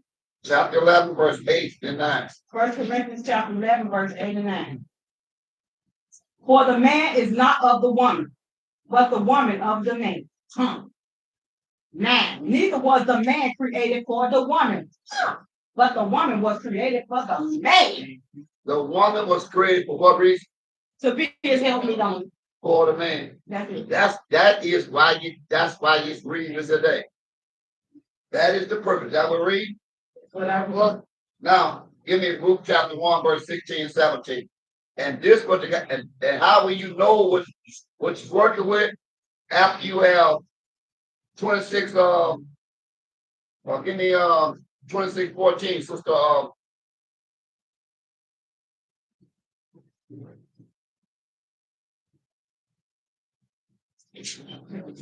Say Ruth chapter Mother Abel. I mean Mother E. Mother E. Give me what I asked for again. I know I got 1:16, 17 coming, but I had some that got away from it. I'll tell you what, I quit the shot. Give me how would you know when you're working with something? That's why now in Sirach, what was that verse over there? Give me 26:24. Or give me that let's settle. Give me 26:24. Now see, responsibility of a man. I like this. Going to the book of Sirach, chapter 26, verse 24. This is good. Read. A dishonest woman contains shame, but an honest woman will reverence her husband. But what would she do? Reverence her husband. She will reverence. An honest woman will automatically, that means honor. Reverence means honor. An honest woman, if you got a better half, she would do what? Honor. Honor. Honor. You won't be trying to put him over your shoulder and hit him in the forehead. Huh? Then I tell you. Then I tell you. They will honor that man. Is that what we read? Yeah. Read. Well, now back and read verse 14.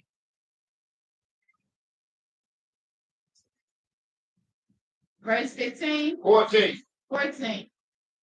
The silent and loving woman is the gift of Yahweh. There is nothing so much work as the mind well instructed. So the man must do what? Well instruct the woman. Well instruct the woman through the Bible. Well instruct her through this Bible. He got to be a Yahweh man. This is how you instruct her, by asking for the old paths that's written in the Bible. Now, once you are an instructor, then you got to wait on this to happen for you. Now, once you're sure that every move in the Bible, now, all you got to do is don't watch your business. You're an instructor, right? Come on, give me that Ruth 1:16 and 17. Who got that? I had that. Come on.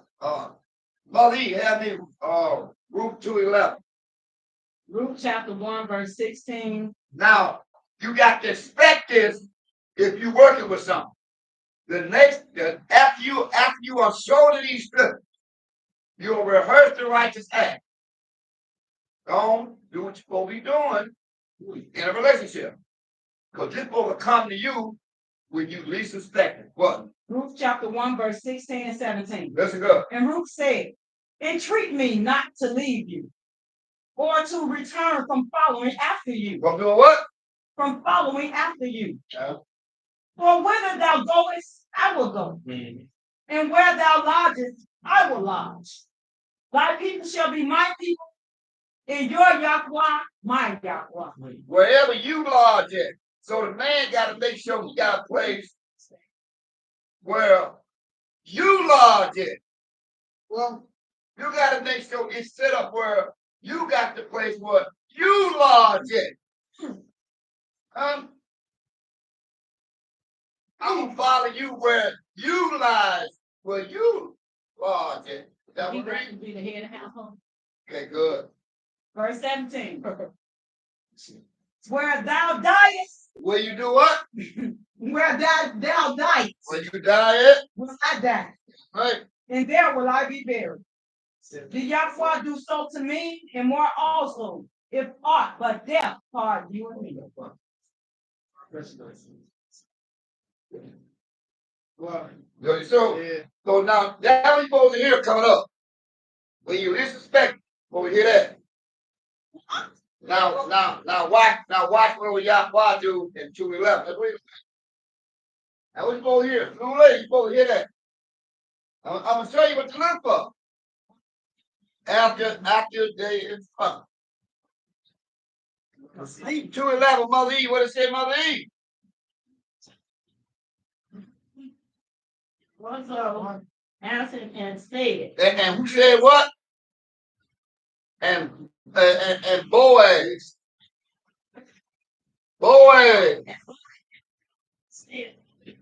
And Boaz answered and said unto her. Boaz and said unto her. What did he say? and Boaz answered and said unto her, it has fully been shown me all that thou hast done unto thy mother-in-law. So The death Boaz said, that's why I said you gotta let your good deeds, you can't get caught up. You continue doing what you're supposed to do. Now Boaz said, it's been plainly shown to me that you all right. Huh? Now she listens and she amazed. It's been shown plain to me that you all right. Go ahead and read. done unto thy mother-in-law since the death of thy husband, and how thus has lifted thy father and mother and the land of thy neighbors, and are come unto a people which thou knowest not. Here, verse 12. What's he saying? Verse 12. What's he saying? I'm following you. I don't know who these people is, but I'm with you. So if I know you leading the way, I'm with you. So whatever I see you skinny and grinning, and I'm skinny and grinning on. I ain't that. Well, who's that? Just what you see me doing, you do. See? That's what he's saying. Go ahead. Verse 12. Yahweh recompense thy work. And then Yahweh will kick in. Once you follow that Yahweh, man, And where you going? Brother, we ain't gotta go to where I'm going. And when y'all follow man, you just follow me. Because I don't because what? Help me out, a mother Z. Help me out. This what you gotta know in the Bible. First Samuel 20, verse 17. And Sister Sarah had me verse 42. Listen to this. Listen to this. Listen to this Bible talk. First Samuel 20, verse 17. Mother Z. Backed up with Sister Sarah and verse 42. Listen good. Bible. Come on, Mother Z. First Samuel 20:17. First Samuel chapter 20, verse 17. Verse 17. And Jonathan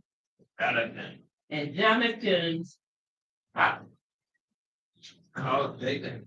and Jonathan called David to swear again because he loved him.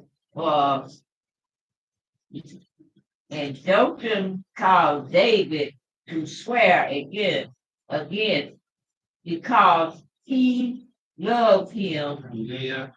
For he loved him as he loved his own soul. You see that?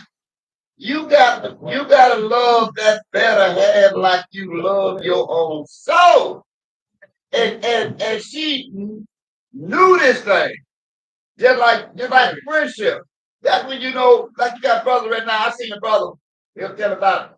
You know how these brothers go, they go out there and one be talking and Bible says watching his back, watching his back.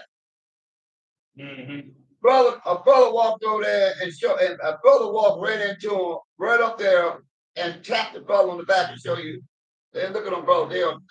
He made the brother run down the corner down there. And he turned around, you see that? You got to know who labor among you. If you got brothers that break out on you, they with you because of on the convenience. You got to find out the brother with you when they get hard there. These brothers that were watching his brothers back, that brother motion moved his head to him, they broke out running. And he can't touch the brother on the back, and the brother turned around and said, see, you just can't, because the brother got on fringes, because the brother got this. You got to see this brother is about what you on. Brother about to put you on, he'll love you like his own soul. Or sister will love you like your own soul. You got to know who in this battle with you. What you do when the heat get on. It's real bad. It is a real battle. And you got to know who labor among you. You got to know what brother's going to be ready to step up to the plate. And so that's why you got to try and see if they're working with. Try to see if you want to obey to in this book. Can I touch on that? Yeah, you go ahead. Anytime. The destruction. All right, yo. Let's keep at the book of Sirach right quick. Young line brother Micaiah Israel. Let's look at Sirach chapter 12 right quick. And let's just get to the chase. Let's begin at 6 through 9. Should do it. Book of Sirach 12, 6 through 9. Young line brother Micaiah Israel. See Roy. All right, we're going to the book of Sirach, chapter 12. We're going to pick it up at verse 6, and we're going to read down at verse number 9. Hallelujah. The book of Sirach, chapter 12, verse 6 reads, for the Most High Yahweh hates sin, and will repay vengeance unto the un-Yahweh, and keep them against the mighty day of their punishment. Verse 7, give unto the good, and help not the sinner. Verse 8, a friend cannot be known in prosperity, and an enemy cannot be hidden in adversity. Number 9. Verse number 9. In the prosperity of a man, enemies will be grieved, but in his adversity, even a friend will depart. That's why we gotta try and see who will work with something now before later. We gotta know what you about. And how we gonna test you is through the scripture. What would you do according to the scripture? is you gonna apply the scriptures for Yahweh to intervene. As long as you try your feelings, it ain't gonna work. We gotta know what to say according to the Bible and Yahweh. Remember, in 28:14, we're not reading in Deuteronomy, our blessings in our hand. We is sent to our people, but we got to have this Bible down pat to meet them where they at to take care of this business. And how we know we got especially the male, Yahweh's, how you know you got something to work with, then you gotta, once you have shown this verse, you do it. You gotta watch this action unfold. When it's gonna tell you, whatever you own, I'm on. I'm with you whatever you own, I'm on. Yeah. See, I got a precept. got a precept on what? I think Come on. what he just read. Okay, go ahead. Ecclesiastes in the Apocrypha, Okay. chapter 6, Yeah. verse 7. If thou wouldst get a friend, prove him first, Yeah. and be not hasty to credit him. You got to read 7 and 8. Can I read 7? Yeah, 7 and 8. 7 Down to at 10. Huh? Yeah, 7 to 10, go ahead, down Okay. 10 and get down 35 and 37. Okay. Read first. Verse 8. For Right. some man is a friend for his own occasion, Yeah. and will not abide in the day of trouble. Verse 9. And there is a friend who being turned to enemy and strife will discover their reproach. Yeah. Verse 10. Again, some friend is a companion at the table and will not continue in the day of thy affliction. Verse 11. But in thy prosperity, he will be as thyself and will be bold over thy servants. Verse 12. If thou be brought low, he will be against you and will hide himself from your face. 13. Separate yourself from thine enemies and take heed of your friends. 14. Last one. A faithful friend is a strong defense, and he that hath found such an one hath found a treasure. Yeah. Hallelujah. Right, let's get down to 35, 37. 35 and 37. Be willing to hear every. Wow. Oh, I can't answer Yeah, that. wow. Okay, I'll say it. Discourse, and let not the parables of understanding escape. Verse 36. And if thou seest a man of understanding, get thee betimes unto him, and let thy foot wear the steps of his door. Verse 37. Let thy mind be open, be upon the ordinances of the Yahweh, and meditate continually in his commandments. He shall establish thy mind and give you wisdom at thine own desire. See that? So that's a great thing. So we got to remember the old past is what we act. Now, what was said again, that mother in 2:11 again? Ruth? Ruth 2:11. Let's read a little bit more again. And daughter help me, Ruth chapter 3. No, now he telling her something. He's telling her some good stuff right now. He's talking to her, telling her about, I know. But it's an order about everything. Now, once you hear all these good, comfortable words, we're going to watch the next move to be made. 2:11 again, mother. The book of Ruth, chapter 2, verse 11. Let's see if it's right. Look, and Rosa answered and Away. 18. 2:11, Boaz, named Boaz. And Boaz answered and said unto her, it hath fulfilled, it hath fully been shown me, all that thou hast done unto thy mother and father, since the death of thy husband, and how thou hast lifted thy father and thy mother, and the land of thy native, and are come unto a people which thou knowest not. Here too, folk. Here too, folk.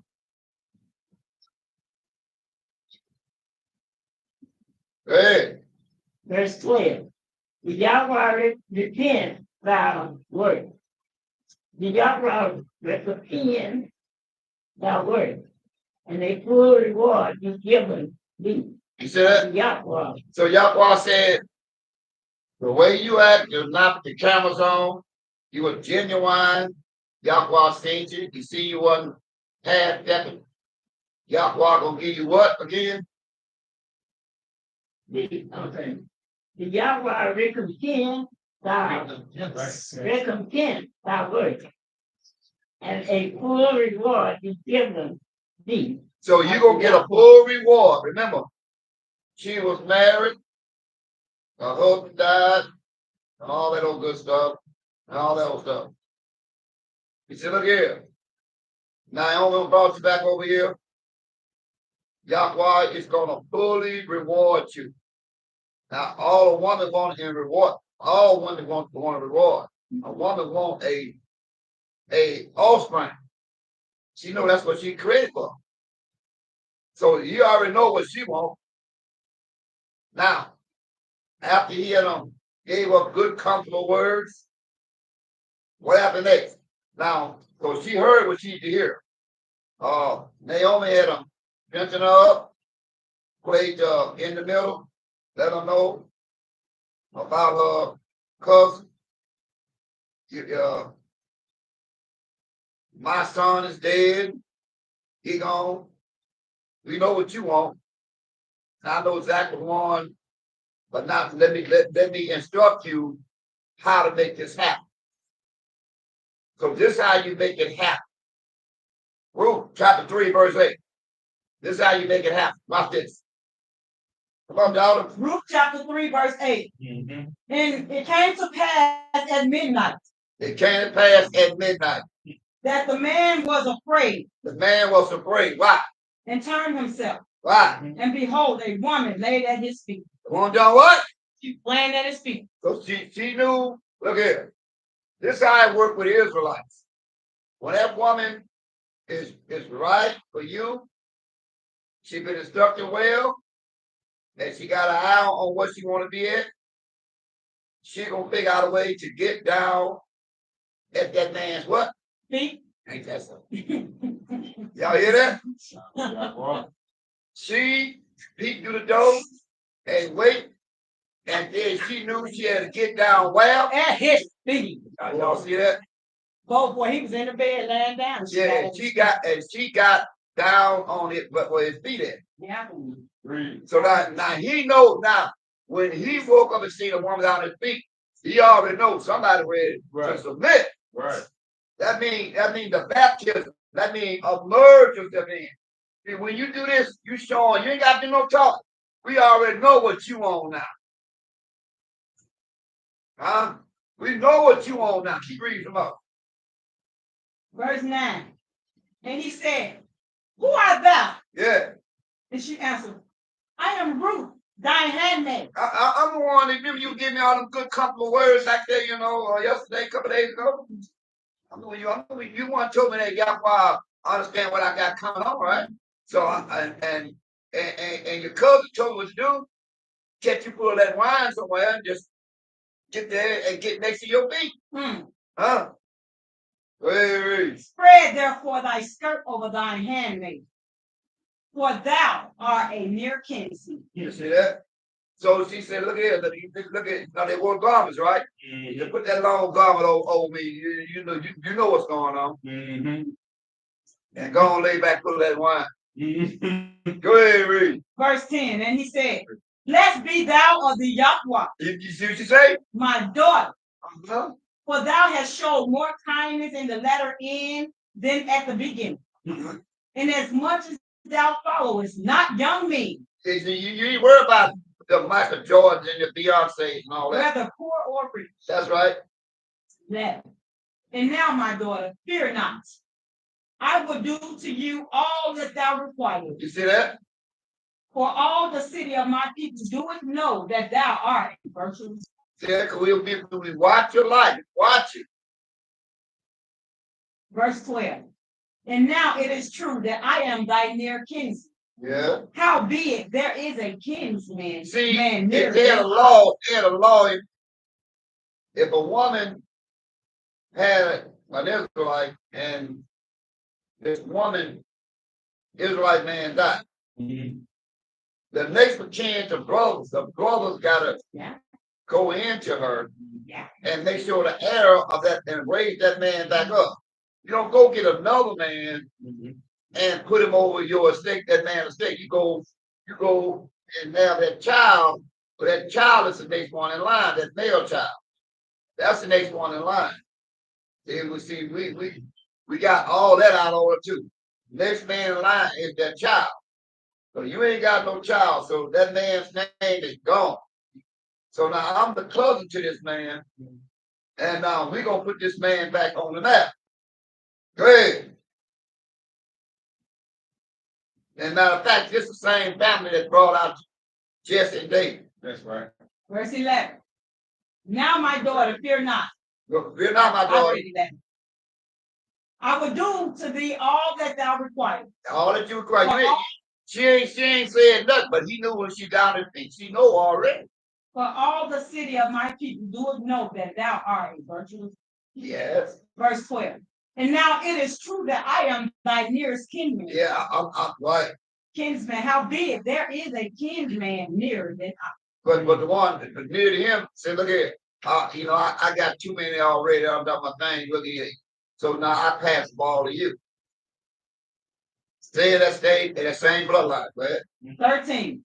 Tarry this night, and it shall be in the morning, that if he will perform unto you the part of a kinsman, well, let him do the kinsman part. But if he will not do the part of a kinsman to thee, then will I do the part of a kinsman to thee. And the Yahweh liveth, lie down till the morning. Now lie down till the morning. Go ahead. 14. And she lay at his feet until the morning. Well, what did she do? Laid at his feet until the morning. And she rose up before one could know another. And he said, let it not be known that a woman came into the world. You see that? So once he found that woman, she ain't got to say nothing. She knows she have totally submit herself to him because she already know he's a 3712, a Yahweh man, that you know to keep the law. And if I'm in any trouble, you'll be the first one, or we soul time. See, that's the kind of what check it. But you ain't got a Yahweh man, he got nothing to check himself with. He's something to be, taking it on. That's why we got to show the people how this thing works. And we get a case in point with Brother Micaiah. We get a case in point. And we're going to try you and see what you're working with. I don't care what you got on, what you have did in life. We're going to the Tobit chapter 8, verse 4 to 8, 19 to 21, Brother Micaiah. Back there with Sister Jones and me, daughter Yahweh. Sister Jones. Yeah, daughter Yahweh. It's all right. Yeah, well, hey, I ain't gonna make a mistake. Wait, we will get it right. We're not correct. Torah chapter 10, 10 to 12. I had that waiting on daughter Yahweh. Come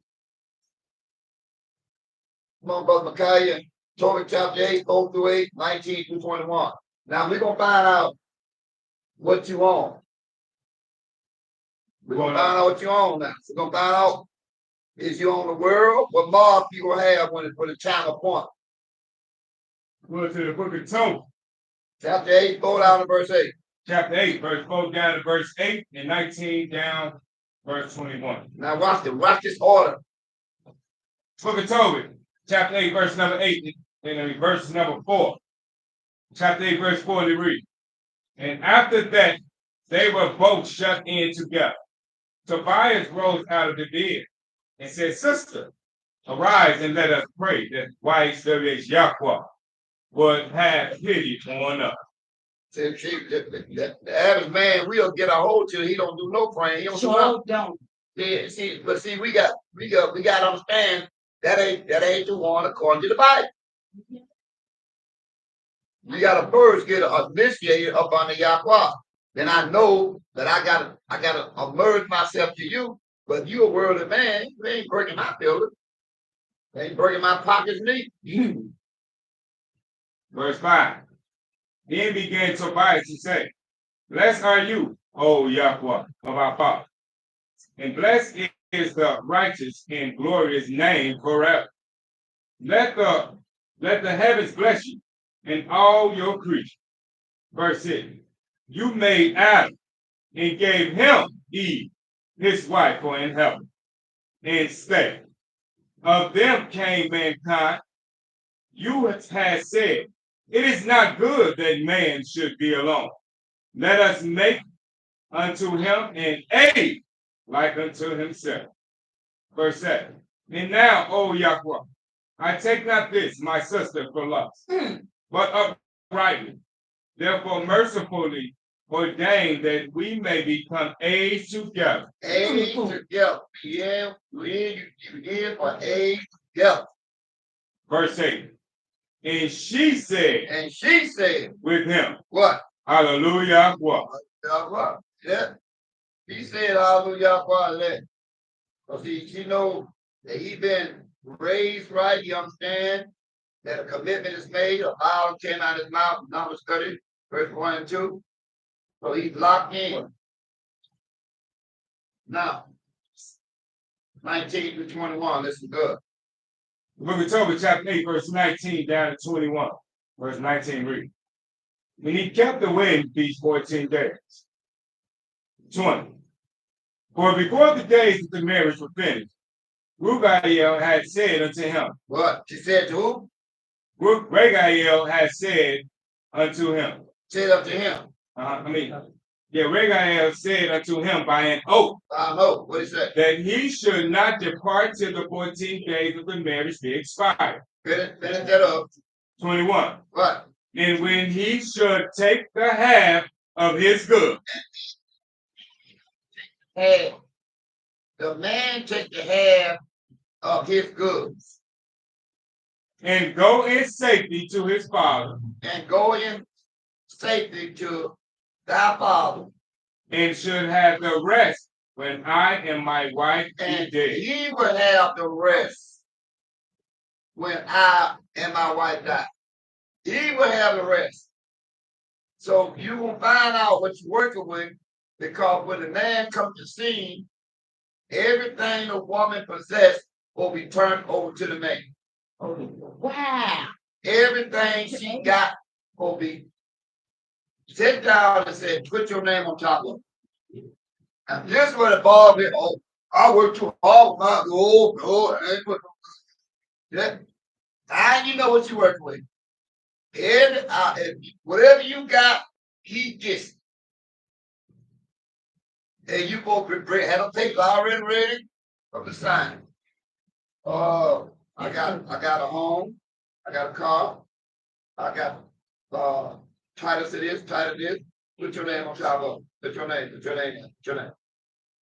Now you know you got a woman that have some nerves of that, and she about you. Mm-hmm. She take all the material things and put it in your possession. Mm-hmm. Is that what we read? Daughter Yahweh? Yeah, we read some, yeah. So we read, now look at verse 21 again. You need to find papers. Verse 21 again. Verse 21, it reads.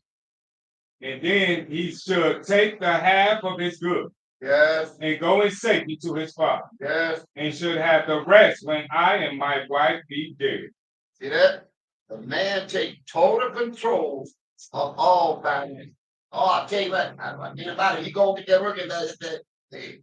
I don't need him with no money. I don't need him with no money. No. You out of order. He's supposed to have you over all the finances. He's supposed to be over all the finances. Get down, watch daughter come home and told me 10 requests.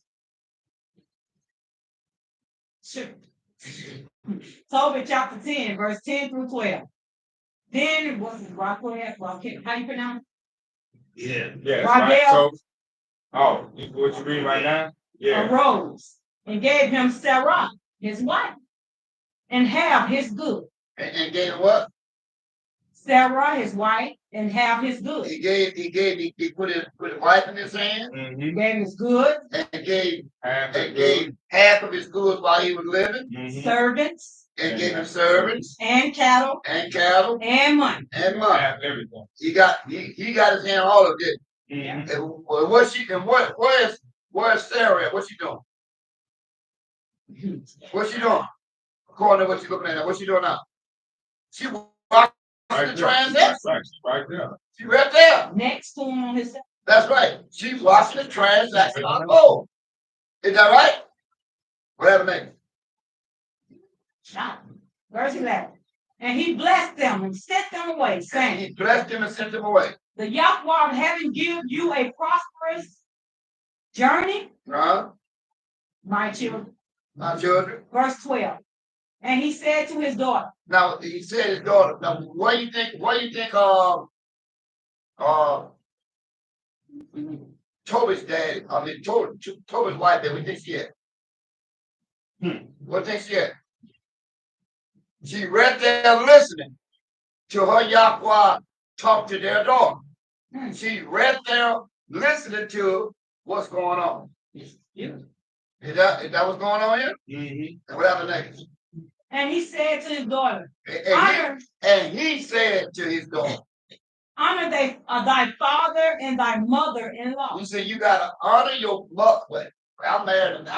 You know, I ain't with your wild tail brothers and sisters and your mom and your dad big drunk themselves. Wow. No.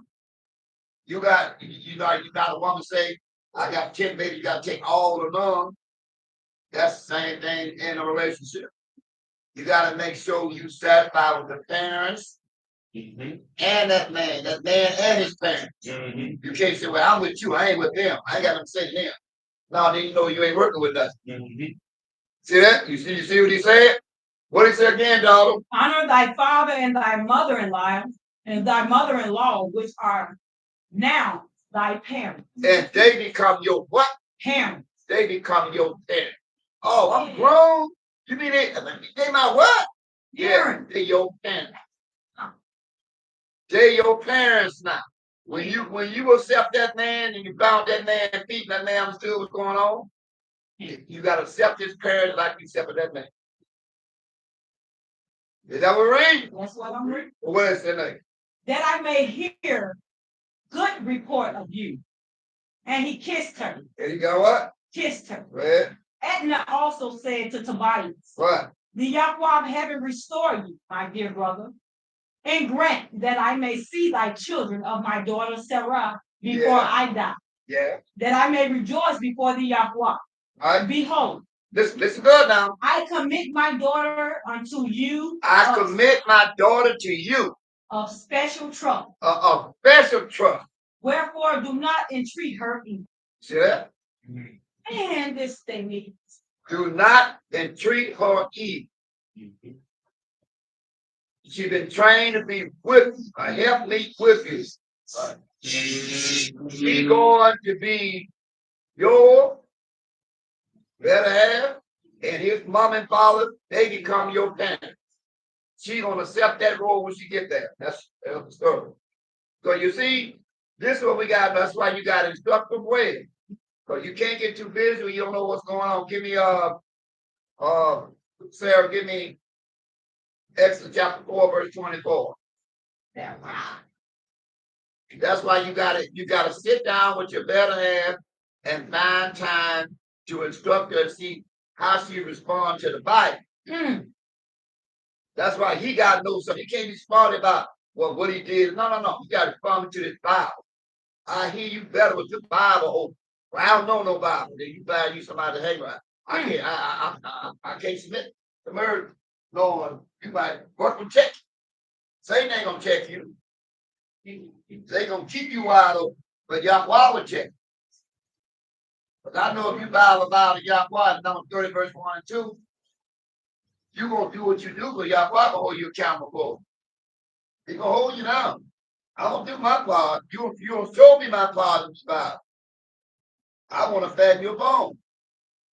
I want you to keep some do not disturb signs on the mailbox. Don't even make no noise out there. I'm making noise here. See, Wow. the man trying to tell you.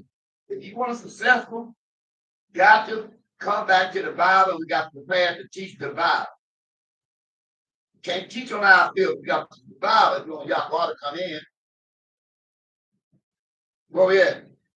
Exodus chapter 4, verse 24. Watch this. And it reads, and it came to pass that by the way in the end that the Yahweh the Son met him and sought to kill him. Oh, why you call it Yahweh the Son? Give me a precept of why you call it Yahweh the Son. What you working with?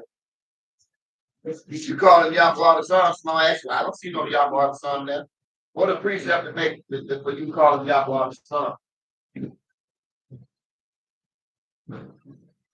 I might ask you that. You might say Yahweh the Son. They say, well, I don't see Yahweh the Son there. So what would you go and take care that is Yahweh the Son talk and perform? What would you go? When you insert him in there, you got to. That would tell Brother Job when you go to say Yahweh the Son. Somebody might ask you where they're at. They ask him on airway, where they're at. And they told Brother Job go find him. He got to walk around and couldn't find him. So on insert that there unless somebody asks you where is that. But you got to go get to him and keep back going.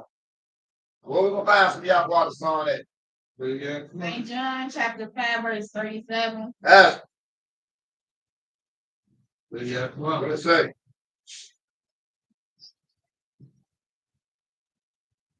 St. John chapter 5, verse 37. Okay. Verse 37 reads,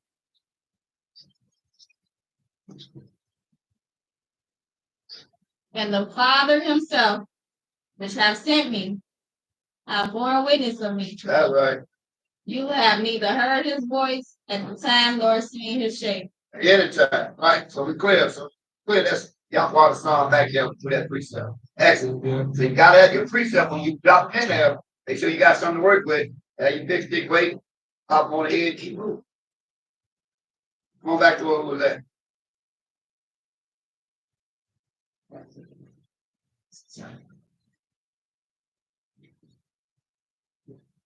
Going back to Exodus chapter 4, verse 24. Verse 24 reads, and it came to pass by the way again, Yahweh the Son made him and sought to kill him. Now Yahweh ready to kill Moses. Yahweh made him to kill him. That's why I say you got to make sure when you got a better half, you got to make sure she instructed. Sometimes you forget that. You get some books and everything that you put. But if you watch this back real good, you say, okay, you forgot this, I got it. I got it already. I got the path for you. I know what you're on. Because my thing is about what you on. I'm on. See? So that's why then you sometimes you have to go out that got away from such person. But you don't already rehearsed this over me already. See, my time got to be about your time. I know why I'm created. I got to be about you. Now, Moses had a wife. And now Moses, he was down more down here. He all over the place. But his wife, when he moved, she moved. Here's nothing out of it. But look what after next. Verse 25. Read. Then Zipporah took a sharp stone and cut out the foreskin of her son and cast it at his feet and said, surely a bloody husband art thou to me.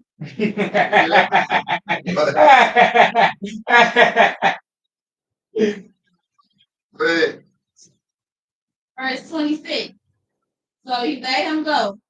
Then she said, a bloody husband thou art because of the circumcision. Verse 27. That's good. So see, she knew through Moses teaching her. After 8 days, son got to be circumcised. She knew that.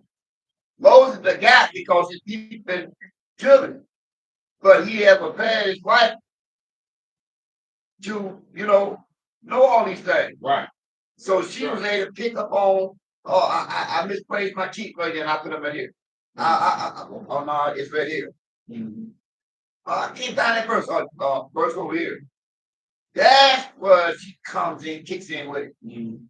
When you prepare her, but all she gonna do is challenge you on everything. I got some. What you got? That ain't even on the same subject. You just want to have your voice heard. I got something. No, you got to be looking at cater to that man, that young woman man. That's the key. Now,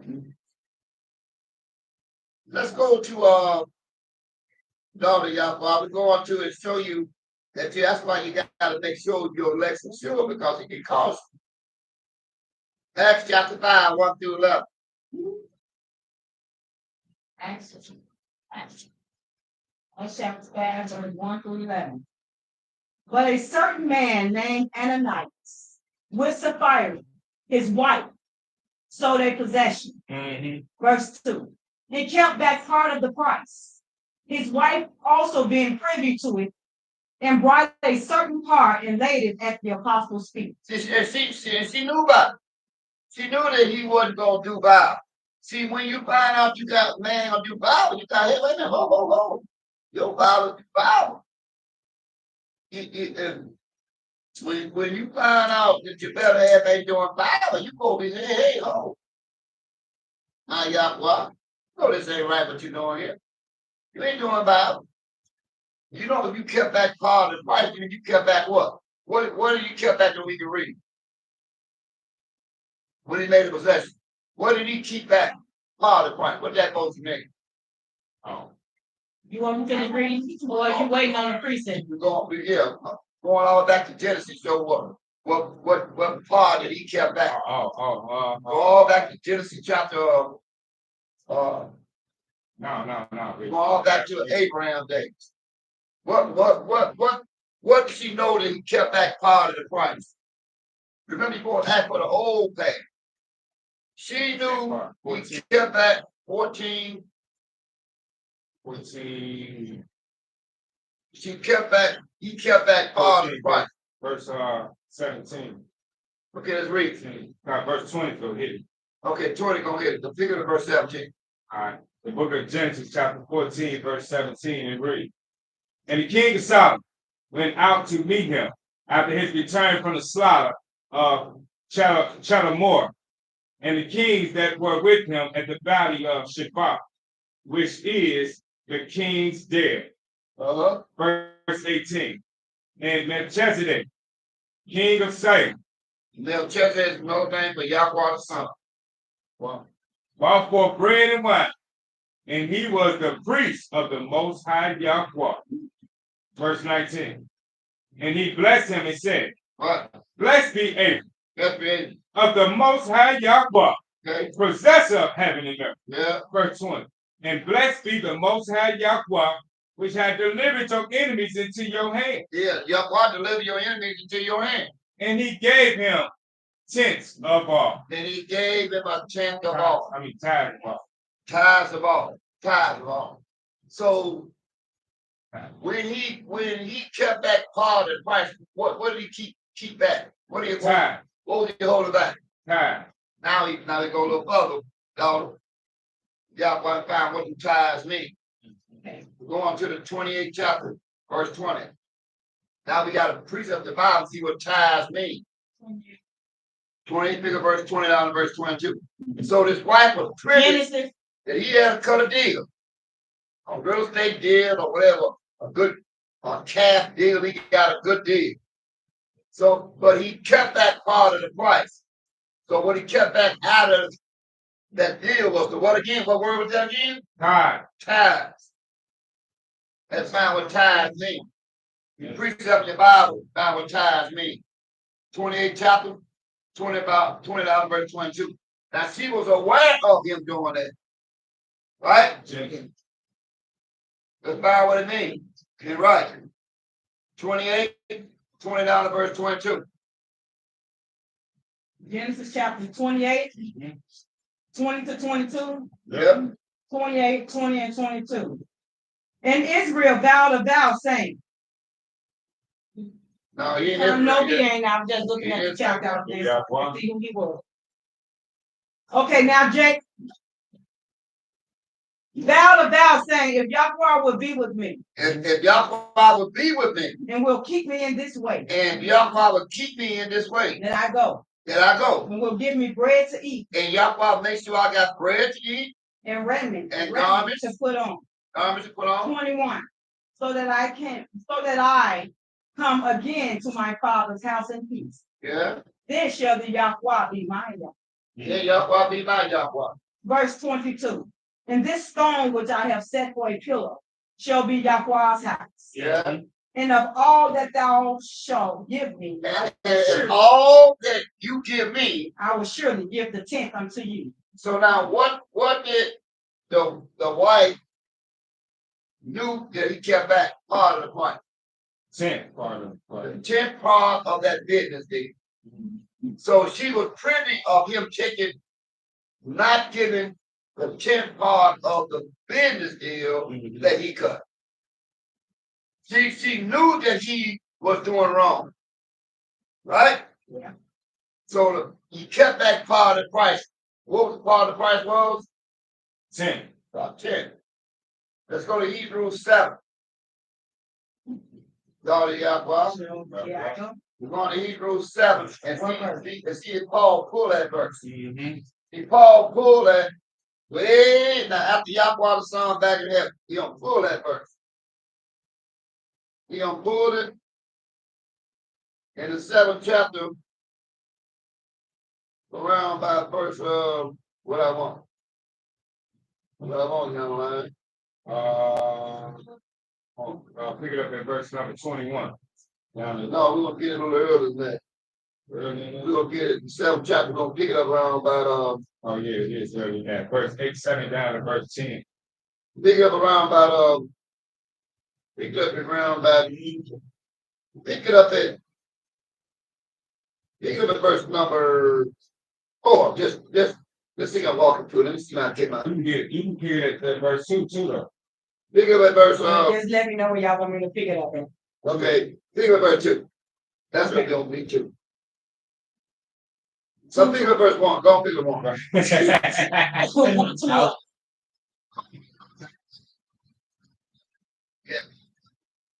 Hebrews chapter 7, verse 1. For this Melchizedek, king of Salem, priest of the Most High Yahweh, who met Abraham returning from the slaughter of the kings and blessed. Then we just got to read that. Then over in 14 17, right? So now he rehearsed that same right to that, right? Mm-hmm. Explain. Now what happened next? Verse 2. Verse 2. To whom also Abraham gave a 10th part of all. And Abraham gave a 10th part of all. First. That's what I want. Abraham gave a what? 10th part of all. I thought the word was tithe there. So a tithe is what? 10th. A 10th of all. And what happened in verse number 7? Just to let you know something. And without all contradiction, the less is blessed of the best. And you the less is blessed than the best. Now pick up at verse number 5. And truly that they are of the sons of Levi, who received the office of the priesthood, have a commandment to take tithes of the people according to the law. According to the law, what is tithes again? A 10th. 10th. That is of their brethren, though they come out of the loins of Abraham. Go ahead. 6. Verse 6. But he whose descent is not counted from them received tithes of Abraham, and blessed him that had the promise. What is the tithe? 10. Go ahead. 7. And without all contradiction, the less is blessed of the better. Mm-hmm. Where is Yahweh when it's going? Where Yahweh the Son is? Talking about here in this verse? Yeah, where is he in Hebrews 7? Where y'all father son there right now? Now, where is he at in this verse? What is going on? Right here. Back in the head on the right hand of Yahweh, son. Wow, right. So he's back in heaven. So if the enemies were done away with, you bet Paul would have known about it. Right. Go ahead. Go ahead, what? Finish reading that? Yeah. Verse 8. And here men that die and here men that die receive tithe. But there he received them, of whom it is witness that he lived. Right. 9. And as I say, and as I may say, and as I may so say, Levi also, who received the tithe, paid tithes in Abraham. How much the tithe is? 10. All right, good. Let's go back. Let's go back. We're over in the book of Acts, right? Let's go back to the book of Acts. Going back to the book of Acts. 5. So now she went him. No, that's a Yahweh. And then he had cut him a deal. He got a price in his hand, right? What happened again? No. But Peter, which one? No, come on back up a verse. Okay. Go up in what? Okay, verse 5 and 2. And kept that part of the price. His wife. What price? Of the What price did he kept back up? You want me to say No, 10? we got to read it. I know, but 10 part. okay, I'll say the 10 part. A 10 part. Right. So what he kept back part was a 10 part, or whatever he had in his hand. Whatever he had, he kept back a 10 part. Is that right? His tax. Okay, he kept back a 10 part, didn't he? Yeah. Right. And she knew about it, didn't he? Yeah. What happened next? Verse 3. But Peter said, Ananias, why have Satan filled your mind to lie to the righteous spirit, and to keep that part of the price? What price he kept back up? 10 part. A 10 part of what he just got to deal with. Right. But he said, when you do that, what You you got lie. to Satan fill your mind to lie to Satan, the right. Satan, oh no, I ain't getting no. That was what these guys in his head. The devil. What's the law say you supposed to do? 10 part. 10 part. But what Satan say you do? To lie. The line hold back you, don't it? Yeah. Who think tell you to hold back? Of the price of the land. Who you think he telling you to hold back? Yeah. Say the devil talking to you. Hold back. That's Satan talking. Satan got it David in the 21st chapter. We ain't going to read it, but go ahead and read it. Verse 4. While it remained, was it not thy own? And after it was sold, was it not in your own power? Why hast thou conceived this thing in your mind? Thou hast not lied unto man, but unto Yahweh. Who you be lying to when you go back to 10 bars? Yahweh. Is that what you read? That's what I'm. Right. Verse 5. And Ananias, hearing these words, fell down and gave up the spirit. And great fear came upon them all that heard these things. Where y'all father son that when this going on at? Where he at? Sitting on the right hand. That way he at. So if a death going on, that means you don't want to allow the death to happen, right?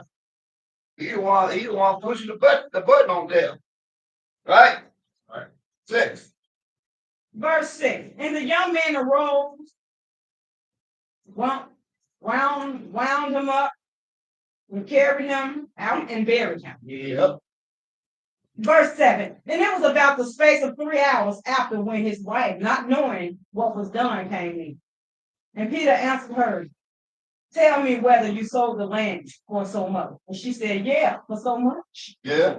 Then Peter said unto her, how is it that you have agreed together to tempt the spirit of Yahweh? Behold, the feet of them which have buried your husband are at the door and shall carry you out. So Peter called what on her? Death. Death on her. See, that's why you gotta make sure the man you with is the Yahweh man. That ain't gonna let this thing drop in the way to the point that he do no wickedness. No, I ain't about that doing that wickedness stuff. No. That ain't what the Bible tells us to do. Let's do the Bible. Let's try the Bible worse in our life. Let's just try the Bible, see how it come out. Keep on doing this wicked stuff. It's death sooner or later. And the woman knew that because she was well instructed. She knew we kept back part of the price of the tip of that earning. Right? Verse 12. No, back. Left. Oh, okay, back to that. 10. 10. They were not able to resist the wicked. 10. Verse 10. At 10. And they were not able to. Verse 10. That's not verse. I'm somewhere else. No, 5, 10. Okay, I got you. My page. Then fell she down straightway at his feet and yielded up the spirit. And the young men came and found her dead and carried her forth and buried her by her husband. Now you see that? So now remember, it's a long line waiting there because everybody had offended there, know they had a common CV. So now they saying, God, dog, I see death going on. I was getting ready to lie a little bit myself. Let's see, they start throwing behind that. They see all that death start coming up out of there with Peter, sending them death out in them body bag. Look what happened in verse 12. And great fear came upon all the congregation of the children of Israel. They said, oh man, I'll give it a lie a little bit about what I'm supposed to do. No, I'm gonna go right. I see death up there. Listen, we gotta do Bible. We gotta teach Bible. If we live Bible, Yahweh gonna come in. Oh, we faking and shaking around, ain't doing Bible. That's why we in the condition we're in today. When we doing Bible, when we try to do Bible, watch what Yahweh do with the Bible. That's the young line. Yahweh. All right. Let's see, can I add a little bit something on to that about that little 10th part? Go to the book of Malachi.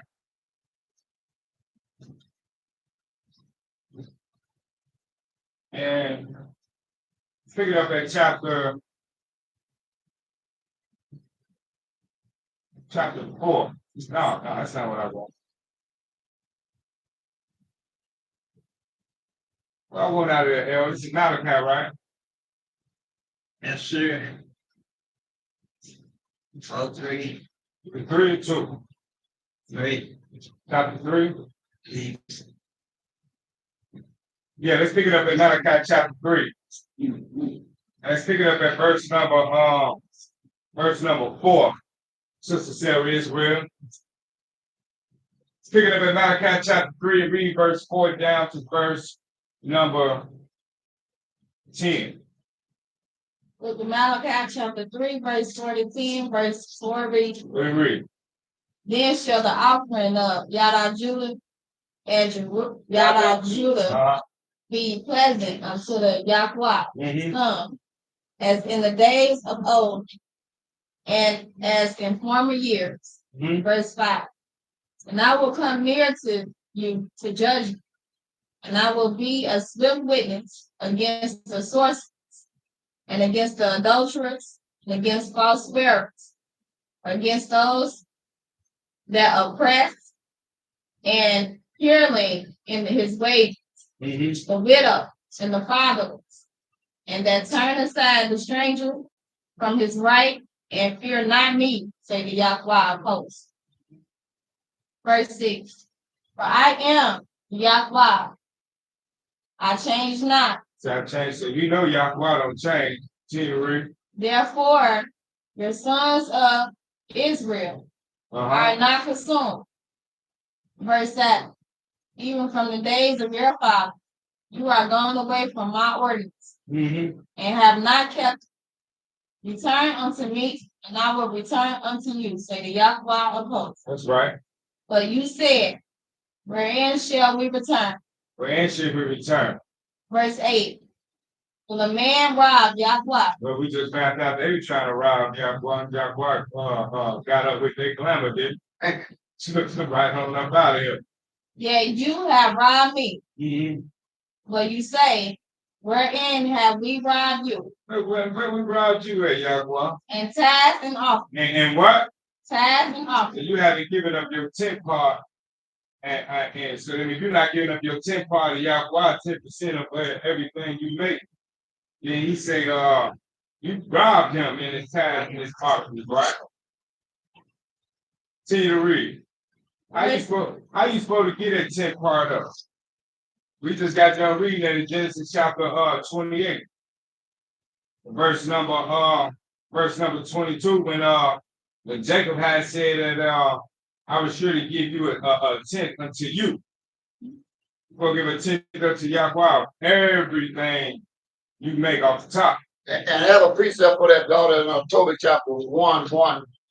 Had that precept wait. That's after young line. That's an accurate, that's a good precept. It is a good precept. Most definitely was dropping jewels.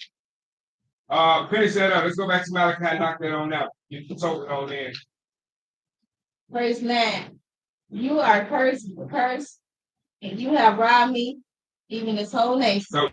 So when you don't get Yahweh, what he got coming off the top, he say it's a curse. You be cursed with a curse, right? Continue to read. Verse 10. Bring all the tithes unto the storehouse. How much is the tithe you're supposed to bring into the storehouse? How much is that considered? 10% of everything. 10%. That's a tenth of everything you make off the top. That there may be meat in my house. Mm-hmm. And prove me now herewith, say the Yahweh of hosts. He said, now try me and see. Because remember, I told you I don't change, and I'm not a what's that? That was 23, verse number 19. But he told me, say, I'm not a man that I should lie, right? So we ain't gotta go read it. Continue to read. If I will not open you the windows of heaven, pour you out a blessing. He said, now try me. Now give me what I got coming, and I'm gonna bless you.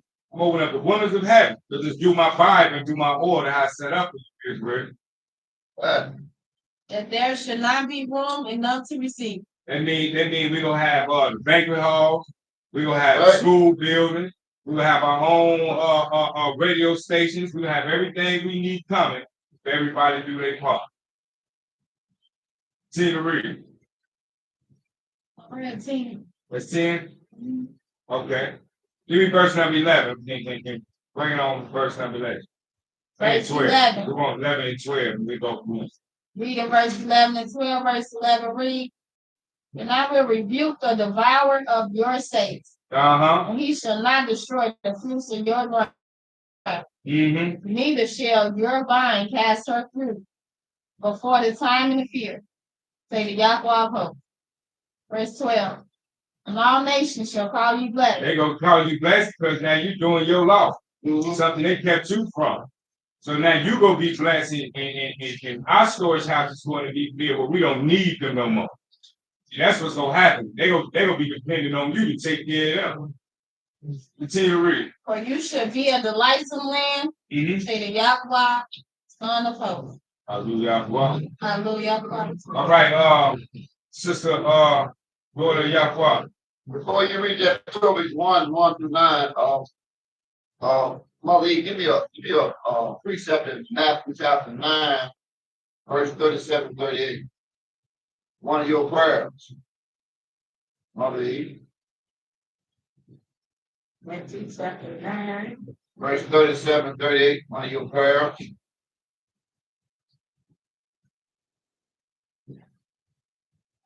Yeah, Mother Z, have me Tobit chapter 2, verse 1 and 2. After the daughter get at 1 down in verse 9. Have me Tobit 2, 1 and 2. Matthew chapter 9, 37-38, one of your prayers, Mother E. Matthew chapter 9, verse 37 and verse 38. Verse 37 read, Then said he unto his disciples, his followers, the harvest truly is plenty. Now the harvest is plenty. Look at that. South, east, north, west. Plenty.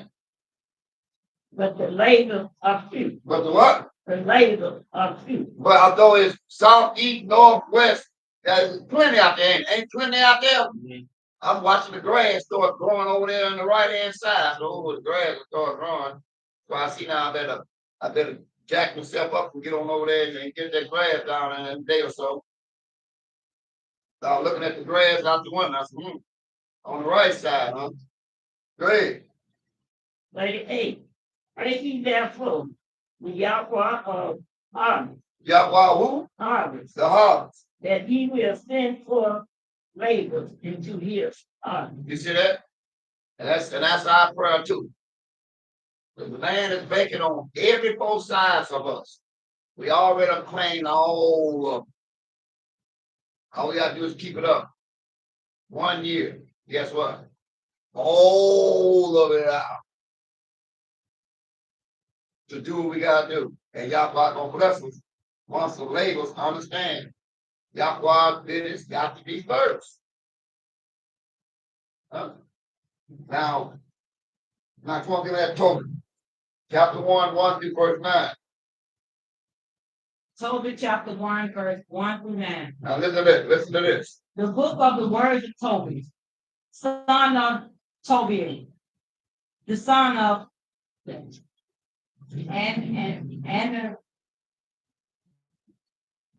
the male, I can't pronounce that. Okay, yeah, that's right. Aniel, okay. Son of Duel. Son of Duel, the son of Gabriel, of the seed of HDH. of the tribe of Naphtali. So this is the tribe of Naphtali. Huh? Go ahead. Who in the time of Enemessar, Now, king of the Assyrians, was led captive out of this beast. Should be Salmonella. Salmonella. Yeah, Salmonella. Salmonella. Yeah. Salmonella. Oh, I just held it yesterday. okay. You know, That's big. out of this beast. Salmonella. King of the Assyrians was led captive out of this beast, which is at the right hand of the city, which is called properly Naphtali in Galilee above Asher. So they run that bloodline down, they run the captivity and everything. Okay, they run all that stuff down. Go ahead, read. Verse 3, I told it have walked all the days of my life in the way of truth and justice. So look here. I walked all the days of my life with truth and what else? And justice. And justice. And I did many alms deeds to my brother. And I done many alms deeds to my brother. In my nation. Man, my nation. Who came with me to Nineveh. They came to me to Nineveh. And to the land of the Assyrians. Yeah, that's right. They in captivity. Verse 4. And when I was in my own country. But guess what? When I was in my own country. In the land of Israel. In the land of Israel. Being but young. I was young. I tried to that count. My father. Fell from the house of YHWH. Yeah, we can read that first King. Which was chosen out of all the tribes of Israel. Oh, so which tribe was chosen? YHWH. And that's what we are. YHWH. We the chosen one. Now see that? Lord, the king let you know. Y'all are the chosen ones. Judah is the chosen ones. Not all the Israelites. Judah is. Right? That all the tribes should sacrifice there. And everybody supposed to sacrifice where? Where? Where? Where? That's right. I mean, all the tribes gotta come to us. That's why we gotta be prepared because they're gonna come to us. Where the temple of the habitation of the Most High was consecrated and built for all ages. And so Judah is the one that they got to come see first, sooner or later. Verse 5. Now all the tribes which together revolted, and the family of my father Naphtali sacrificed unto the heifer David. He said, but all my family was about to say. He said, we broke away and we started worshiping Satan. But keep on. Verse 6. But I alone also. But I alone went into YHWH at the feast. But hey, God is of my family. I alone, I knew to keep that book. as it was ordained unto all the people of Israel. And it was ordained for all the people of Israel to do that. By an everlasting decree. An everlasting decree. We got to keep this book, regardless if our mate don't want to keep the book. We got to keep the book. Having the first fruits and tenths of increase. And had the first fruit and tenth of increase. With that which was first shown. There. And them gave I at the altar to the priest. You see he did? Aaron. He said, what did he say he did? And them gave I at the altar to the priest, the children of Aaron. You see that? Go ahead. Verse 7.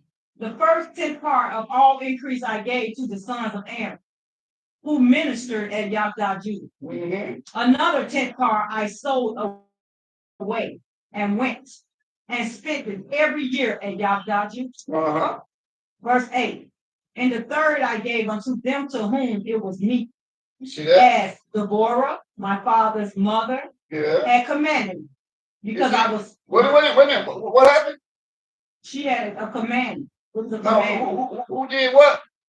As Deborah, my father's mother, had commanded me. You see, so otherwise he was instructed to know, regardless. Listen, you do the YHWH. If you able to do it, you do it. Don't worry about, well, what you gonna do, baby? What you gonna do? No, that ain't what you gonna do. If you able to do it, you gotta go. YHWH got you. You ain't worry about what the next person gonna do. You gotta make sure you do. Go ahead. Because I was left an orphan by my father. You see, I was left an orphan by my father. Verse 9. Furthermore, when I was come to the age of a man. But when I came to the age of a man. I married Anna. I married Anna. Of my own kindred. And he stayed in his own kindred. He went all over the place trying to go find O.J. Simpson's Esau wife. He wasn't looking for her. He made sure he stayed according to the law. And of her I begat Tobias. And I got me the Tobias. What verse is that? That's 9. Okay, come on, Mother Z. Toby chapter 2, verse 1 and 2. Yeah. Toby chapter 2. And Brother Micaiah, help me that second Ezra 14, 1 to 16 later. Toby chapter 2, verse 1 and 2. Verse 1. Now when I was come home again, and my wife Anna was restored unto me with my son Tobiah in the feast of The feast of Pentecost is the feast of week. the feast of Pentecost, which is the righteous feast of the 7 week of 7 weeks. There was a good dinner prepared me in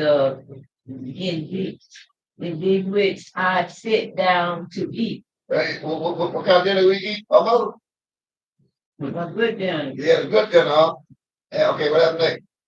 Verse 2. Watch this, mother.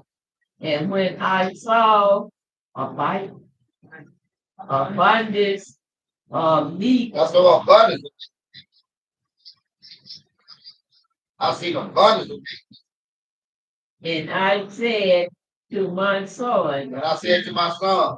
Go and bring what poor man. Brother, what poor man soever. Thus shall find out of our brother who is now mindful of the YHWH, and lo, I tarry for you. He said, now go out. I got plenty of meat. Go get your brother. Go find your brother. But the brother got to be in what kind of brother? YHWH. You just don't get anybody like, they have like you captain the creek. It's Christmas out there. They gotta come on, get everybody come. Get it, get everybody come. No, I don't work like that. They get everybody getting out turkey to anybody. No, you gotta make sure you invite in who? Yahweh.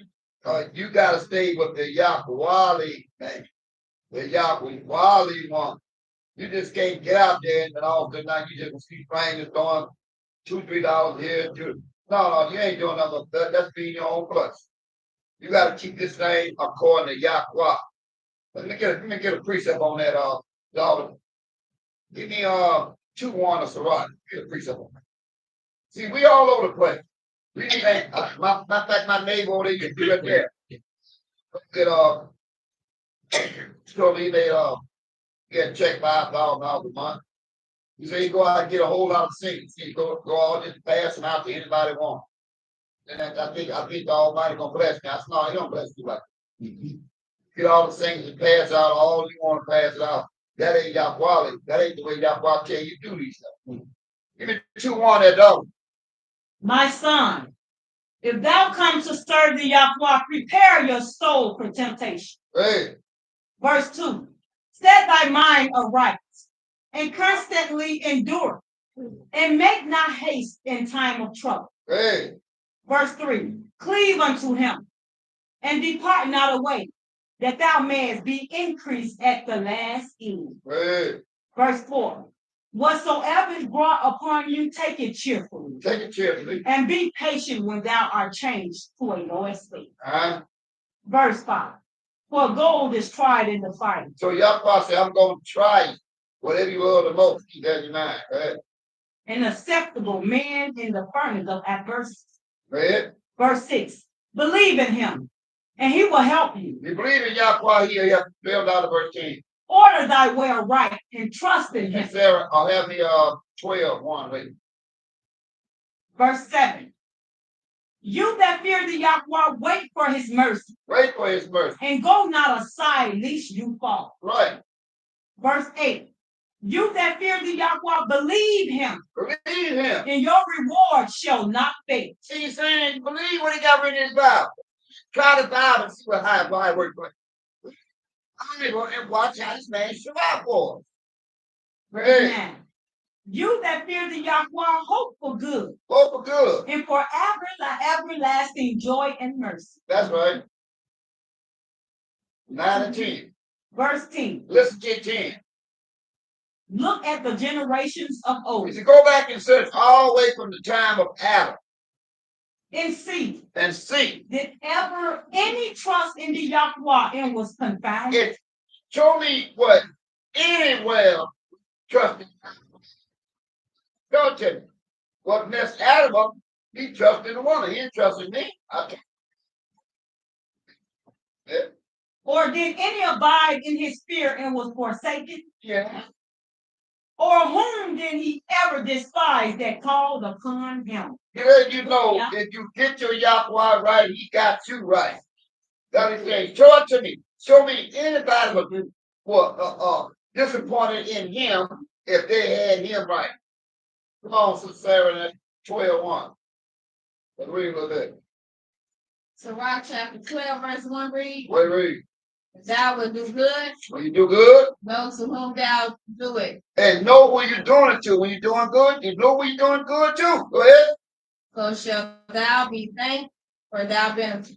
Then you got to thank him. When you're doing good, make sure you're doing good for the right Yahweh reason. Go ahead. 2. Do good to the Yahweh man. Go ahead. And thou shalt find a recompense. A recompense. Recompense. And if not from him, yet from the Most High. And he said, if the blessing don't come quick enough, Yahweh, he said he'll step in there. Just make sure you're doing Yahweh what he got in the Bible. Go ahead. Verse 3. There can no good come to him that is always occupied in evil. Always occupied in evil. Nor to him that give no alms. The one that don't pay his 10%. You ain't nothing good to come play when you don't do that.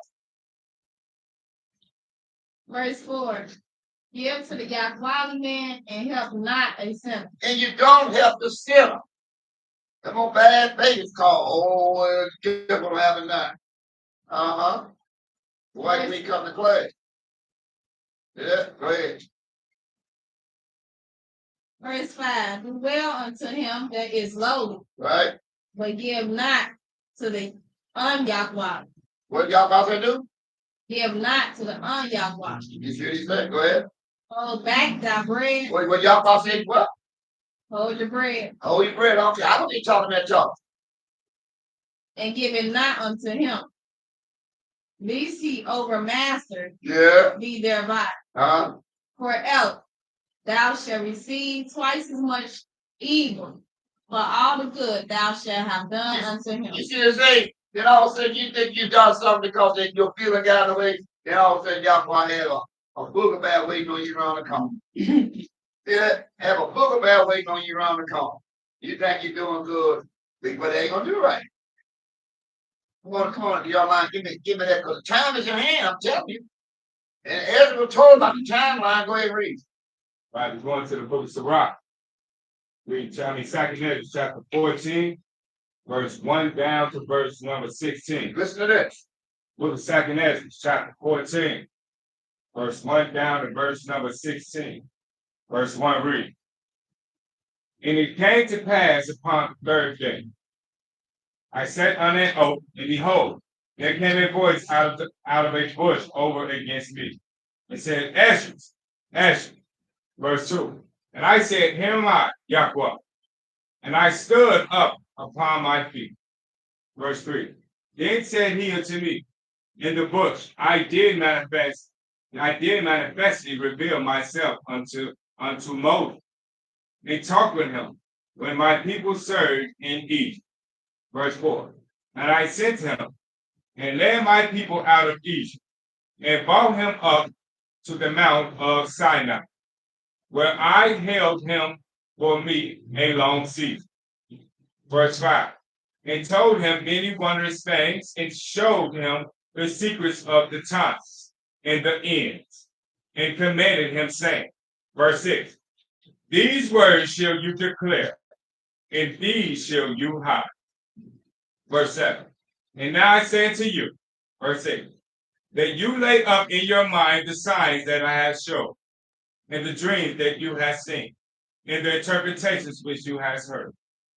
Verse 9. For you shall be taken away from all, and from henceforth you shall remain with my son, and with such as be like you, until the times be ended. Verse 10. For the world hath lost its youth, and the times begin to wax old. Verse 11. For the world is divided into 12 parts, and the 10th part of it are gone already, and half of a 10th part. Verse 12. And there remaineth that which is after the half of the 10th part. So what we're trying to tell you? What we're trying to tell you is, if you look at the clock at 12, you got 10 and a half plus 15 minutes. Ain't but an hour and 15 minutes left for Yahweh return and Ezra days 2,500 years ago. 2,500 years ago, you had an hour and 15 minutes in. Sarah, give me 1 Corinthians 7:29.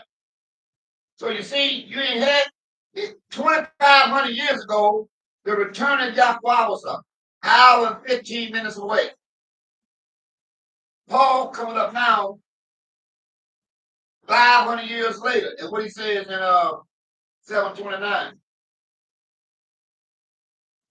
So Sarah, 1 Corinthians 7:29, what he's saying? On to the book of Corinthians. 1 Corinthians 7:29. 1 Corinthians 7:29. chapter 7, verse 29. Verse 29 reads. But this I say, brother. Short. But what? The time is what? Time is short. Now Paul is 500 years after that. So the time is short. And then the time when Paul 500 years later. So we ain't got no time to be fucking around, keep telling y'all we got to step this thing up. Time is short. That's 500 years later. Paul tell you time is short. Go ahead and read. It remain And both that they have wives be as though they had none. He said, you got a wife that's gonna tell you contrary to what it fell off you that you got now. You got to make sure you learn this Bible because time is short. You got to be prepared to do Yahweh's business, and whatever disappointment you got to have, you got to take it. Because time is short. We got to get about this man's business now because time is short. That's 500 years out of that.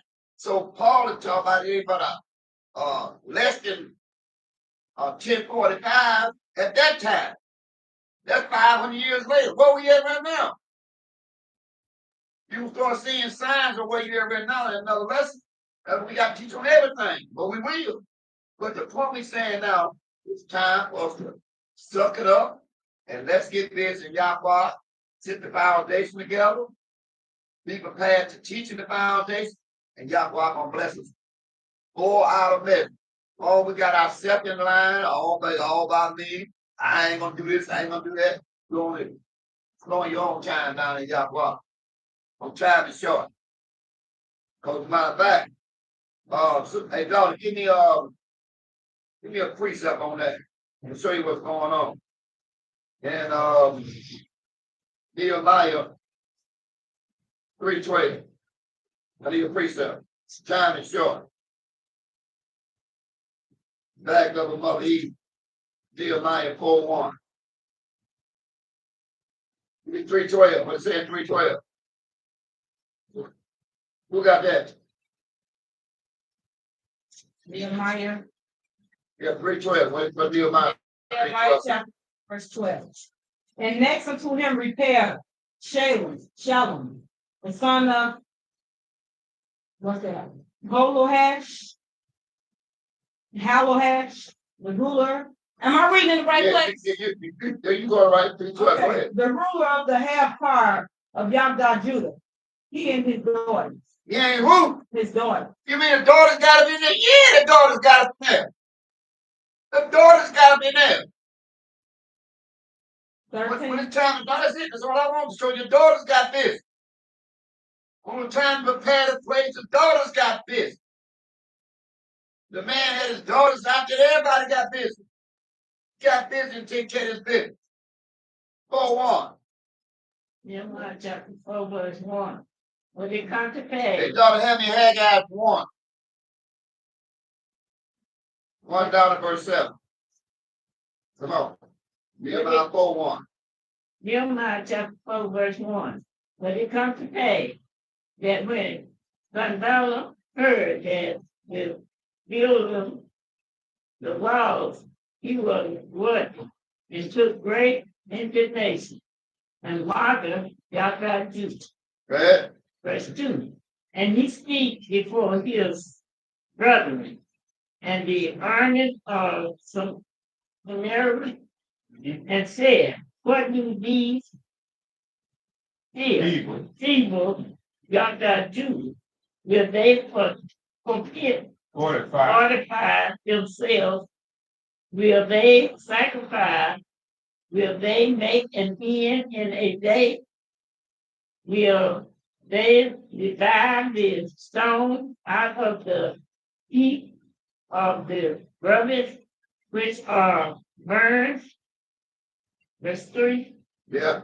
Now to Tobias, the Amorite was by him, and he said, even that which God healed, if a fox goes up, he shall even break down their stone walls. Right? Verse 4. Hear, O Yahweh, for we are despised. Turn their reproofs and give them for a prey in the land of captivity. Right? Verse 5. And cover not their sin, and let not their sin be blotted out Right? from before thee, for they have provoked thee to anger before the guilt. Verse 6. So build we the walls, and all the walls were joined together unto the hay thereof. But the people had a mind to work. The people had a mind to what? Verse 6. Listen good. So build we the walls, Build the walls. and all the walls were joined together Why? unto the hay Right. thereof. For the people had a mind to work. So that's what we got to do. People got to have a mind to what? Work. I mean, it's in later. The harvest is plenty, but the labor is fruit. We got to have a mind to do the what? Make sense? That's it. That's all I want. Haggai 1:1 down to verse 8. Brother McCoffey, Book of Haggai, chapter 1, 1 down to verse 8. verse 1 through 8. Young man got 9 and 14. Listen to this. In the second year of Darius, Yeah. the king, What? in the 6th month, Let's listen to this real chapter. Go ahead. in the first day of the month, Uh-huh. came the word of Yahweh by Haggai the seer unto Zerubbabel. Now Zerubbabel was the high man of the southern kingdom. The seer, Yahweh called the seer and gave the seer the word to take it to the high men, the high dignitaries of Judah. Now the seer got a message. Watch this. Listen good. The son of Shealtiel, Uh-huh. governor of Yahweh Judah. To look, his position was the governor of Yahweh Judah. Seer could go to the governor of Yahweh Judah. Go ahead. And to Joshua, And to Joshua, who is that? the son of Joseph, Go ahead. Mosaddegh, Go ahead. the high priest, Who is he? the high priest, He was the high priest. So he going to the governor and the high priest. Is that what's going on here? Let's see if he tell the governor and the high priest. saying, thus speaketh the Yahweh of hosts. Seer tell you, thus speaking to Yahweh host to the governor and the who? The high priest, The high priest. saying, What? this people say the time is not come, He said, y'all saying the time is not right. What y'all shaking about? the time that the Yahweh's house shall be built. He said, you tell me his school is not to be built? Verse 3. Then came the word of the Yahweh by Haggai the seer. Then came the word of Yahweh of Haggai the seer, saying what? Verse 4. Is it time for you, O you, to dwell in your sealed houses? He said, you big dignitaries, y'all got your seer houses and everything going on. Is that what time it is? In this house lie waste. And the temple site and the land, the school, the banquet hall, and the radio station lie waste? Verse 5.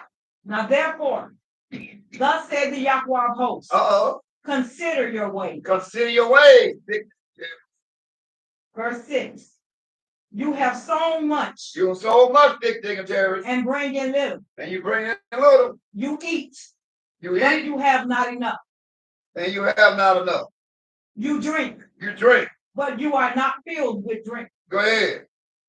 Ye clothe you, but there is none warm. And you're not warm, big dignitaries.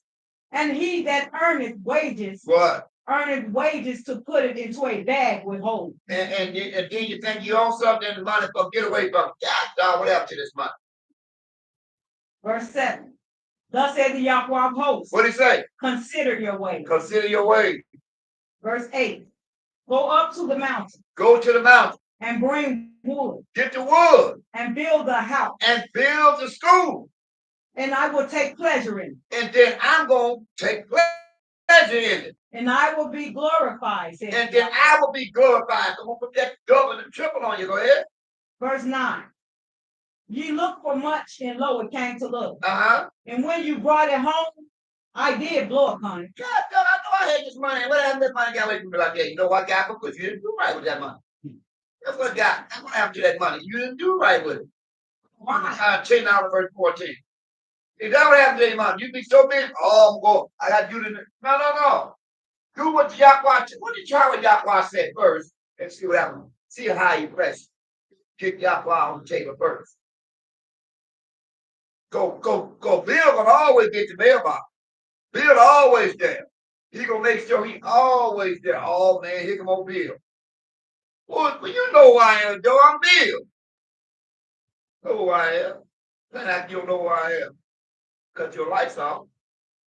Great.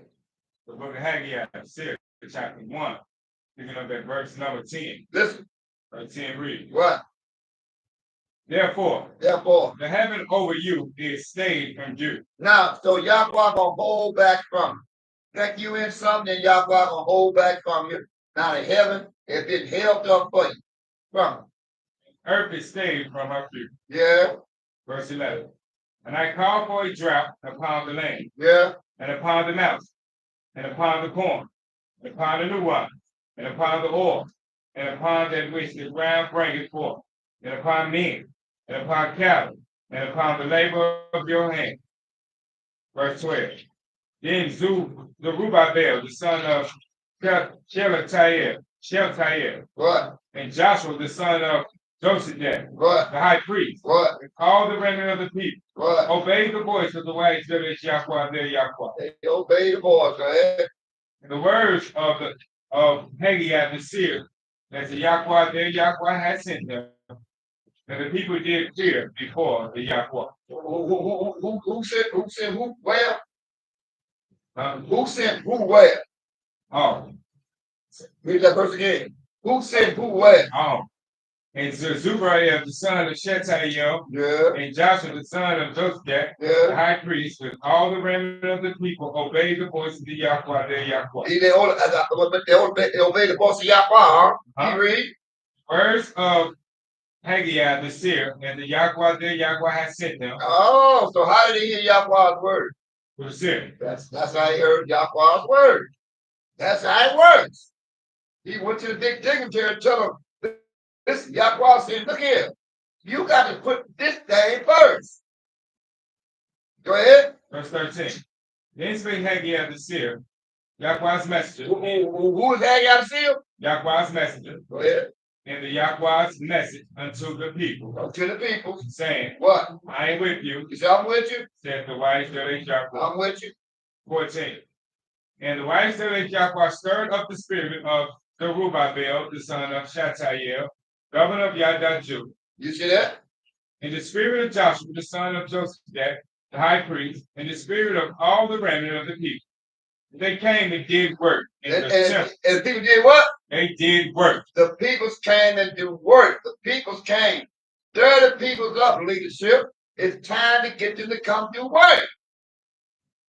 And the temple of the Yahweh, YHWH of hope. There, Yahweh. You see that? So the seer's job is to go by leadership to tell it's time to tear them up. They got to do some work. If we come together and put the work in, Yahweh will put the double in. The harvest is plenty, but the labor is fruit. Like the young man, I'm through with it. How much time got else? Can I say my closing out? Okay, The but son said. the son said, all right. That's all right, sis. Yeah, it's about that time anyway. All right. Close out to be all over. All right. All right. What else, sis? It's okay, Evan. Hallelujah, hallelujah. Hey, take a time there, daughter Yahweh. Come on that way and holler that microphone. Yeah. I'm reading Psalms 15. Yahweh, who shall abide in thy tabernacle? Who shall dwell in thy righteous hill? He that walketh uprightly and worketh righteousness and speaketh the truth in his mind. He that backbiteth not with his tongue, nor doeth evil to his neighbor, nor take up a reproach against his neighbor, in whose eyes a vile person is condemned. But he honoreth them that fear the Yahweh. Wait a second, in his eyes, he do what? He's contemned. No, read again. In his eyes, what? In whose eyes a vile person is contemned. In his eyes, a vile person is what? Contemned. Otherwise, condemned. Well, right, but it's Go ahead, not, but right. Condemned, but okay. But he honoreth them that fear Yahweh. Yeah. He that swear to his own hurt and changeth not. No, that's right. He that putteth not out his money to usury, nor take a reward against the innocent. He that doeth these things shall never be moved. Hallelujah, Yahweh. Hallelujah, Master King. Hallelujah. First. Yeah, what? I write that down on child. All right, young man. You got about 10 minutes. Fill that in. Okay, let's go a little bit on to see how far in. Let's go to the book of First King. See it tell us now, all together. We time is short. Time to get busy and y'all what?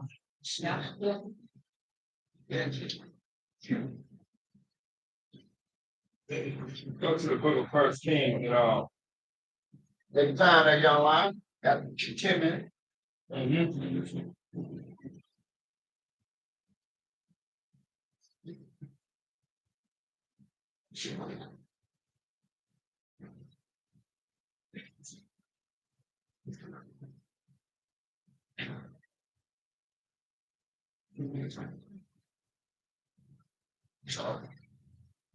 Something happened in the book of Kings.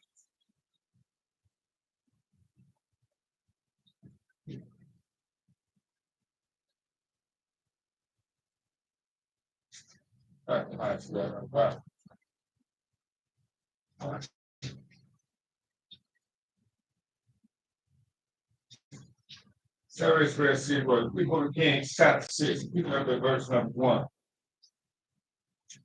That's King. Yeah, First Kings. Yeah, First Kings. No, that's right. First Kings chapter 6. It's look at that. See the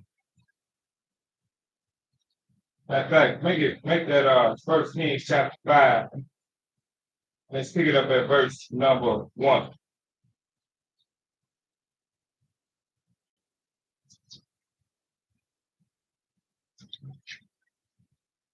Going to the book of First Kings, chapter 5, verse 1. Verse 1 reads, and here Hiram, king of Tyre, sent his servants to Solomon, and he had heard that he had anointed him king in the room of his father. For Hiram was ever a lover of David. Verse 2. And Solomon sent to Hiram, saying, verse 3, thou knowest how that David my father did not build an house unto the name of Yahweh his Yahweh. For the wars which we were about him on every side, until the Yahweh the Son put him under the soles of his feet. Verse 4. Look back, we pick it up at verse number 8. Verse 6. Verse number 6. Verse 6. Now therefore command thou that they hew me cedar trees out of Lebanon, and my servant shall be with thy servant, and unto thee will I give hire for thy servants according to all that thou shalt appoint. For thou knowest that there is not among us any that can skill to hew timber like unto the Sidonians. Verse 7. And it came to pass when Hiram heard the words of Solomon that he rejoiced greatly and said, blessed be the Yahweh the Son this day, which have given unto David a wise son over this great people. Right. Verse 8.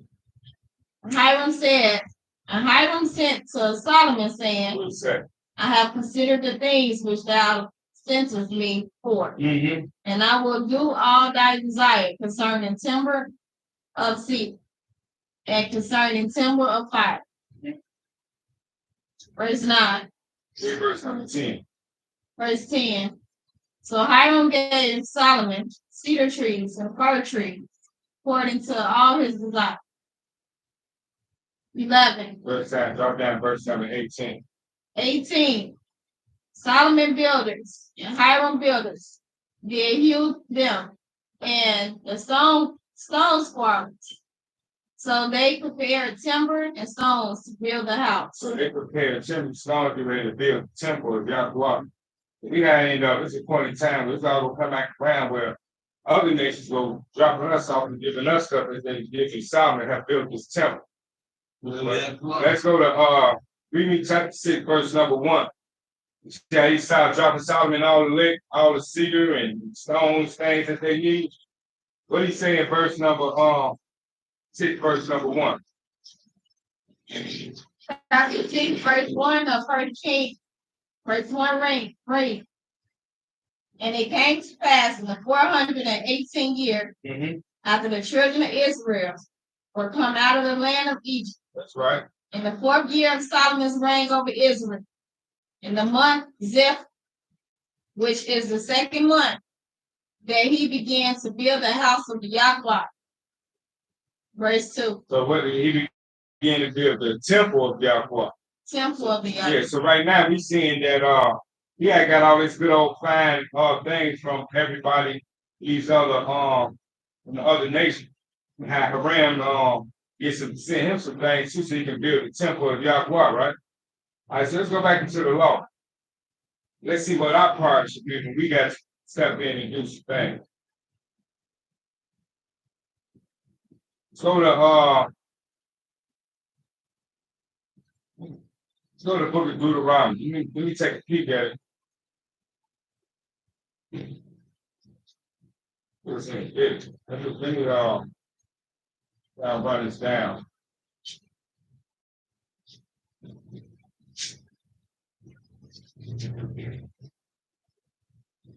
I might have to swing on over to the video. We'll check. Let me check something out of the video real quick.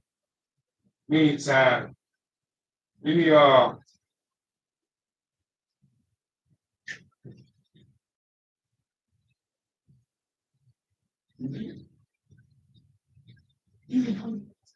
let's go to the book of matter of fact, make that exit. I'm touching the right spot here. Is it exit? Yes, sure. All right, let's go to the book of Exodus. It's probably when all the people start bringing everything inside, get ready to build a temple. Got why inform the people that it's time for them to start chipping in. So it's 25. Yes, sir. That's right. Let's go to Exodus chapter 25. Mother Eve, give me verse number 1 and verse all the way down to verse number 1, verse number 2. Give me verse 1 down to verse number 3. Yes, 25, verse 1 to 3. Let's go to 25, verse 1. And the Yahweh spake unto Moses, saying, verse 2, speak unto the children of Israel, that they bring me an offering of every man that giveth, if with willingly with his mind, he shall take my offering. How this offering got to be? Willing. They gotta have a willing mind to bring this offering to Yahweh. Verse 3. And this is the offering which he shall take of him, gold and silver and brass. Verse number 9, Mother C. Verse number 9. Same book, same chapter, verse number 9.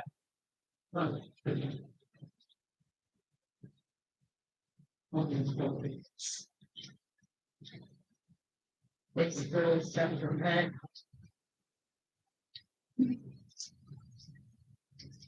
Exodus chapter 20.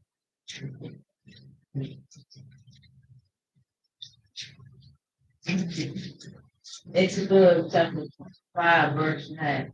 Verse 9. According to all that I showed you after the pattern. After the pattern of the tabernacle and the pattern of all the instruments thereof, even so shall he make it. So he said that this when you get ready to build this temple, the people bring all these things to you. It got to be according to the pattern that Yahweh had showed to the that he had showed them in verse number 40. What verse number 40 say, Mark? Let's do it like that. Yes, Mother. See, give me verse number 4. They got to be in the pattern of the temple. All that Yahweh had done what in verse number 4. 40.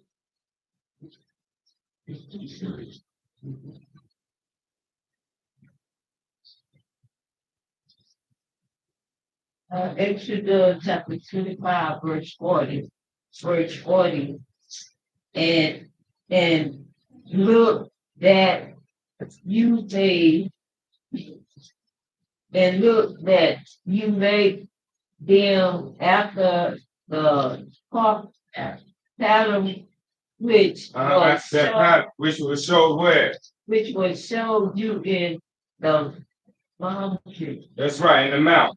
So Yahweh said, let them know that Moses, hey, look, make sure this pattern that they got to build this temple. All the ones that's giving a free that's given willingly, have to show them after the pattern that I had showed you in the mount, Moses. They say do this thing exactly the way I tell them to do it. When they bring all the goods to me, the free will offerings, I want you to make sure that they put this thing together exactly the way I told them. Yeah. Now, let me see, can I run this down? We'll get another part in the book. I'm see it's Nehemiah, Ezra. Well, all the people came. Ezra, please. Well, was it Ezra? When they came. That's what you're looking for. Huh? That's what you're looking for. Yeah, they came and let's go Sister Sarah to Ezra chapter 4. Yeah, we're going to Ezra. On the regular book, YSRAEL chapter 4. Yes, ma'am.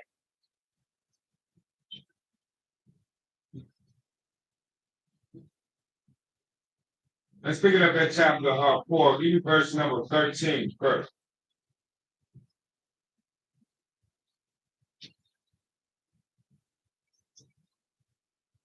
On to the book of Ezra, chapter 4, verse 13. Verse 13 reads, be it known now unto the king that if this city be builded and the wall set up again, then will they not pay toll, tribute, and custom.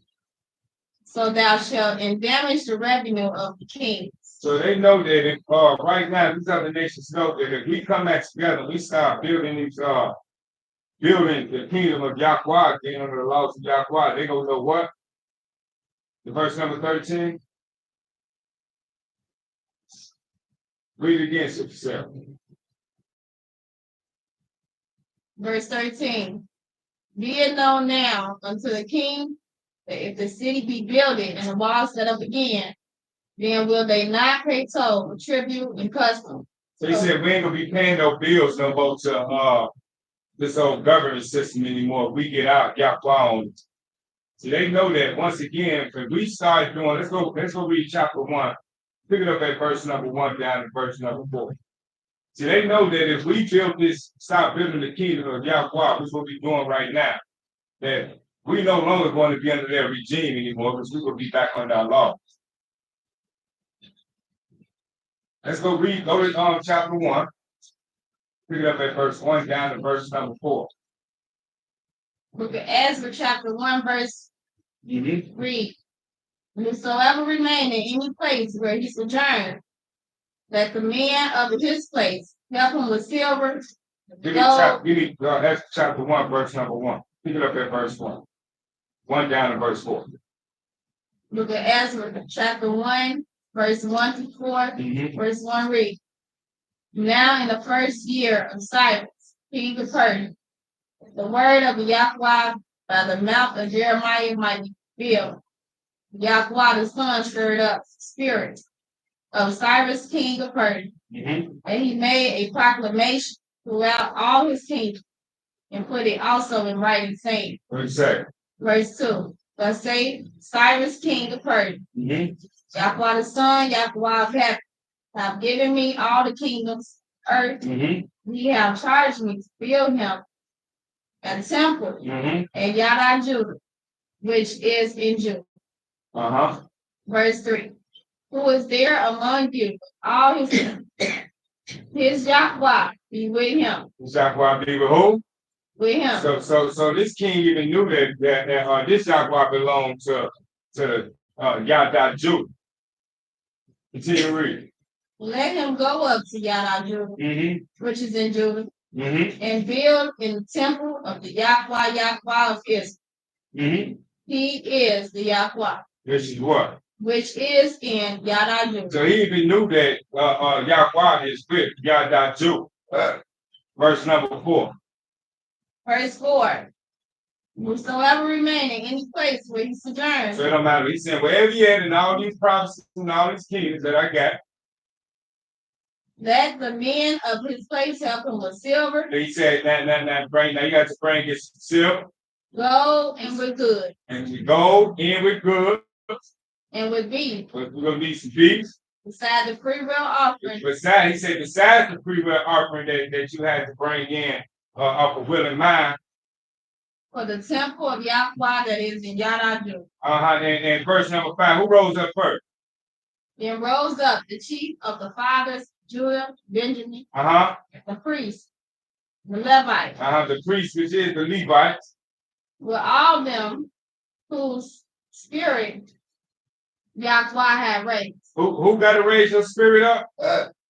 Yahweh. Yahweh got to raise your spirit up to have a willing mind and come and say, hey, listen here, man. I just came across this 50 million, but you know what? Here go my 10% in. Here goes some free will offering add on to that, so we can get this thing going on. That's how it's gonna happen. Continue to read. To do what? To go up. To go up and do what? To build the temple of the Yahweh. Which is where? Which is in Yada Judah. Go ahead and read. It's on 69 David now. Hallelujah. Verse 6. What do you say? And all they that were about them strengthened their hands with vessels of silver, with gold, with good. They bringing in the lick now, right now. See the read. And with beef, precious things. Now all that was willing off. Besides all that was willing off. You drop down and read me verse number 10 and verse number 11. Verse 10. That's yeah. All right. 30 bites. Gold, silver bison of a second sort, 410, and other vessels, 8,000. Verse 11. And all the vessels of gold and of silver were 5,400. All these did Sisbazar bring up with them of captivity that were brought up from Babylon into Yada Judah. Hallelujah. So we know that this is how this thing gonna happen. Now, just like that, Yahweh gonna strip the spirit of the ones that's gonna have to bring this lick on in so we get this temple built up over here, get the school started. We don't know where it's gonna come from. We know it's gonna be the hand of Yahweh. Hallelujah. All right. Okay, I'm gonna make a call. So I'm gonna go to this book of Judah. And I'm going to read chapter 5. And I'm going to pick it up at verse number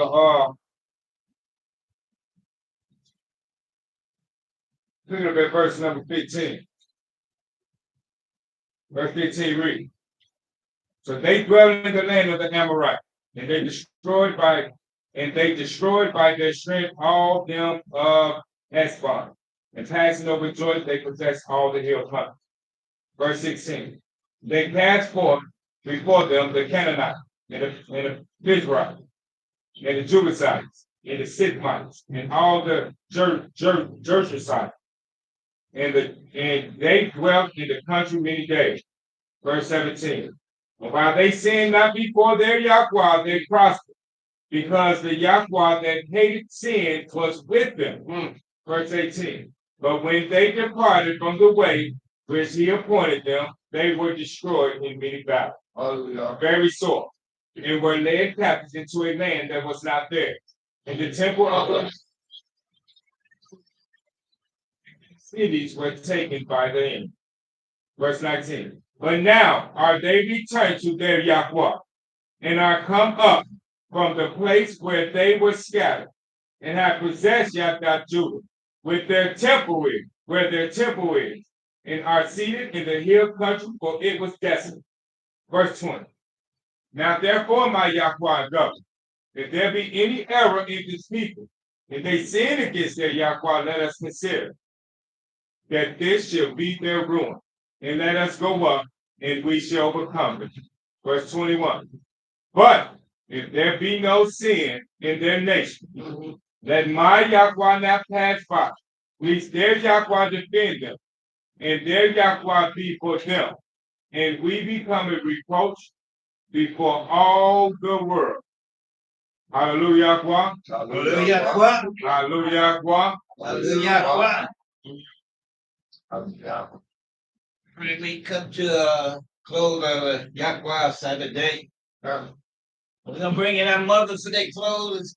You ready for your clothes, Mother E? Hallelujah.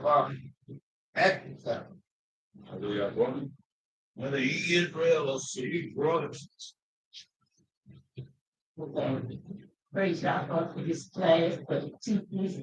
Hallelujah. Thank y'all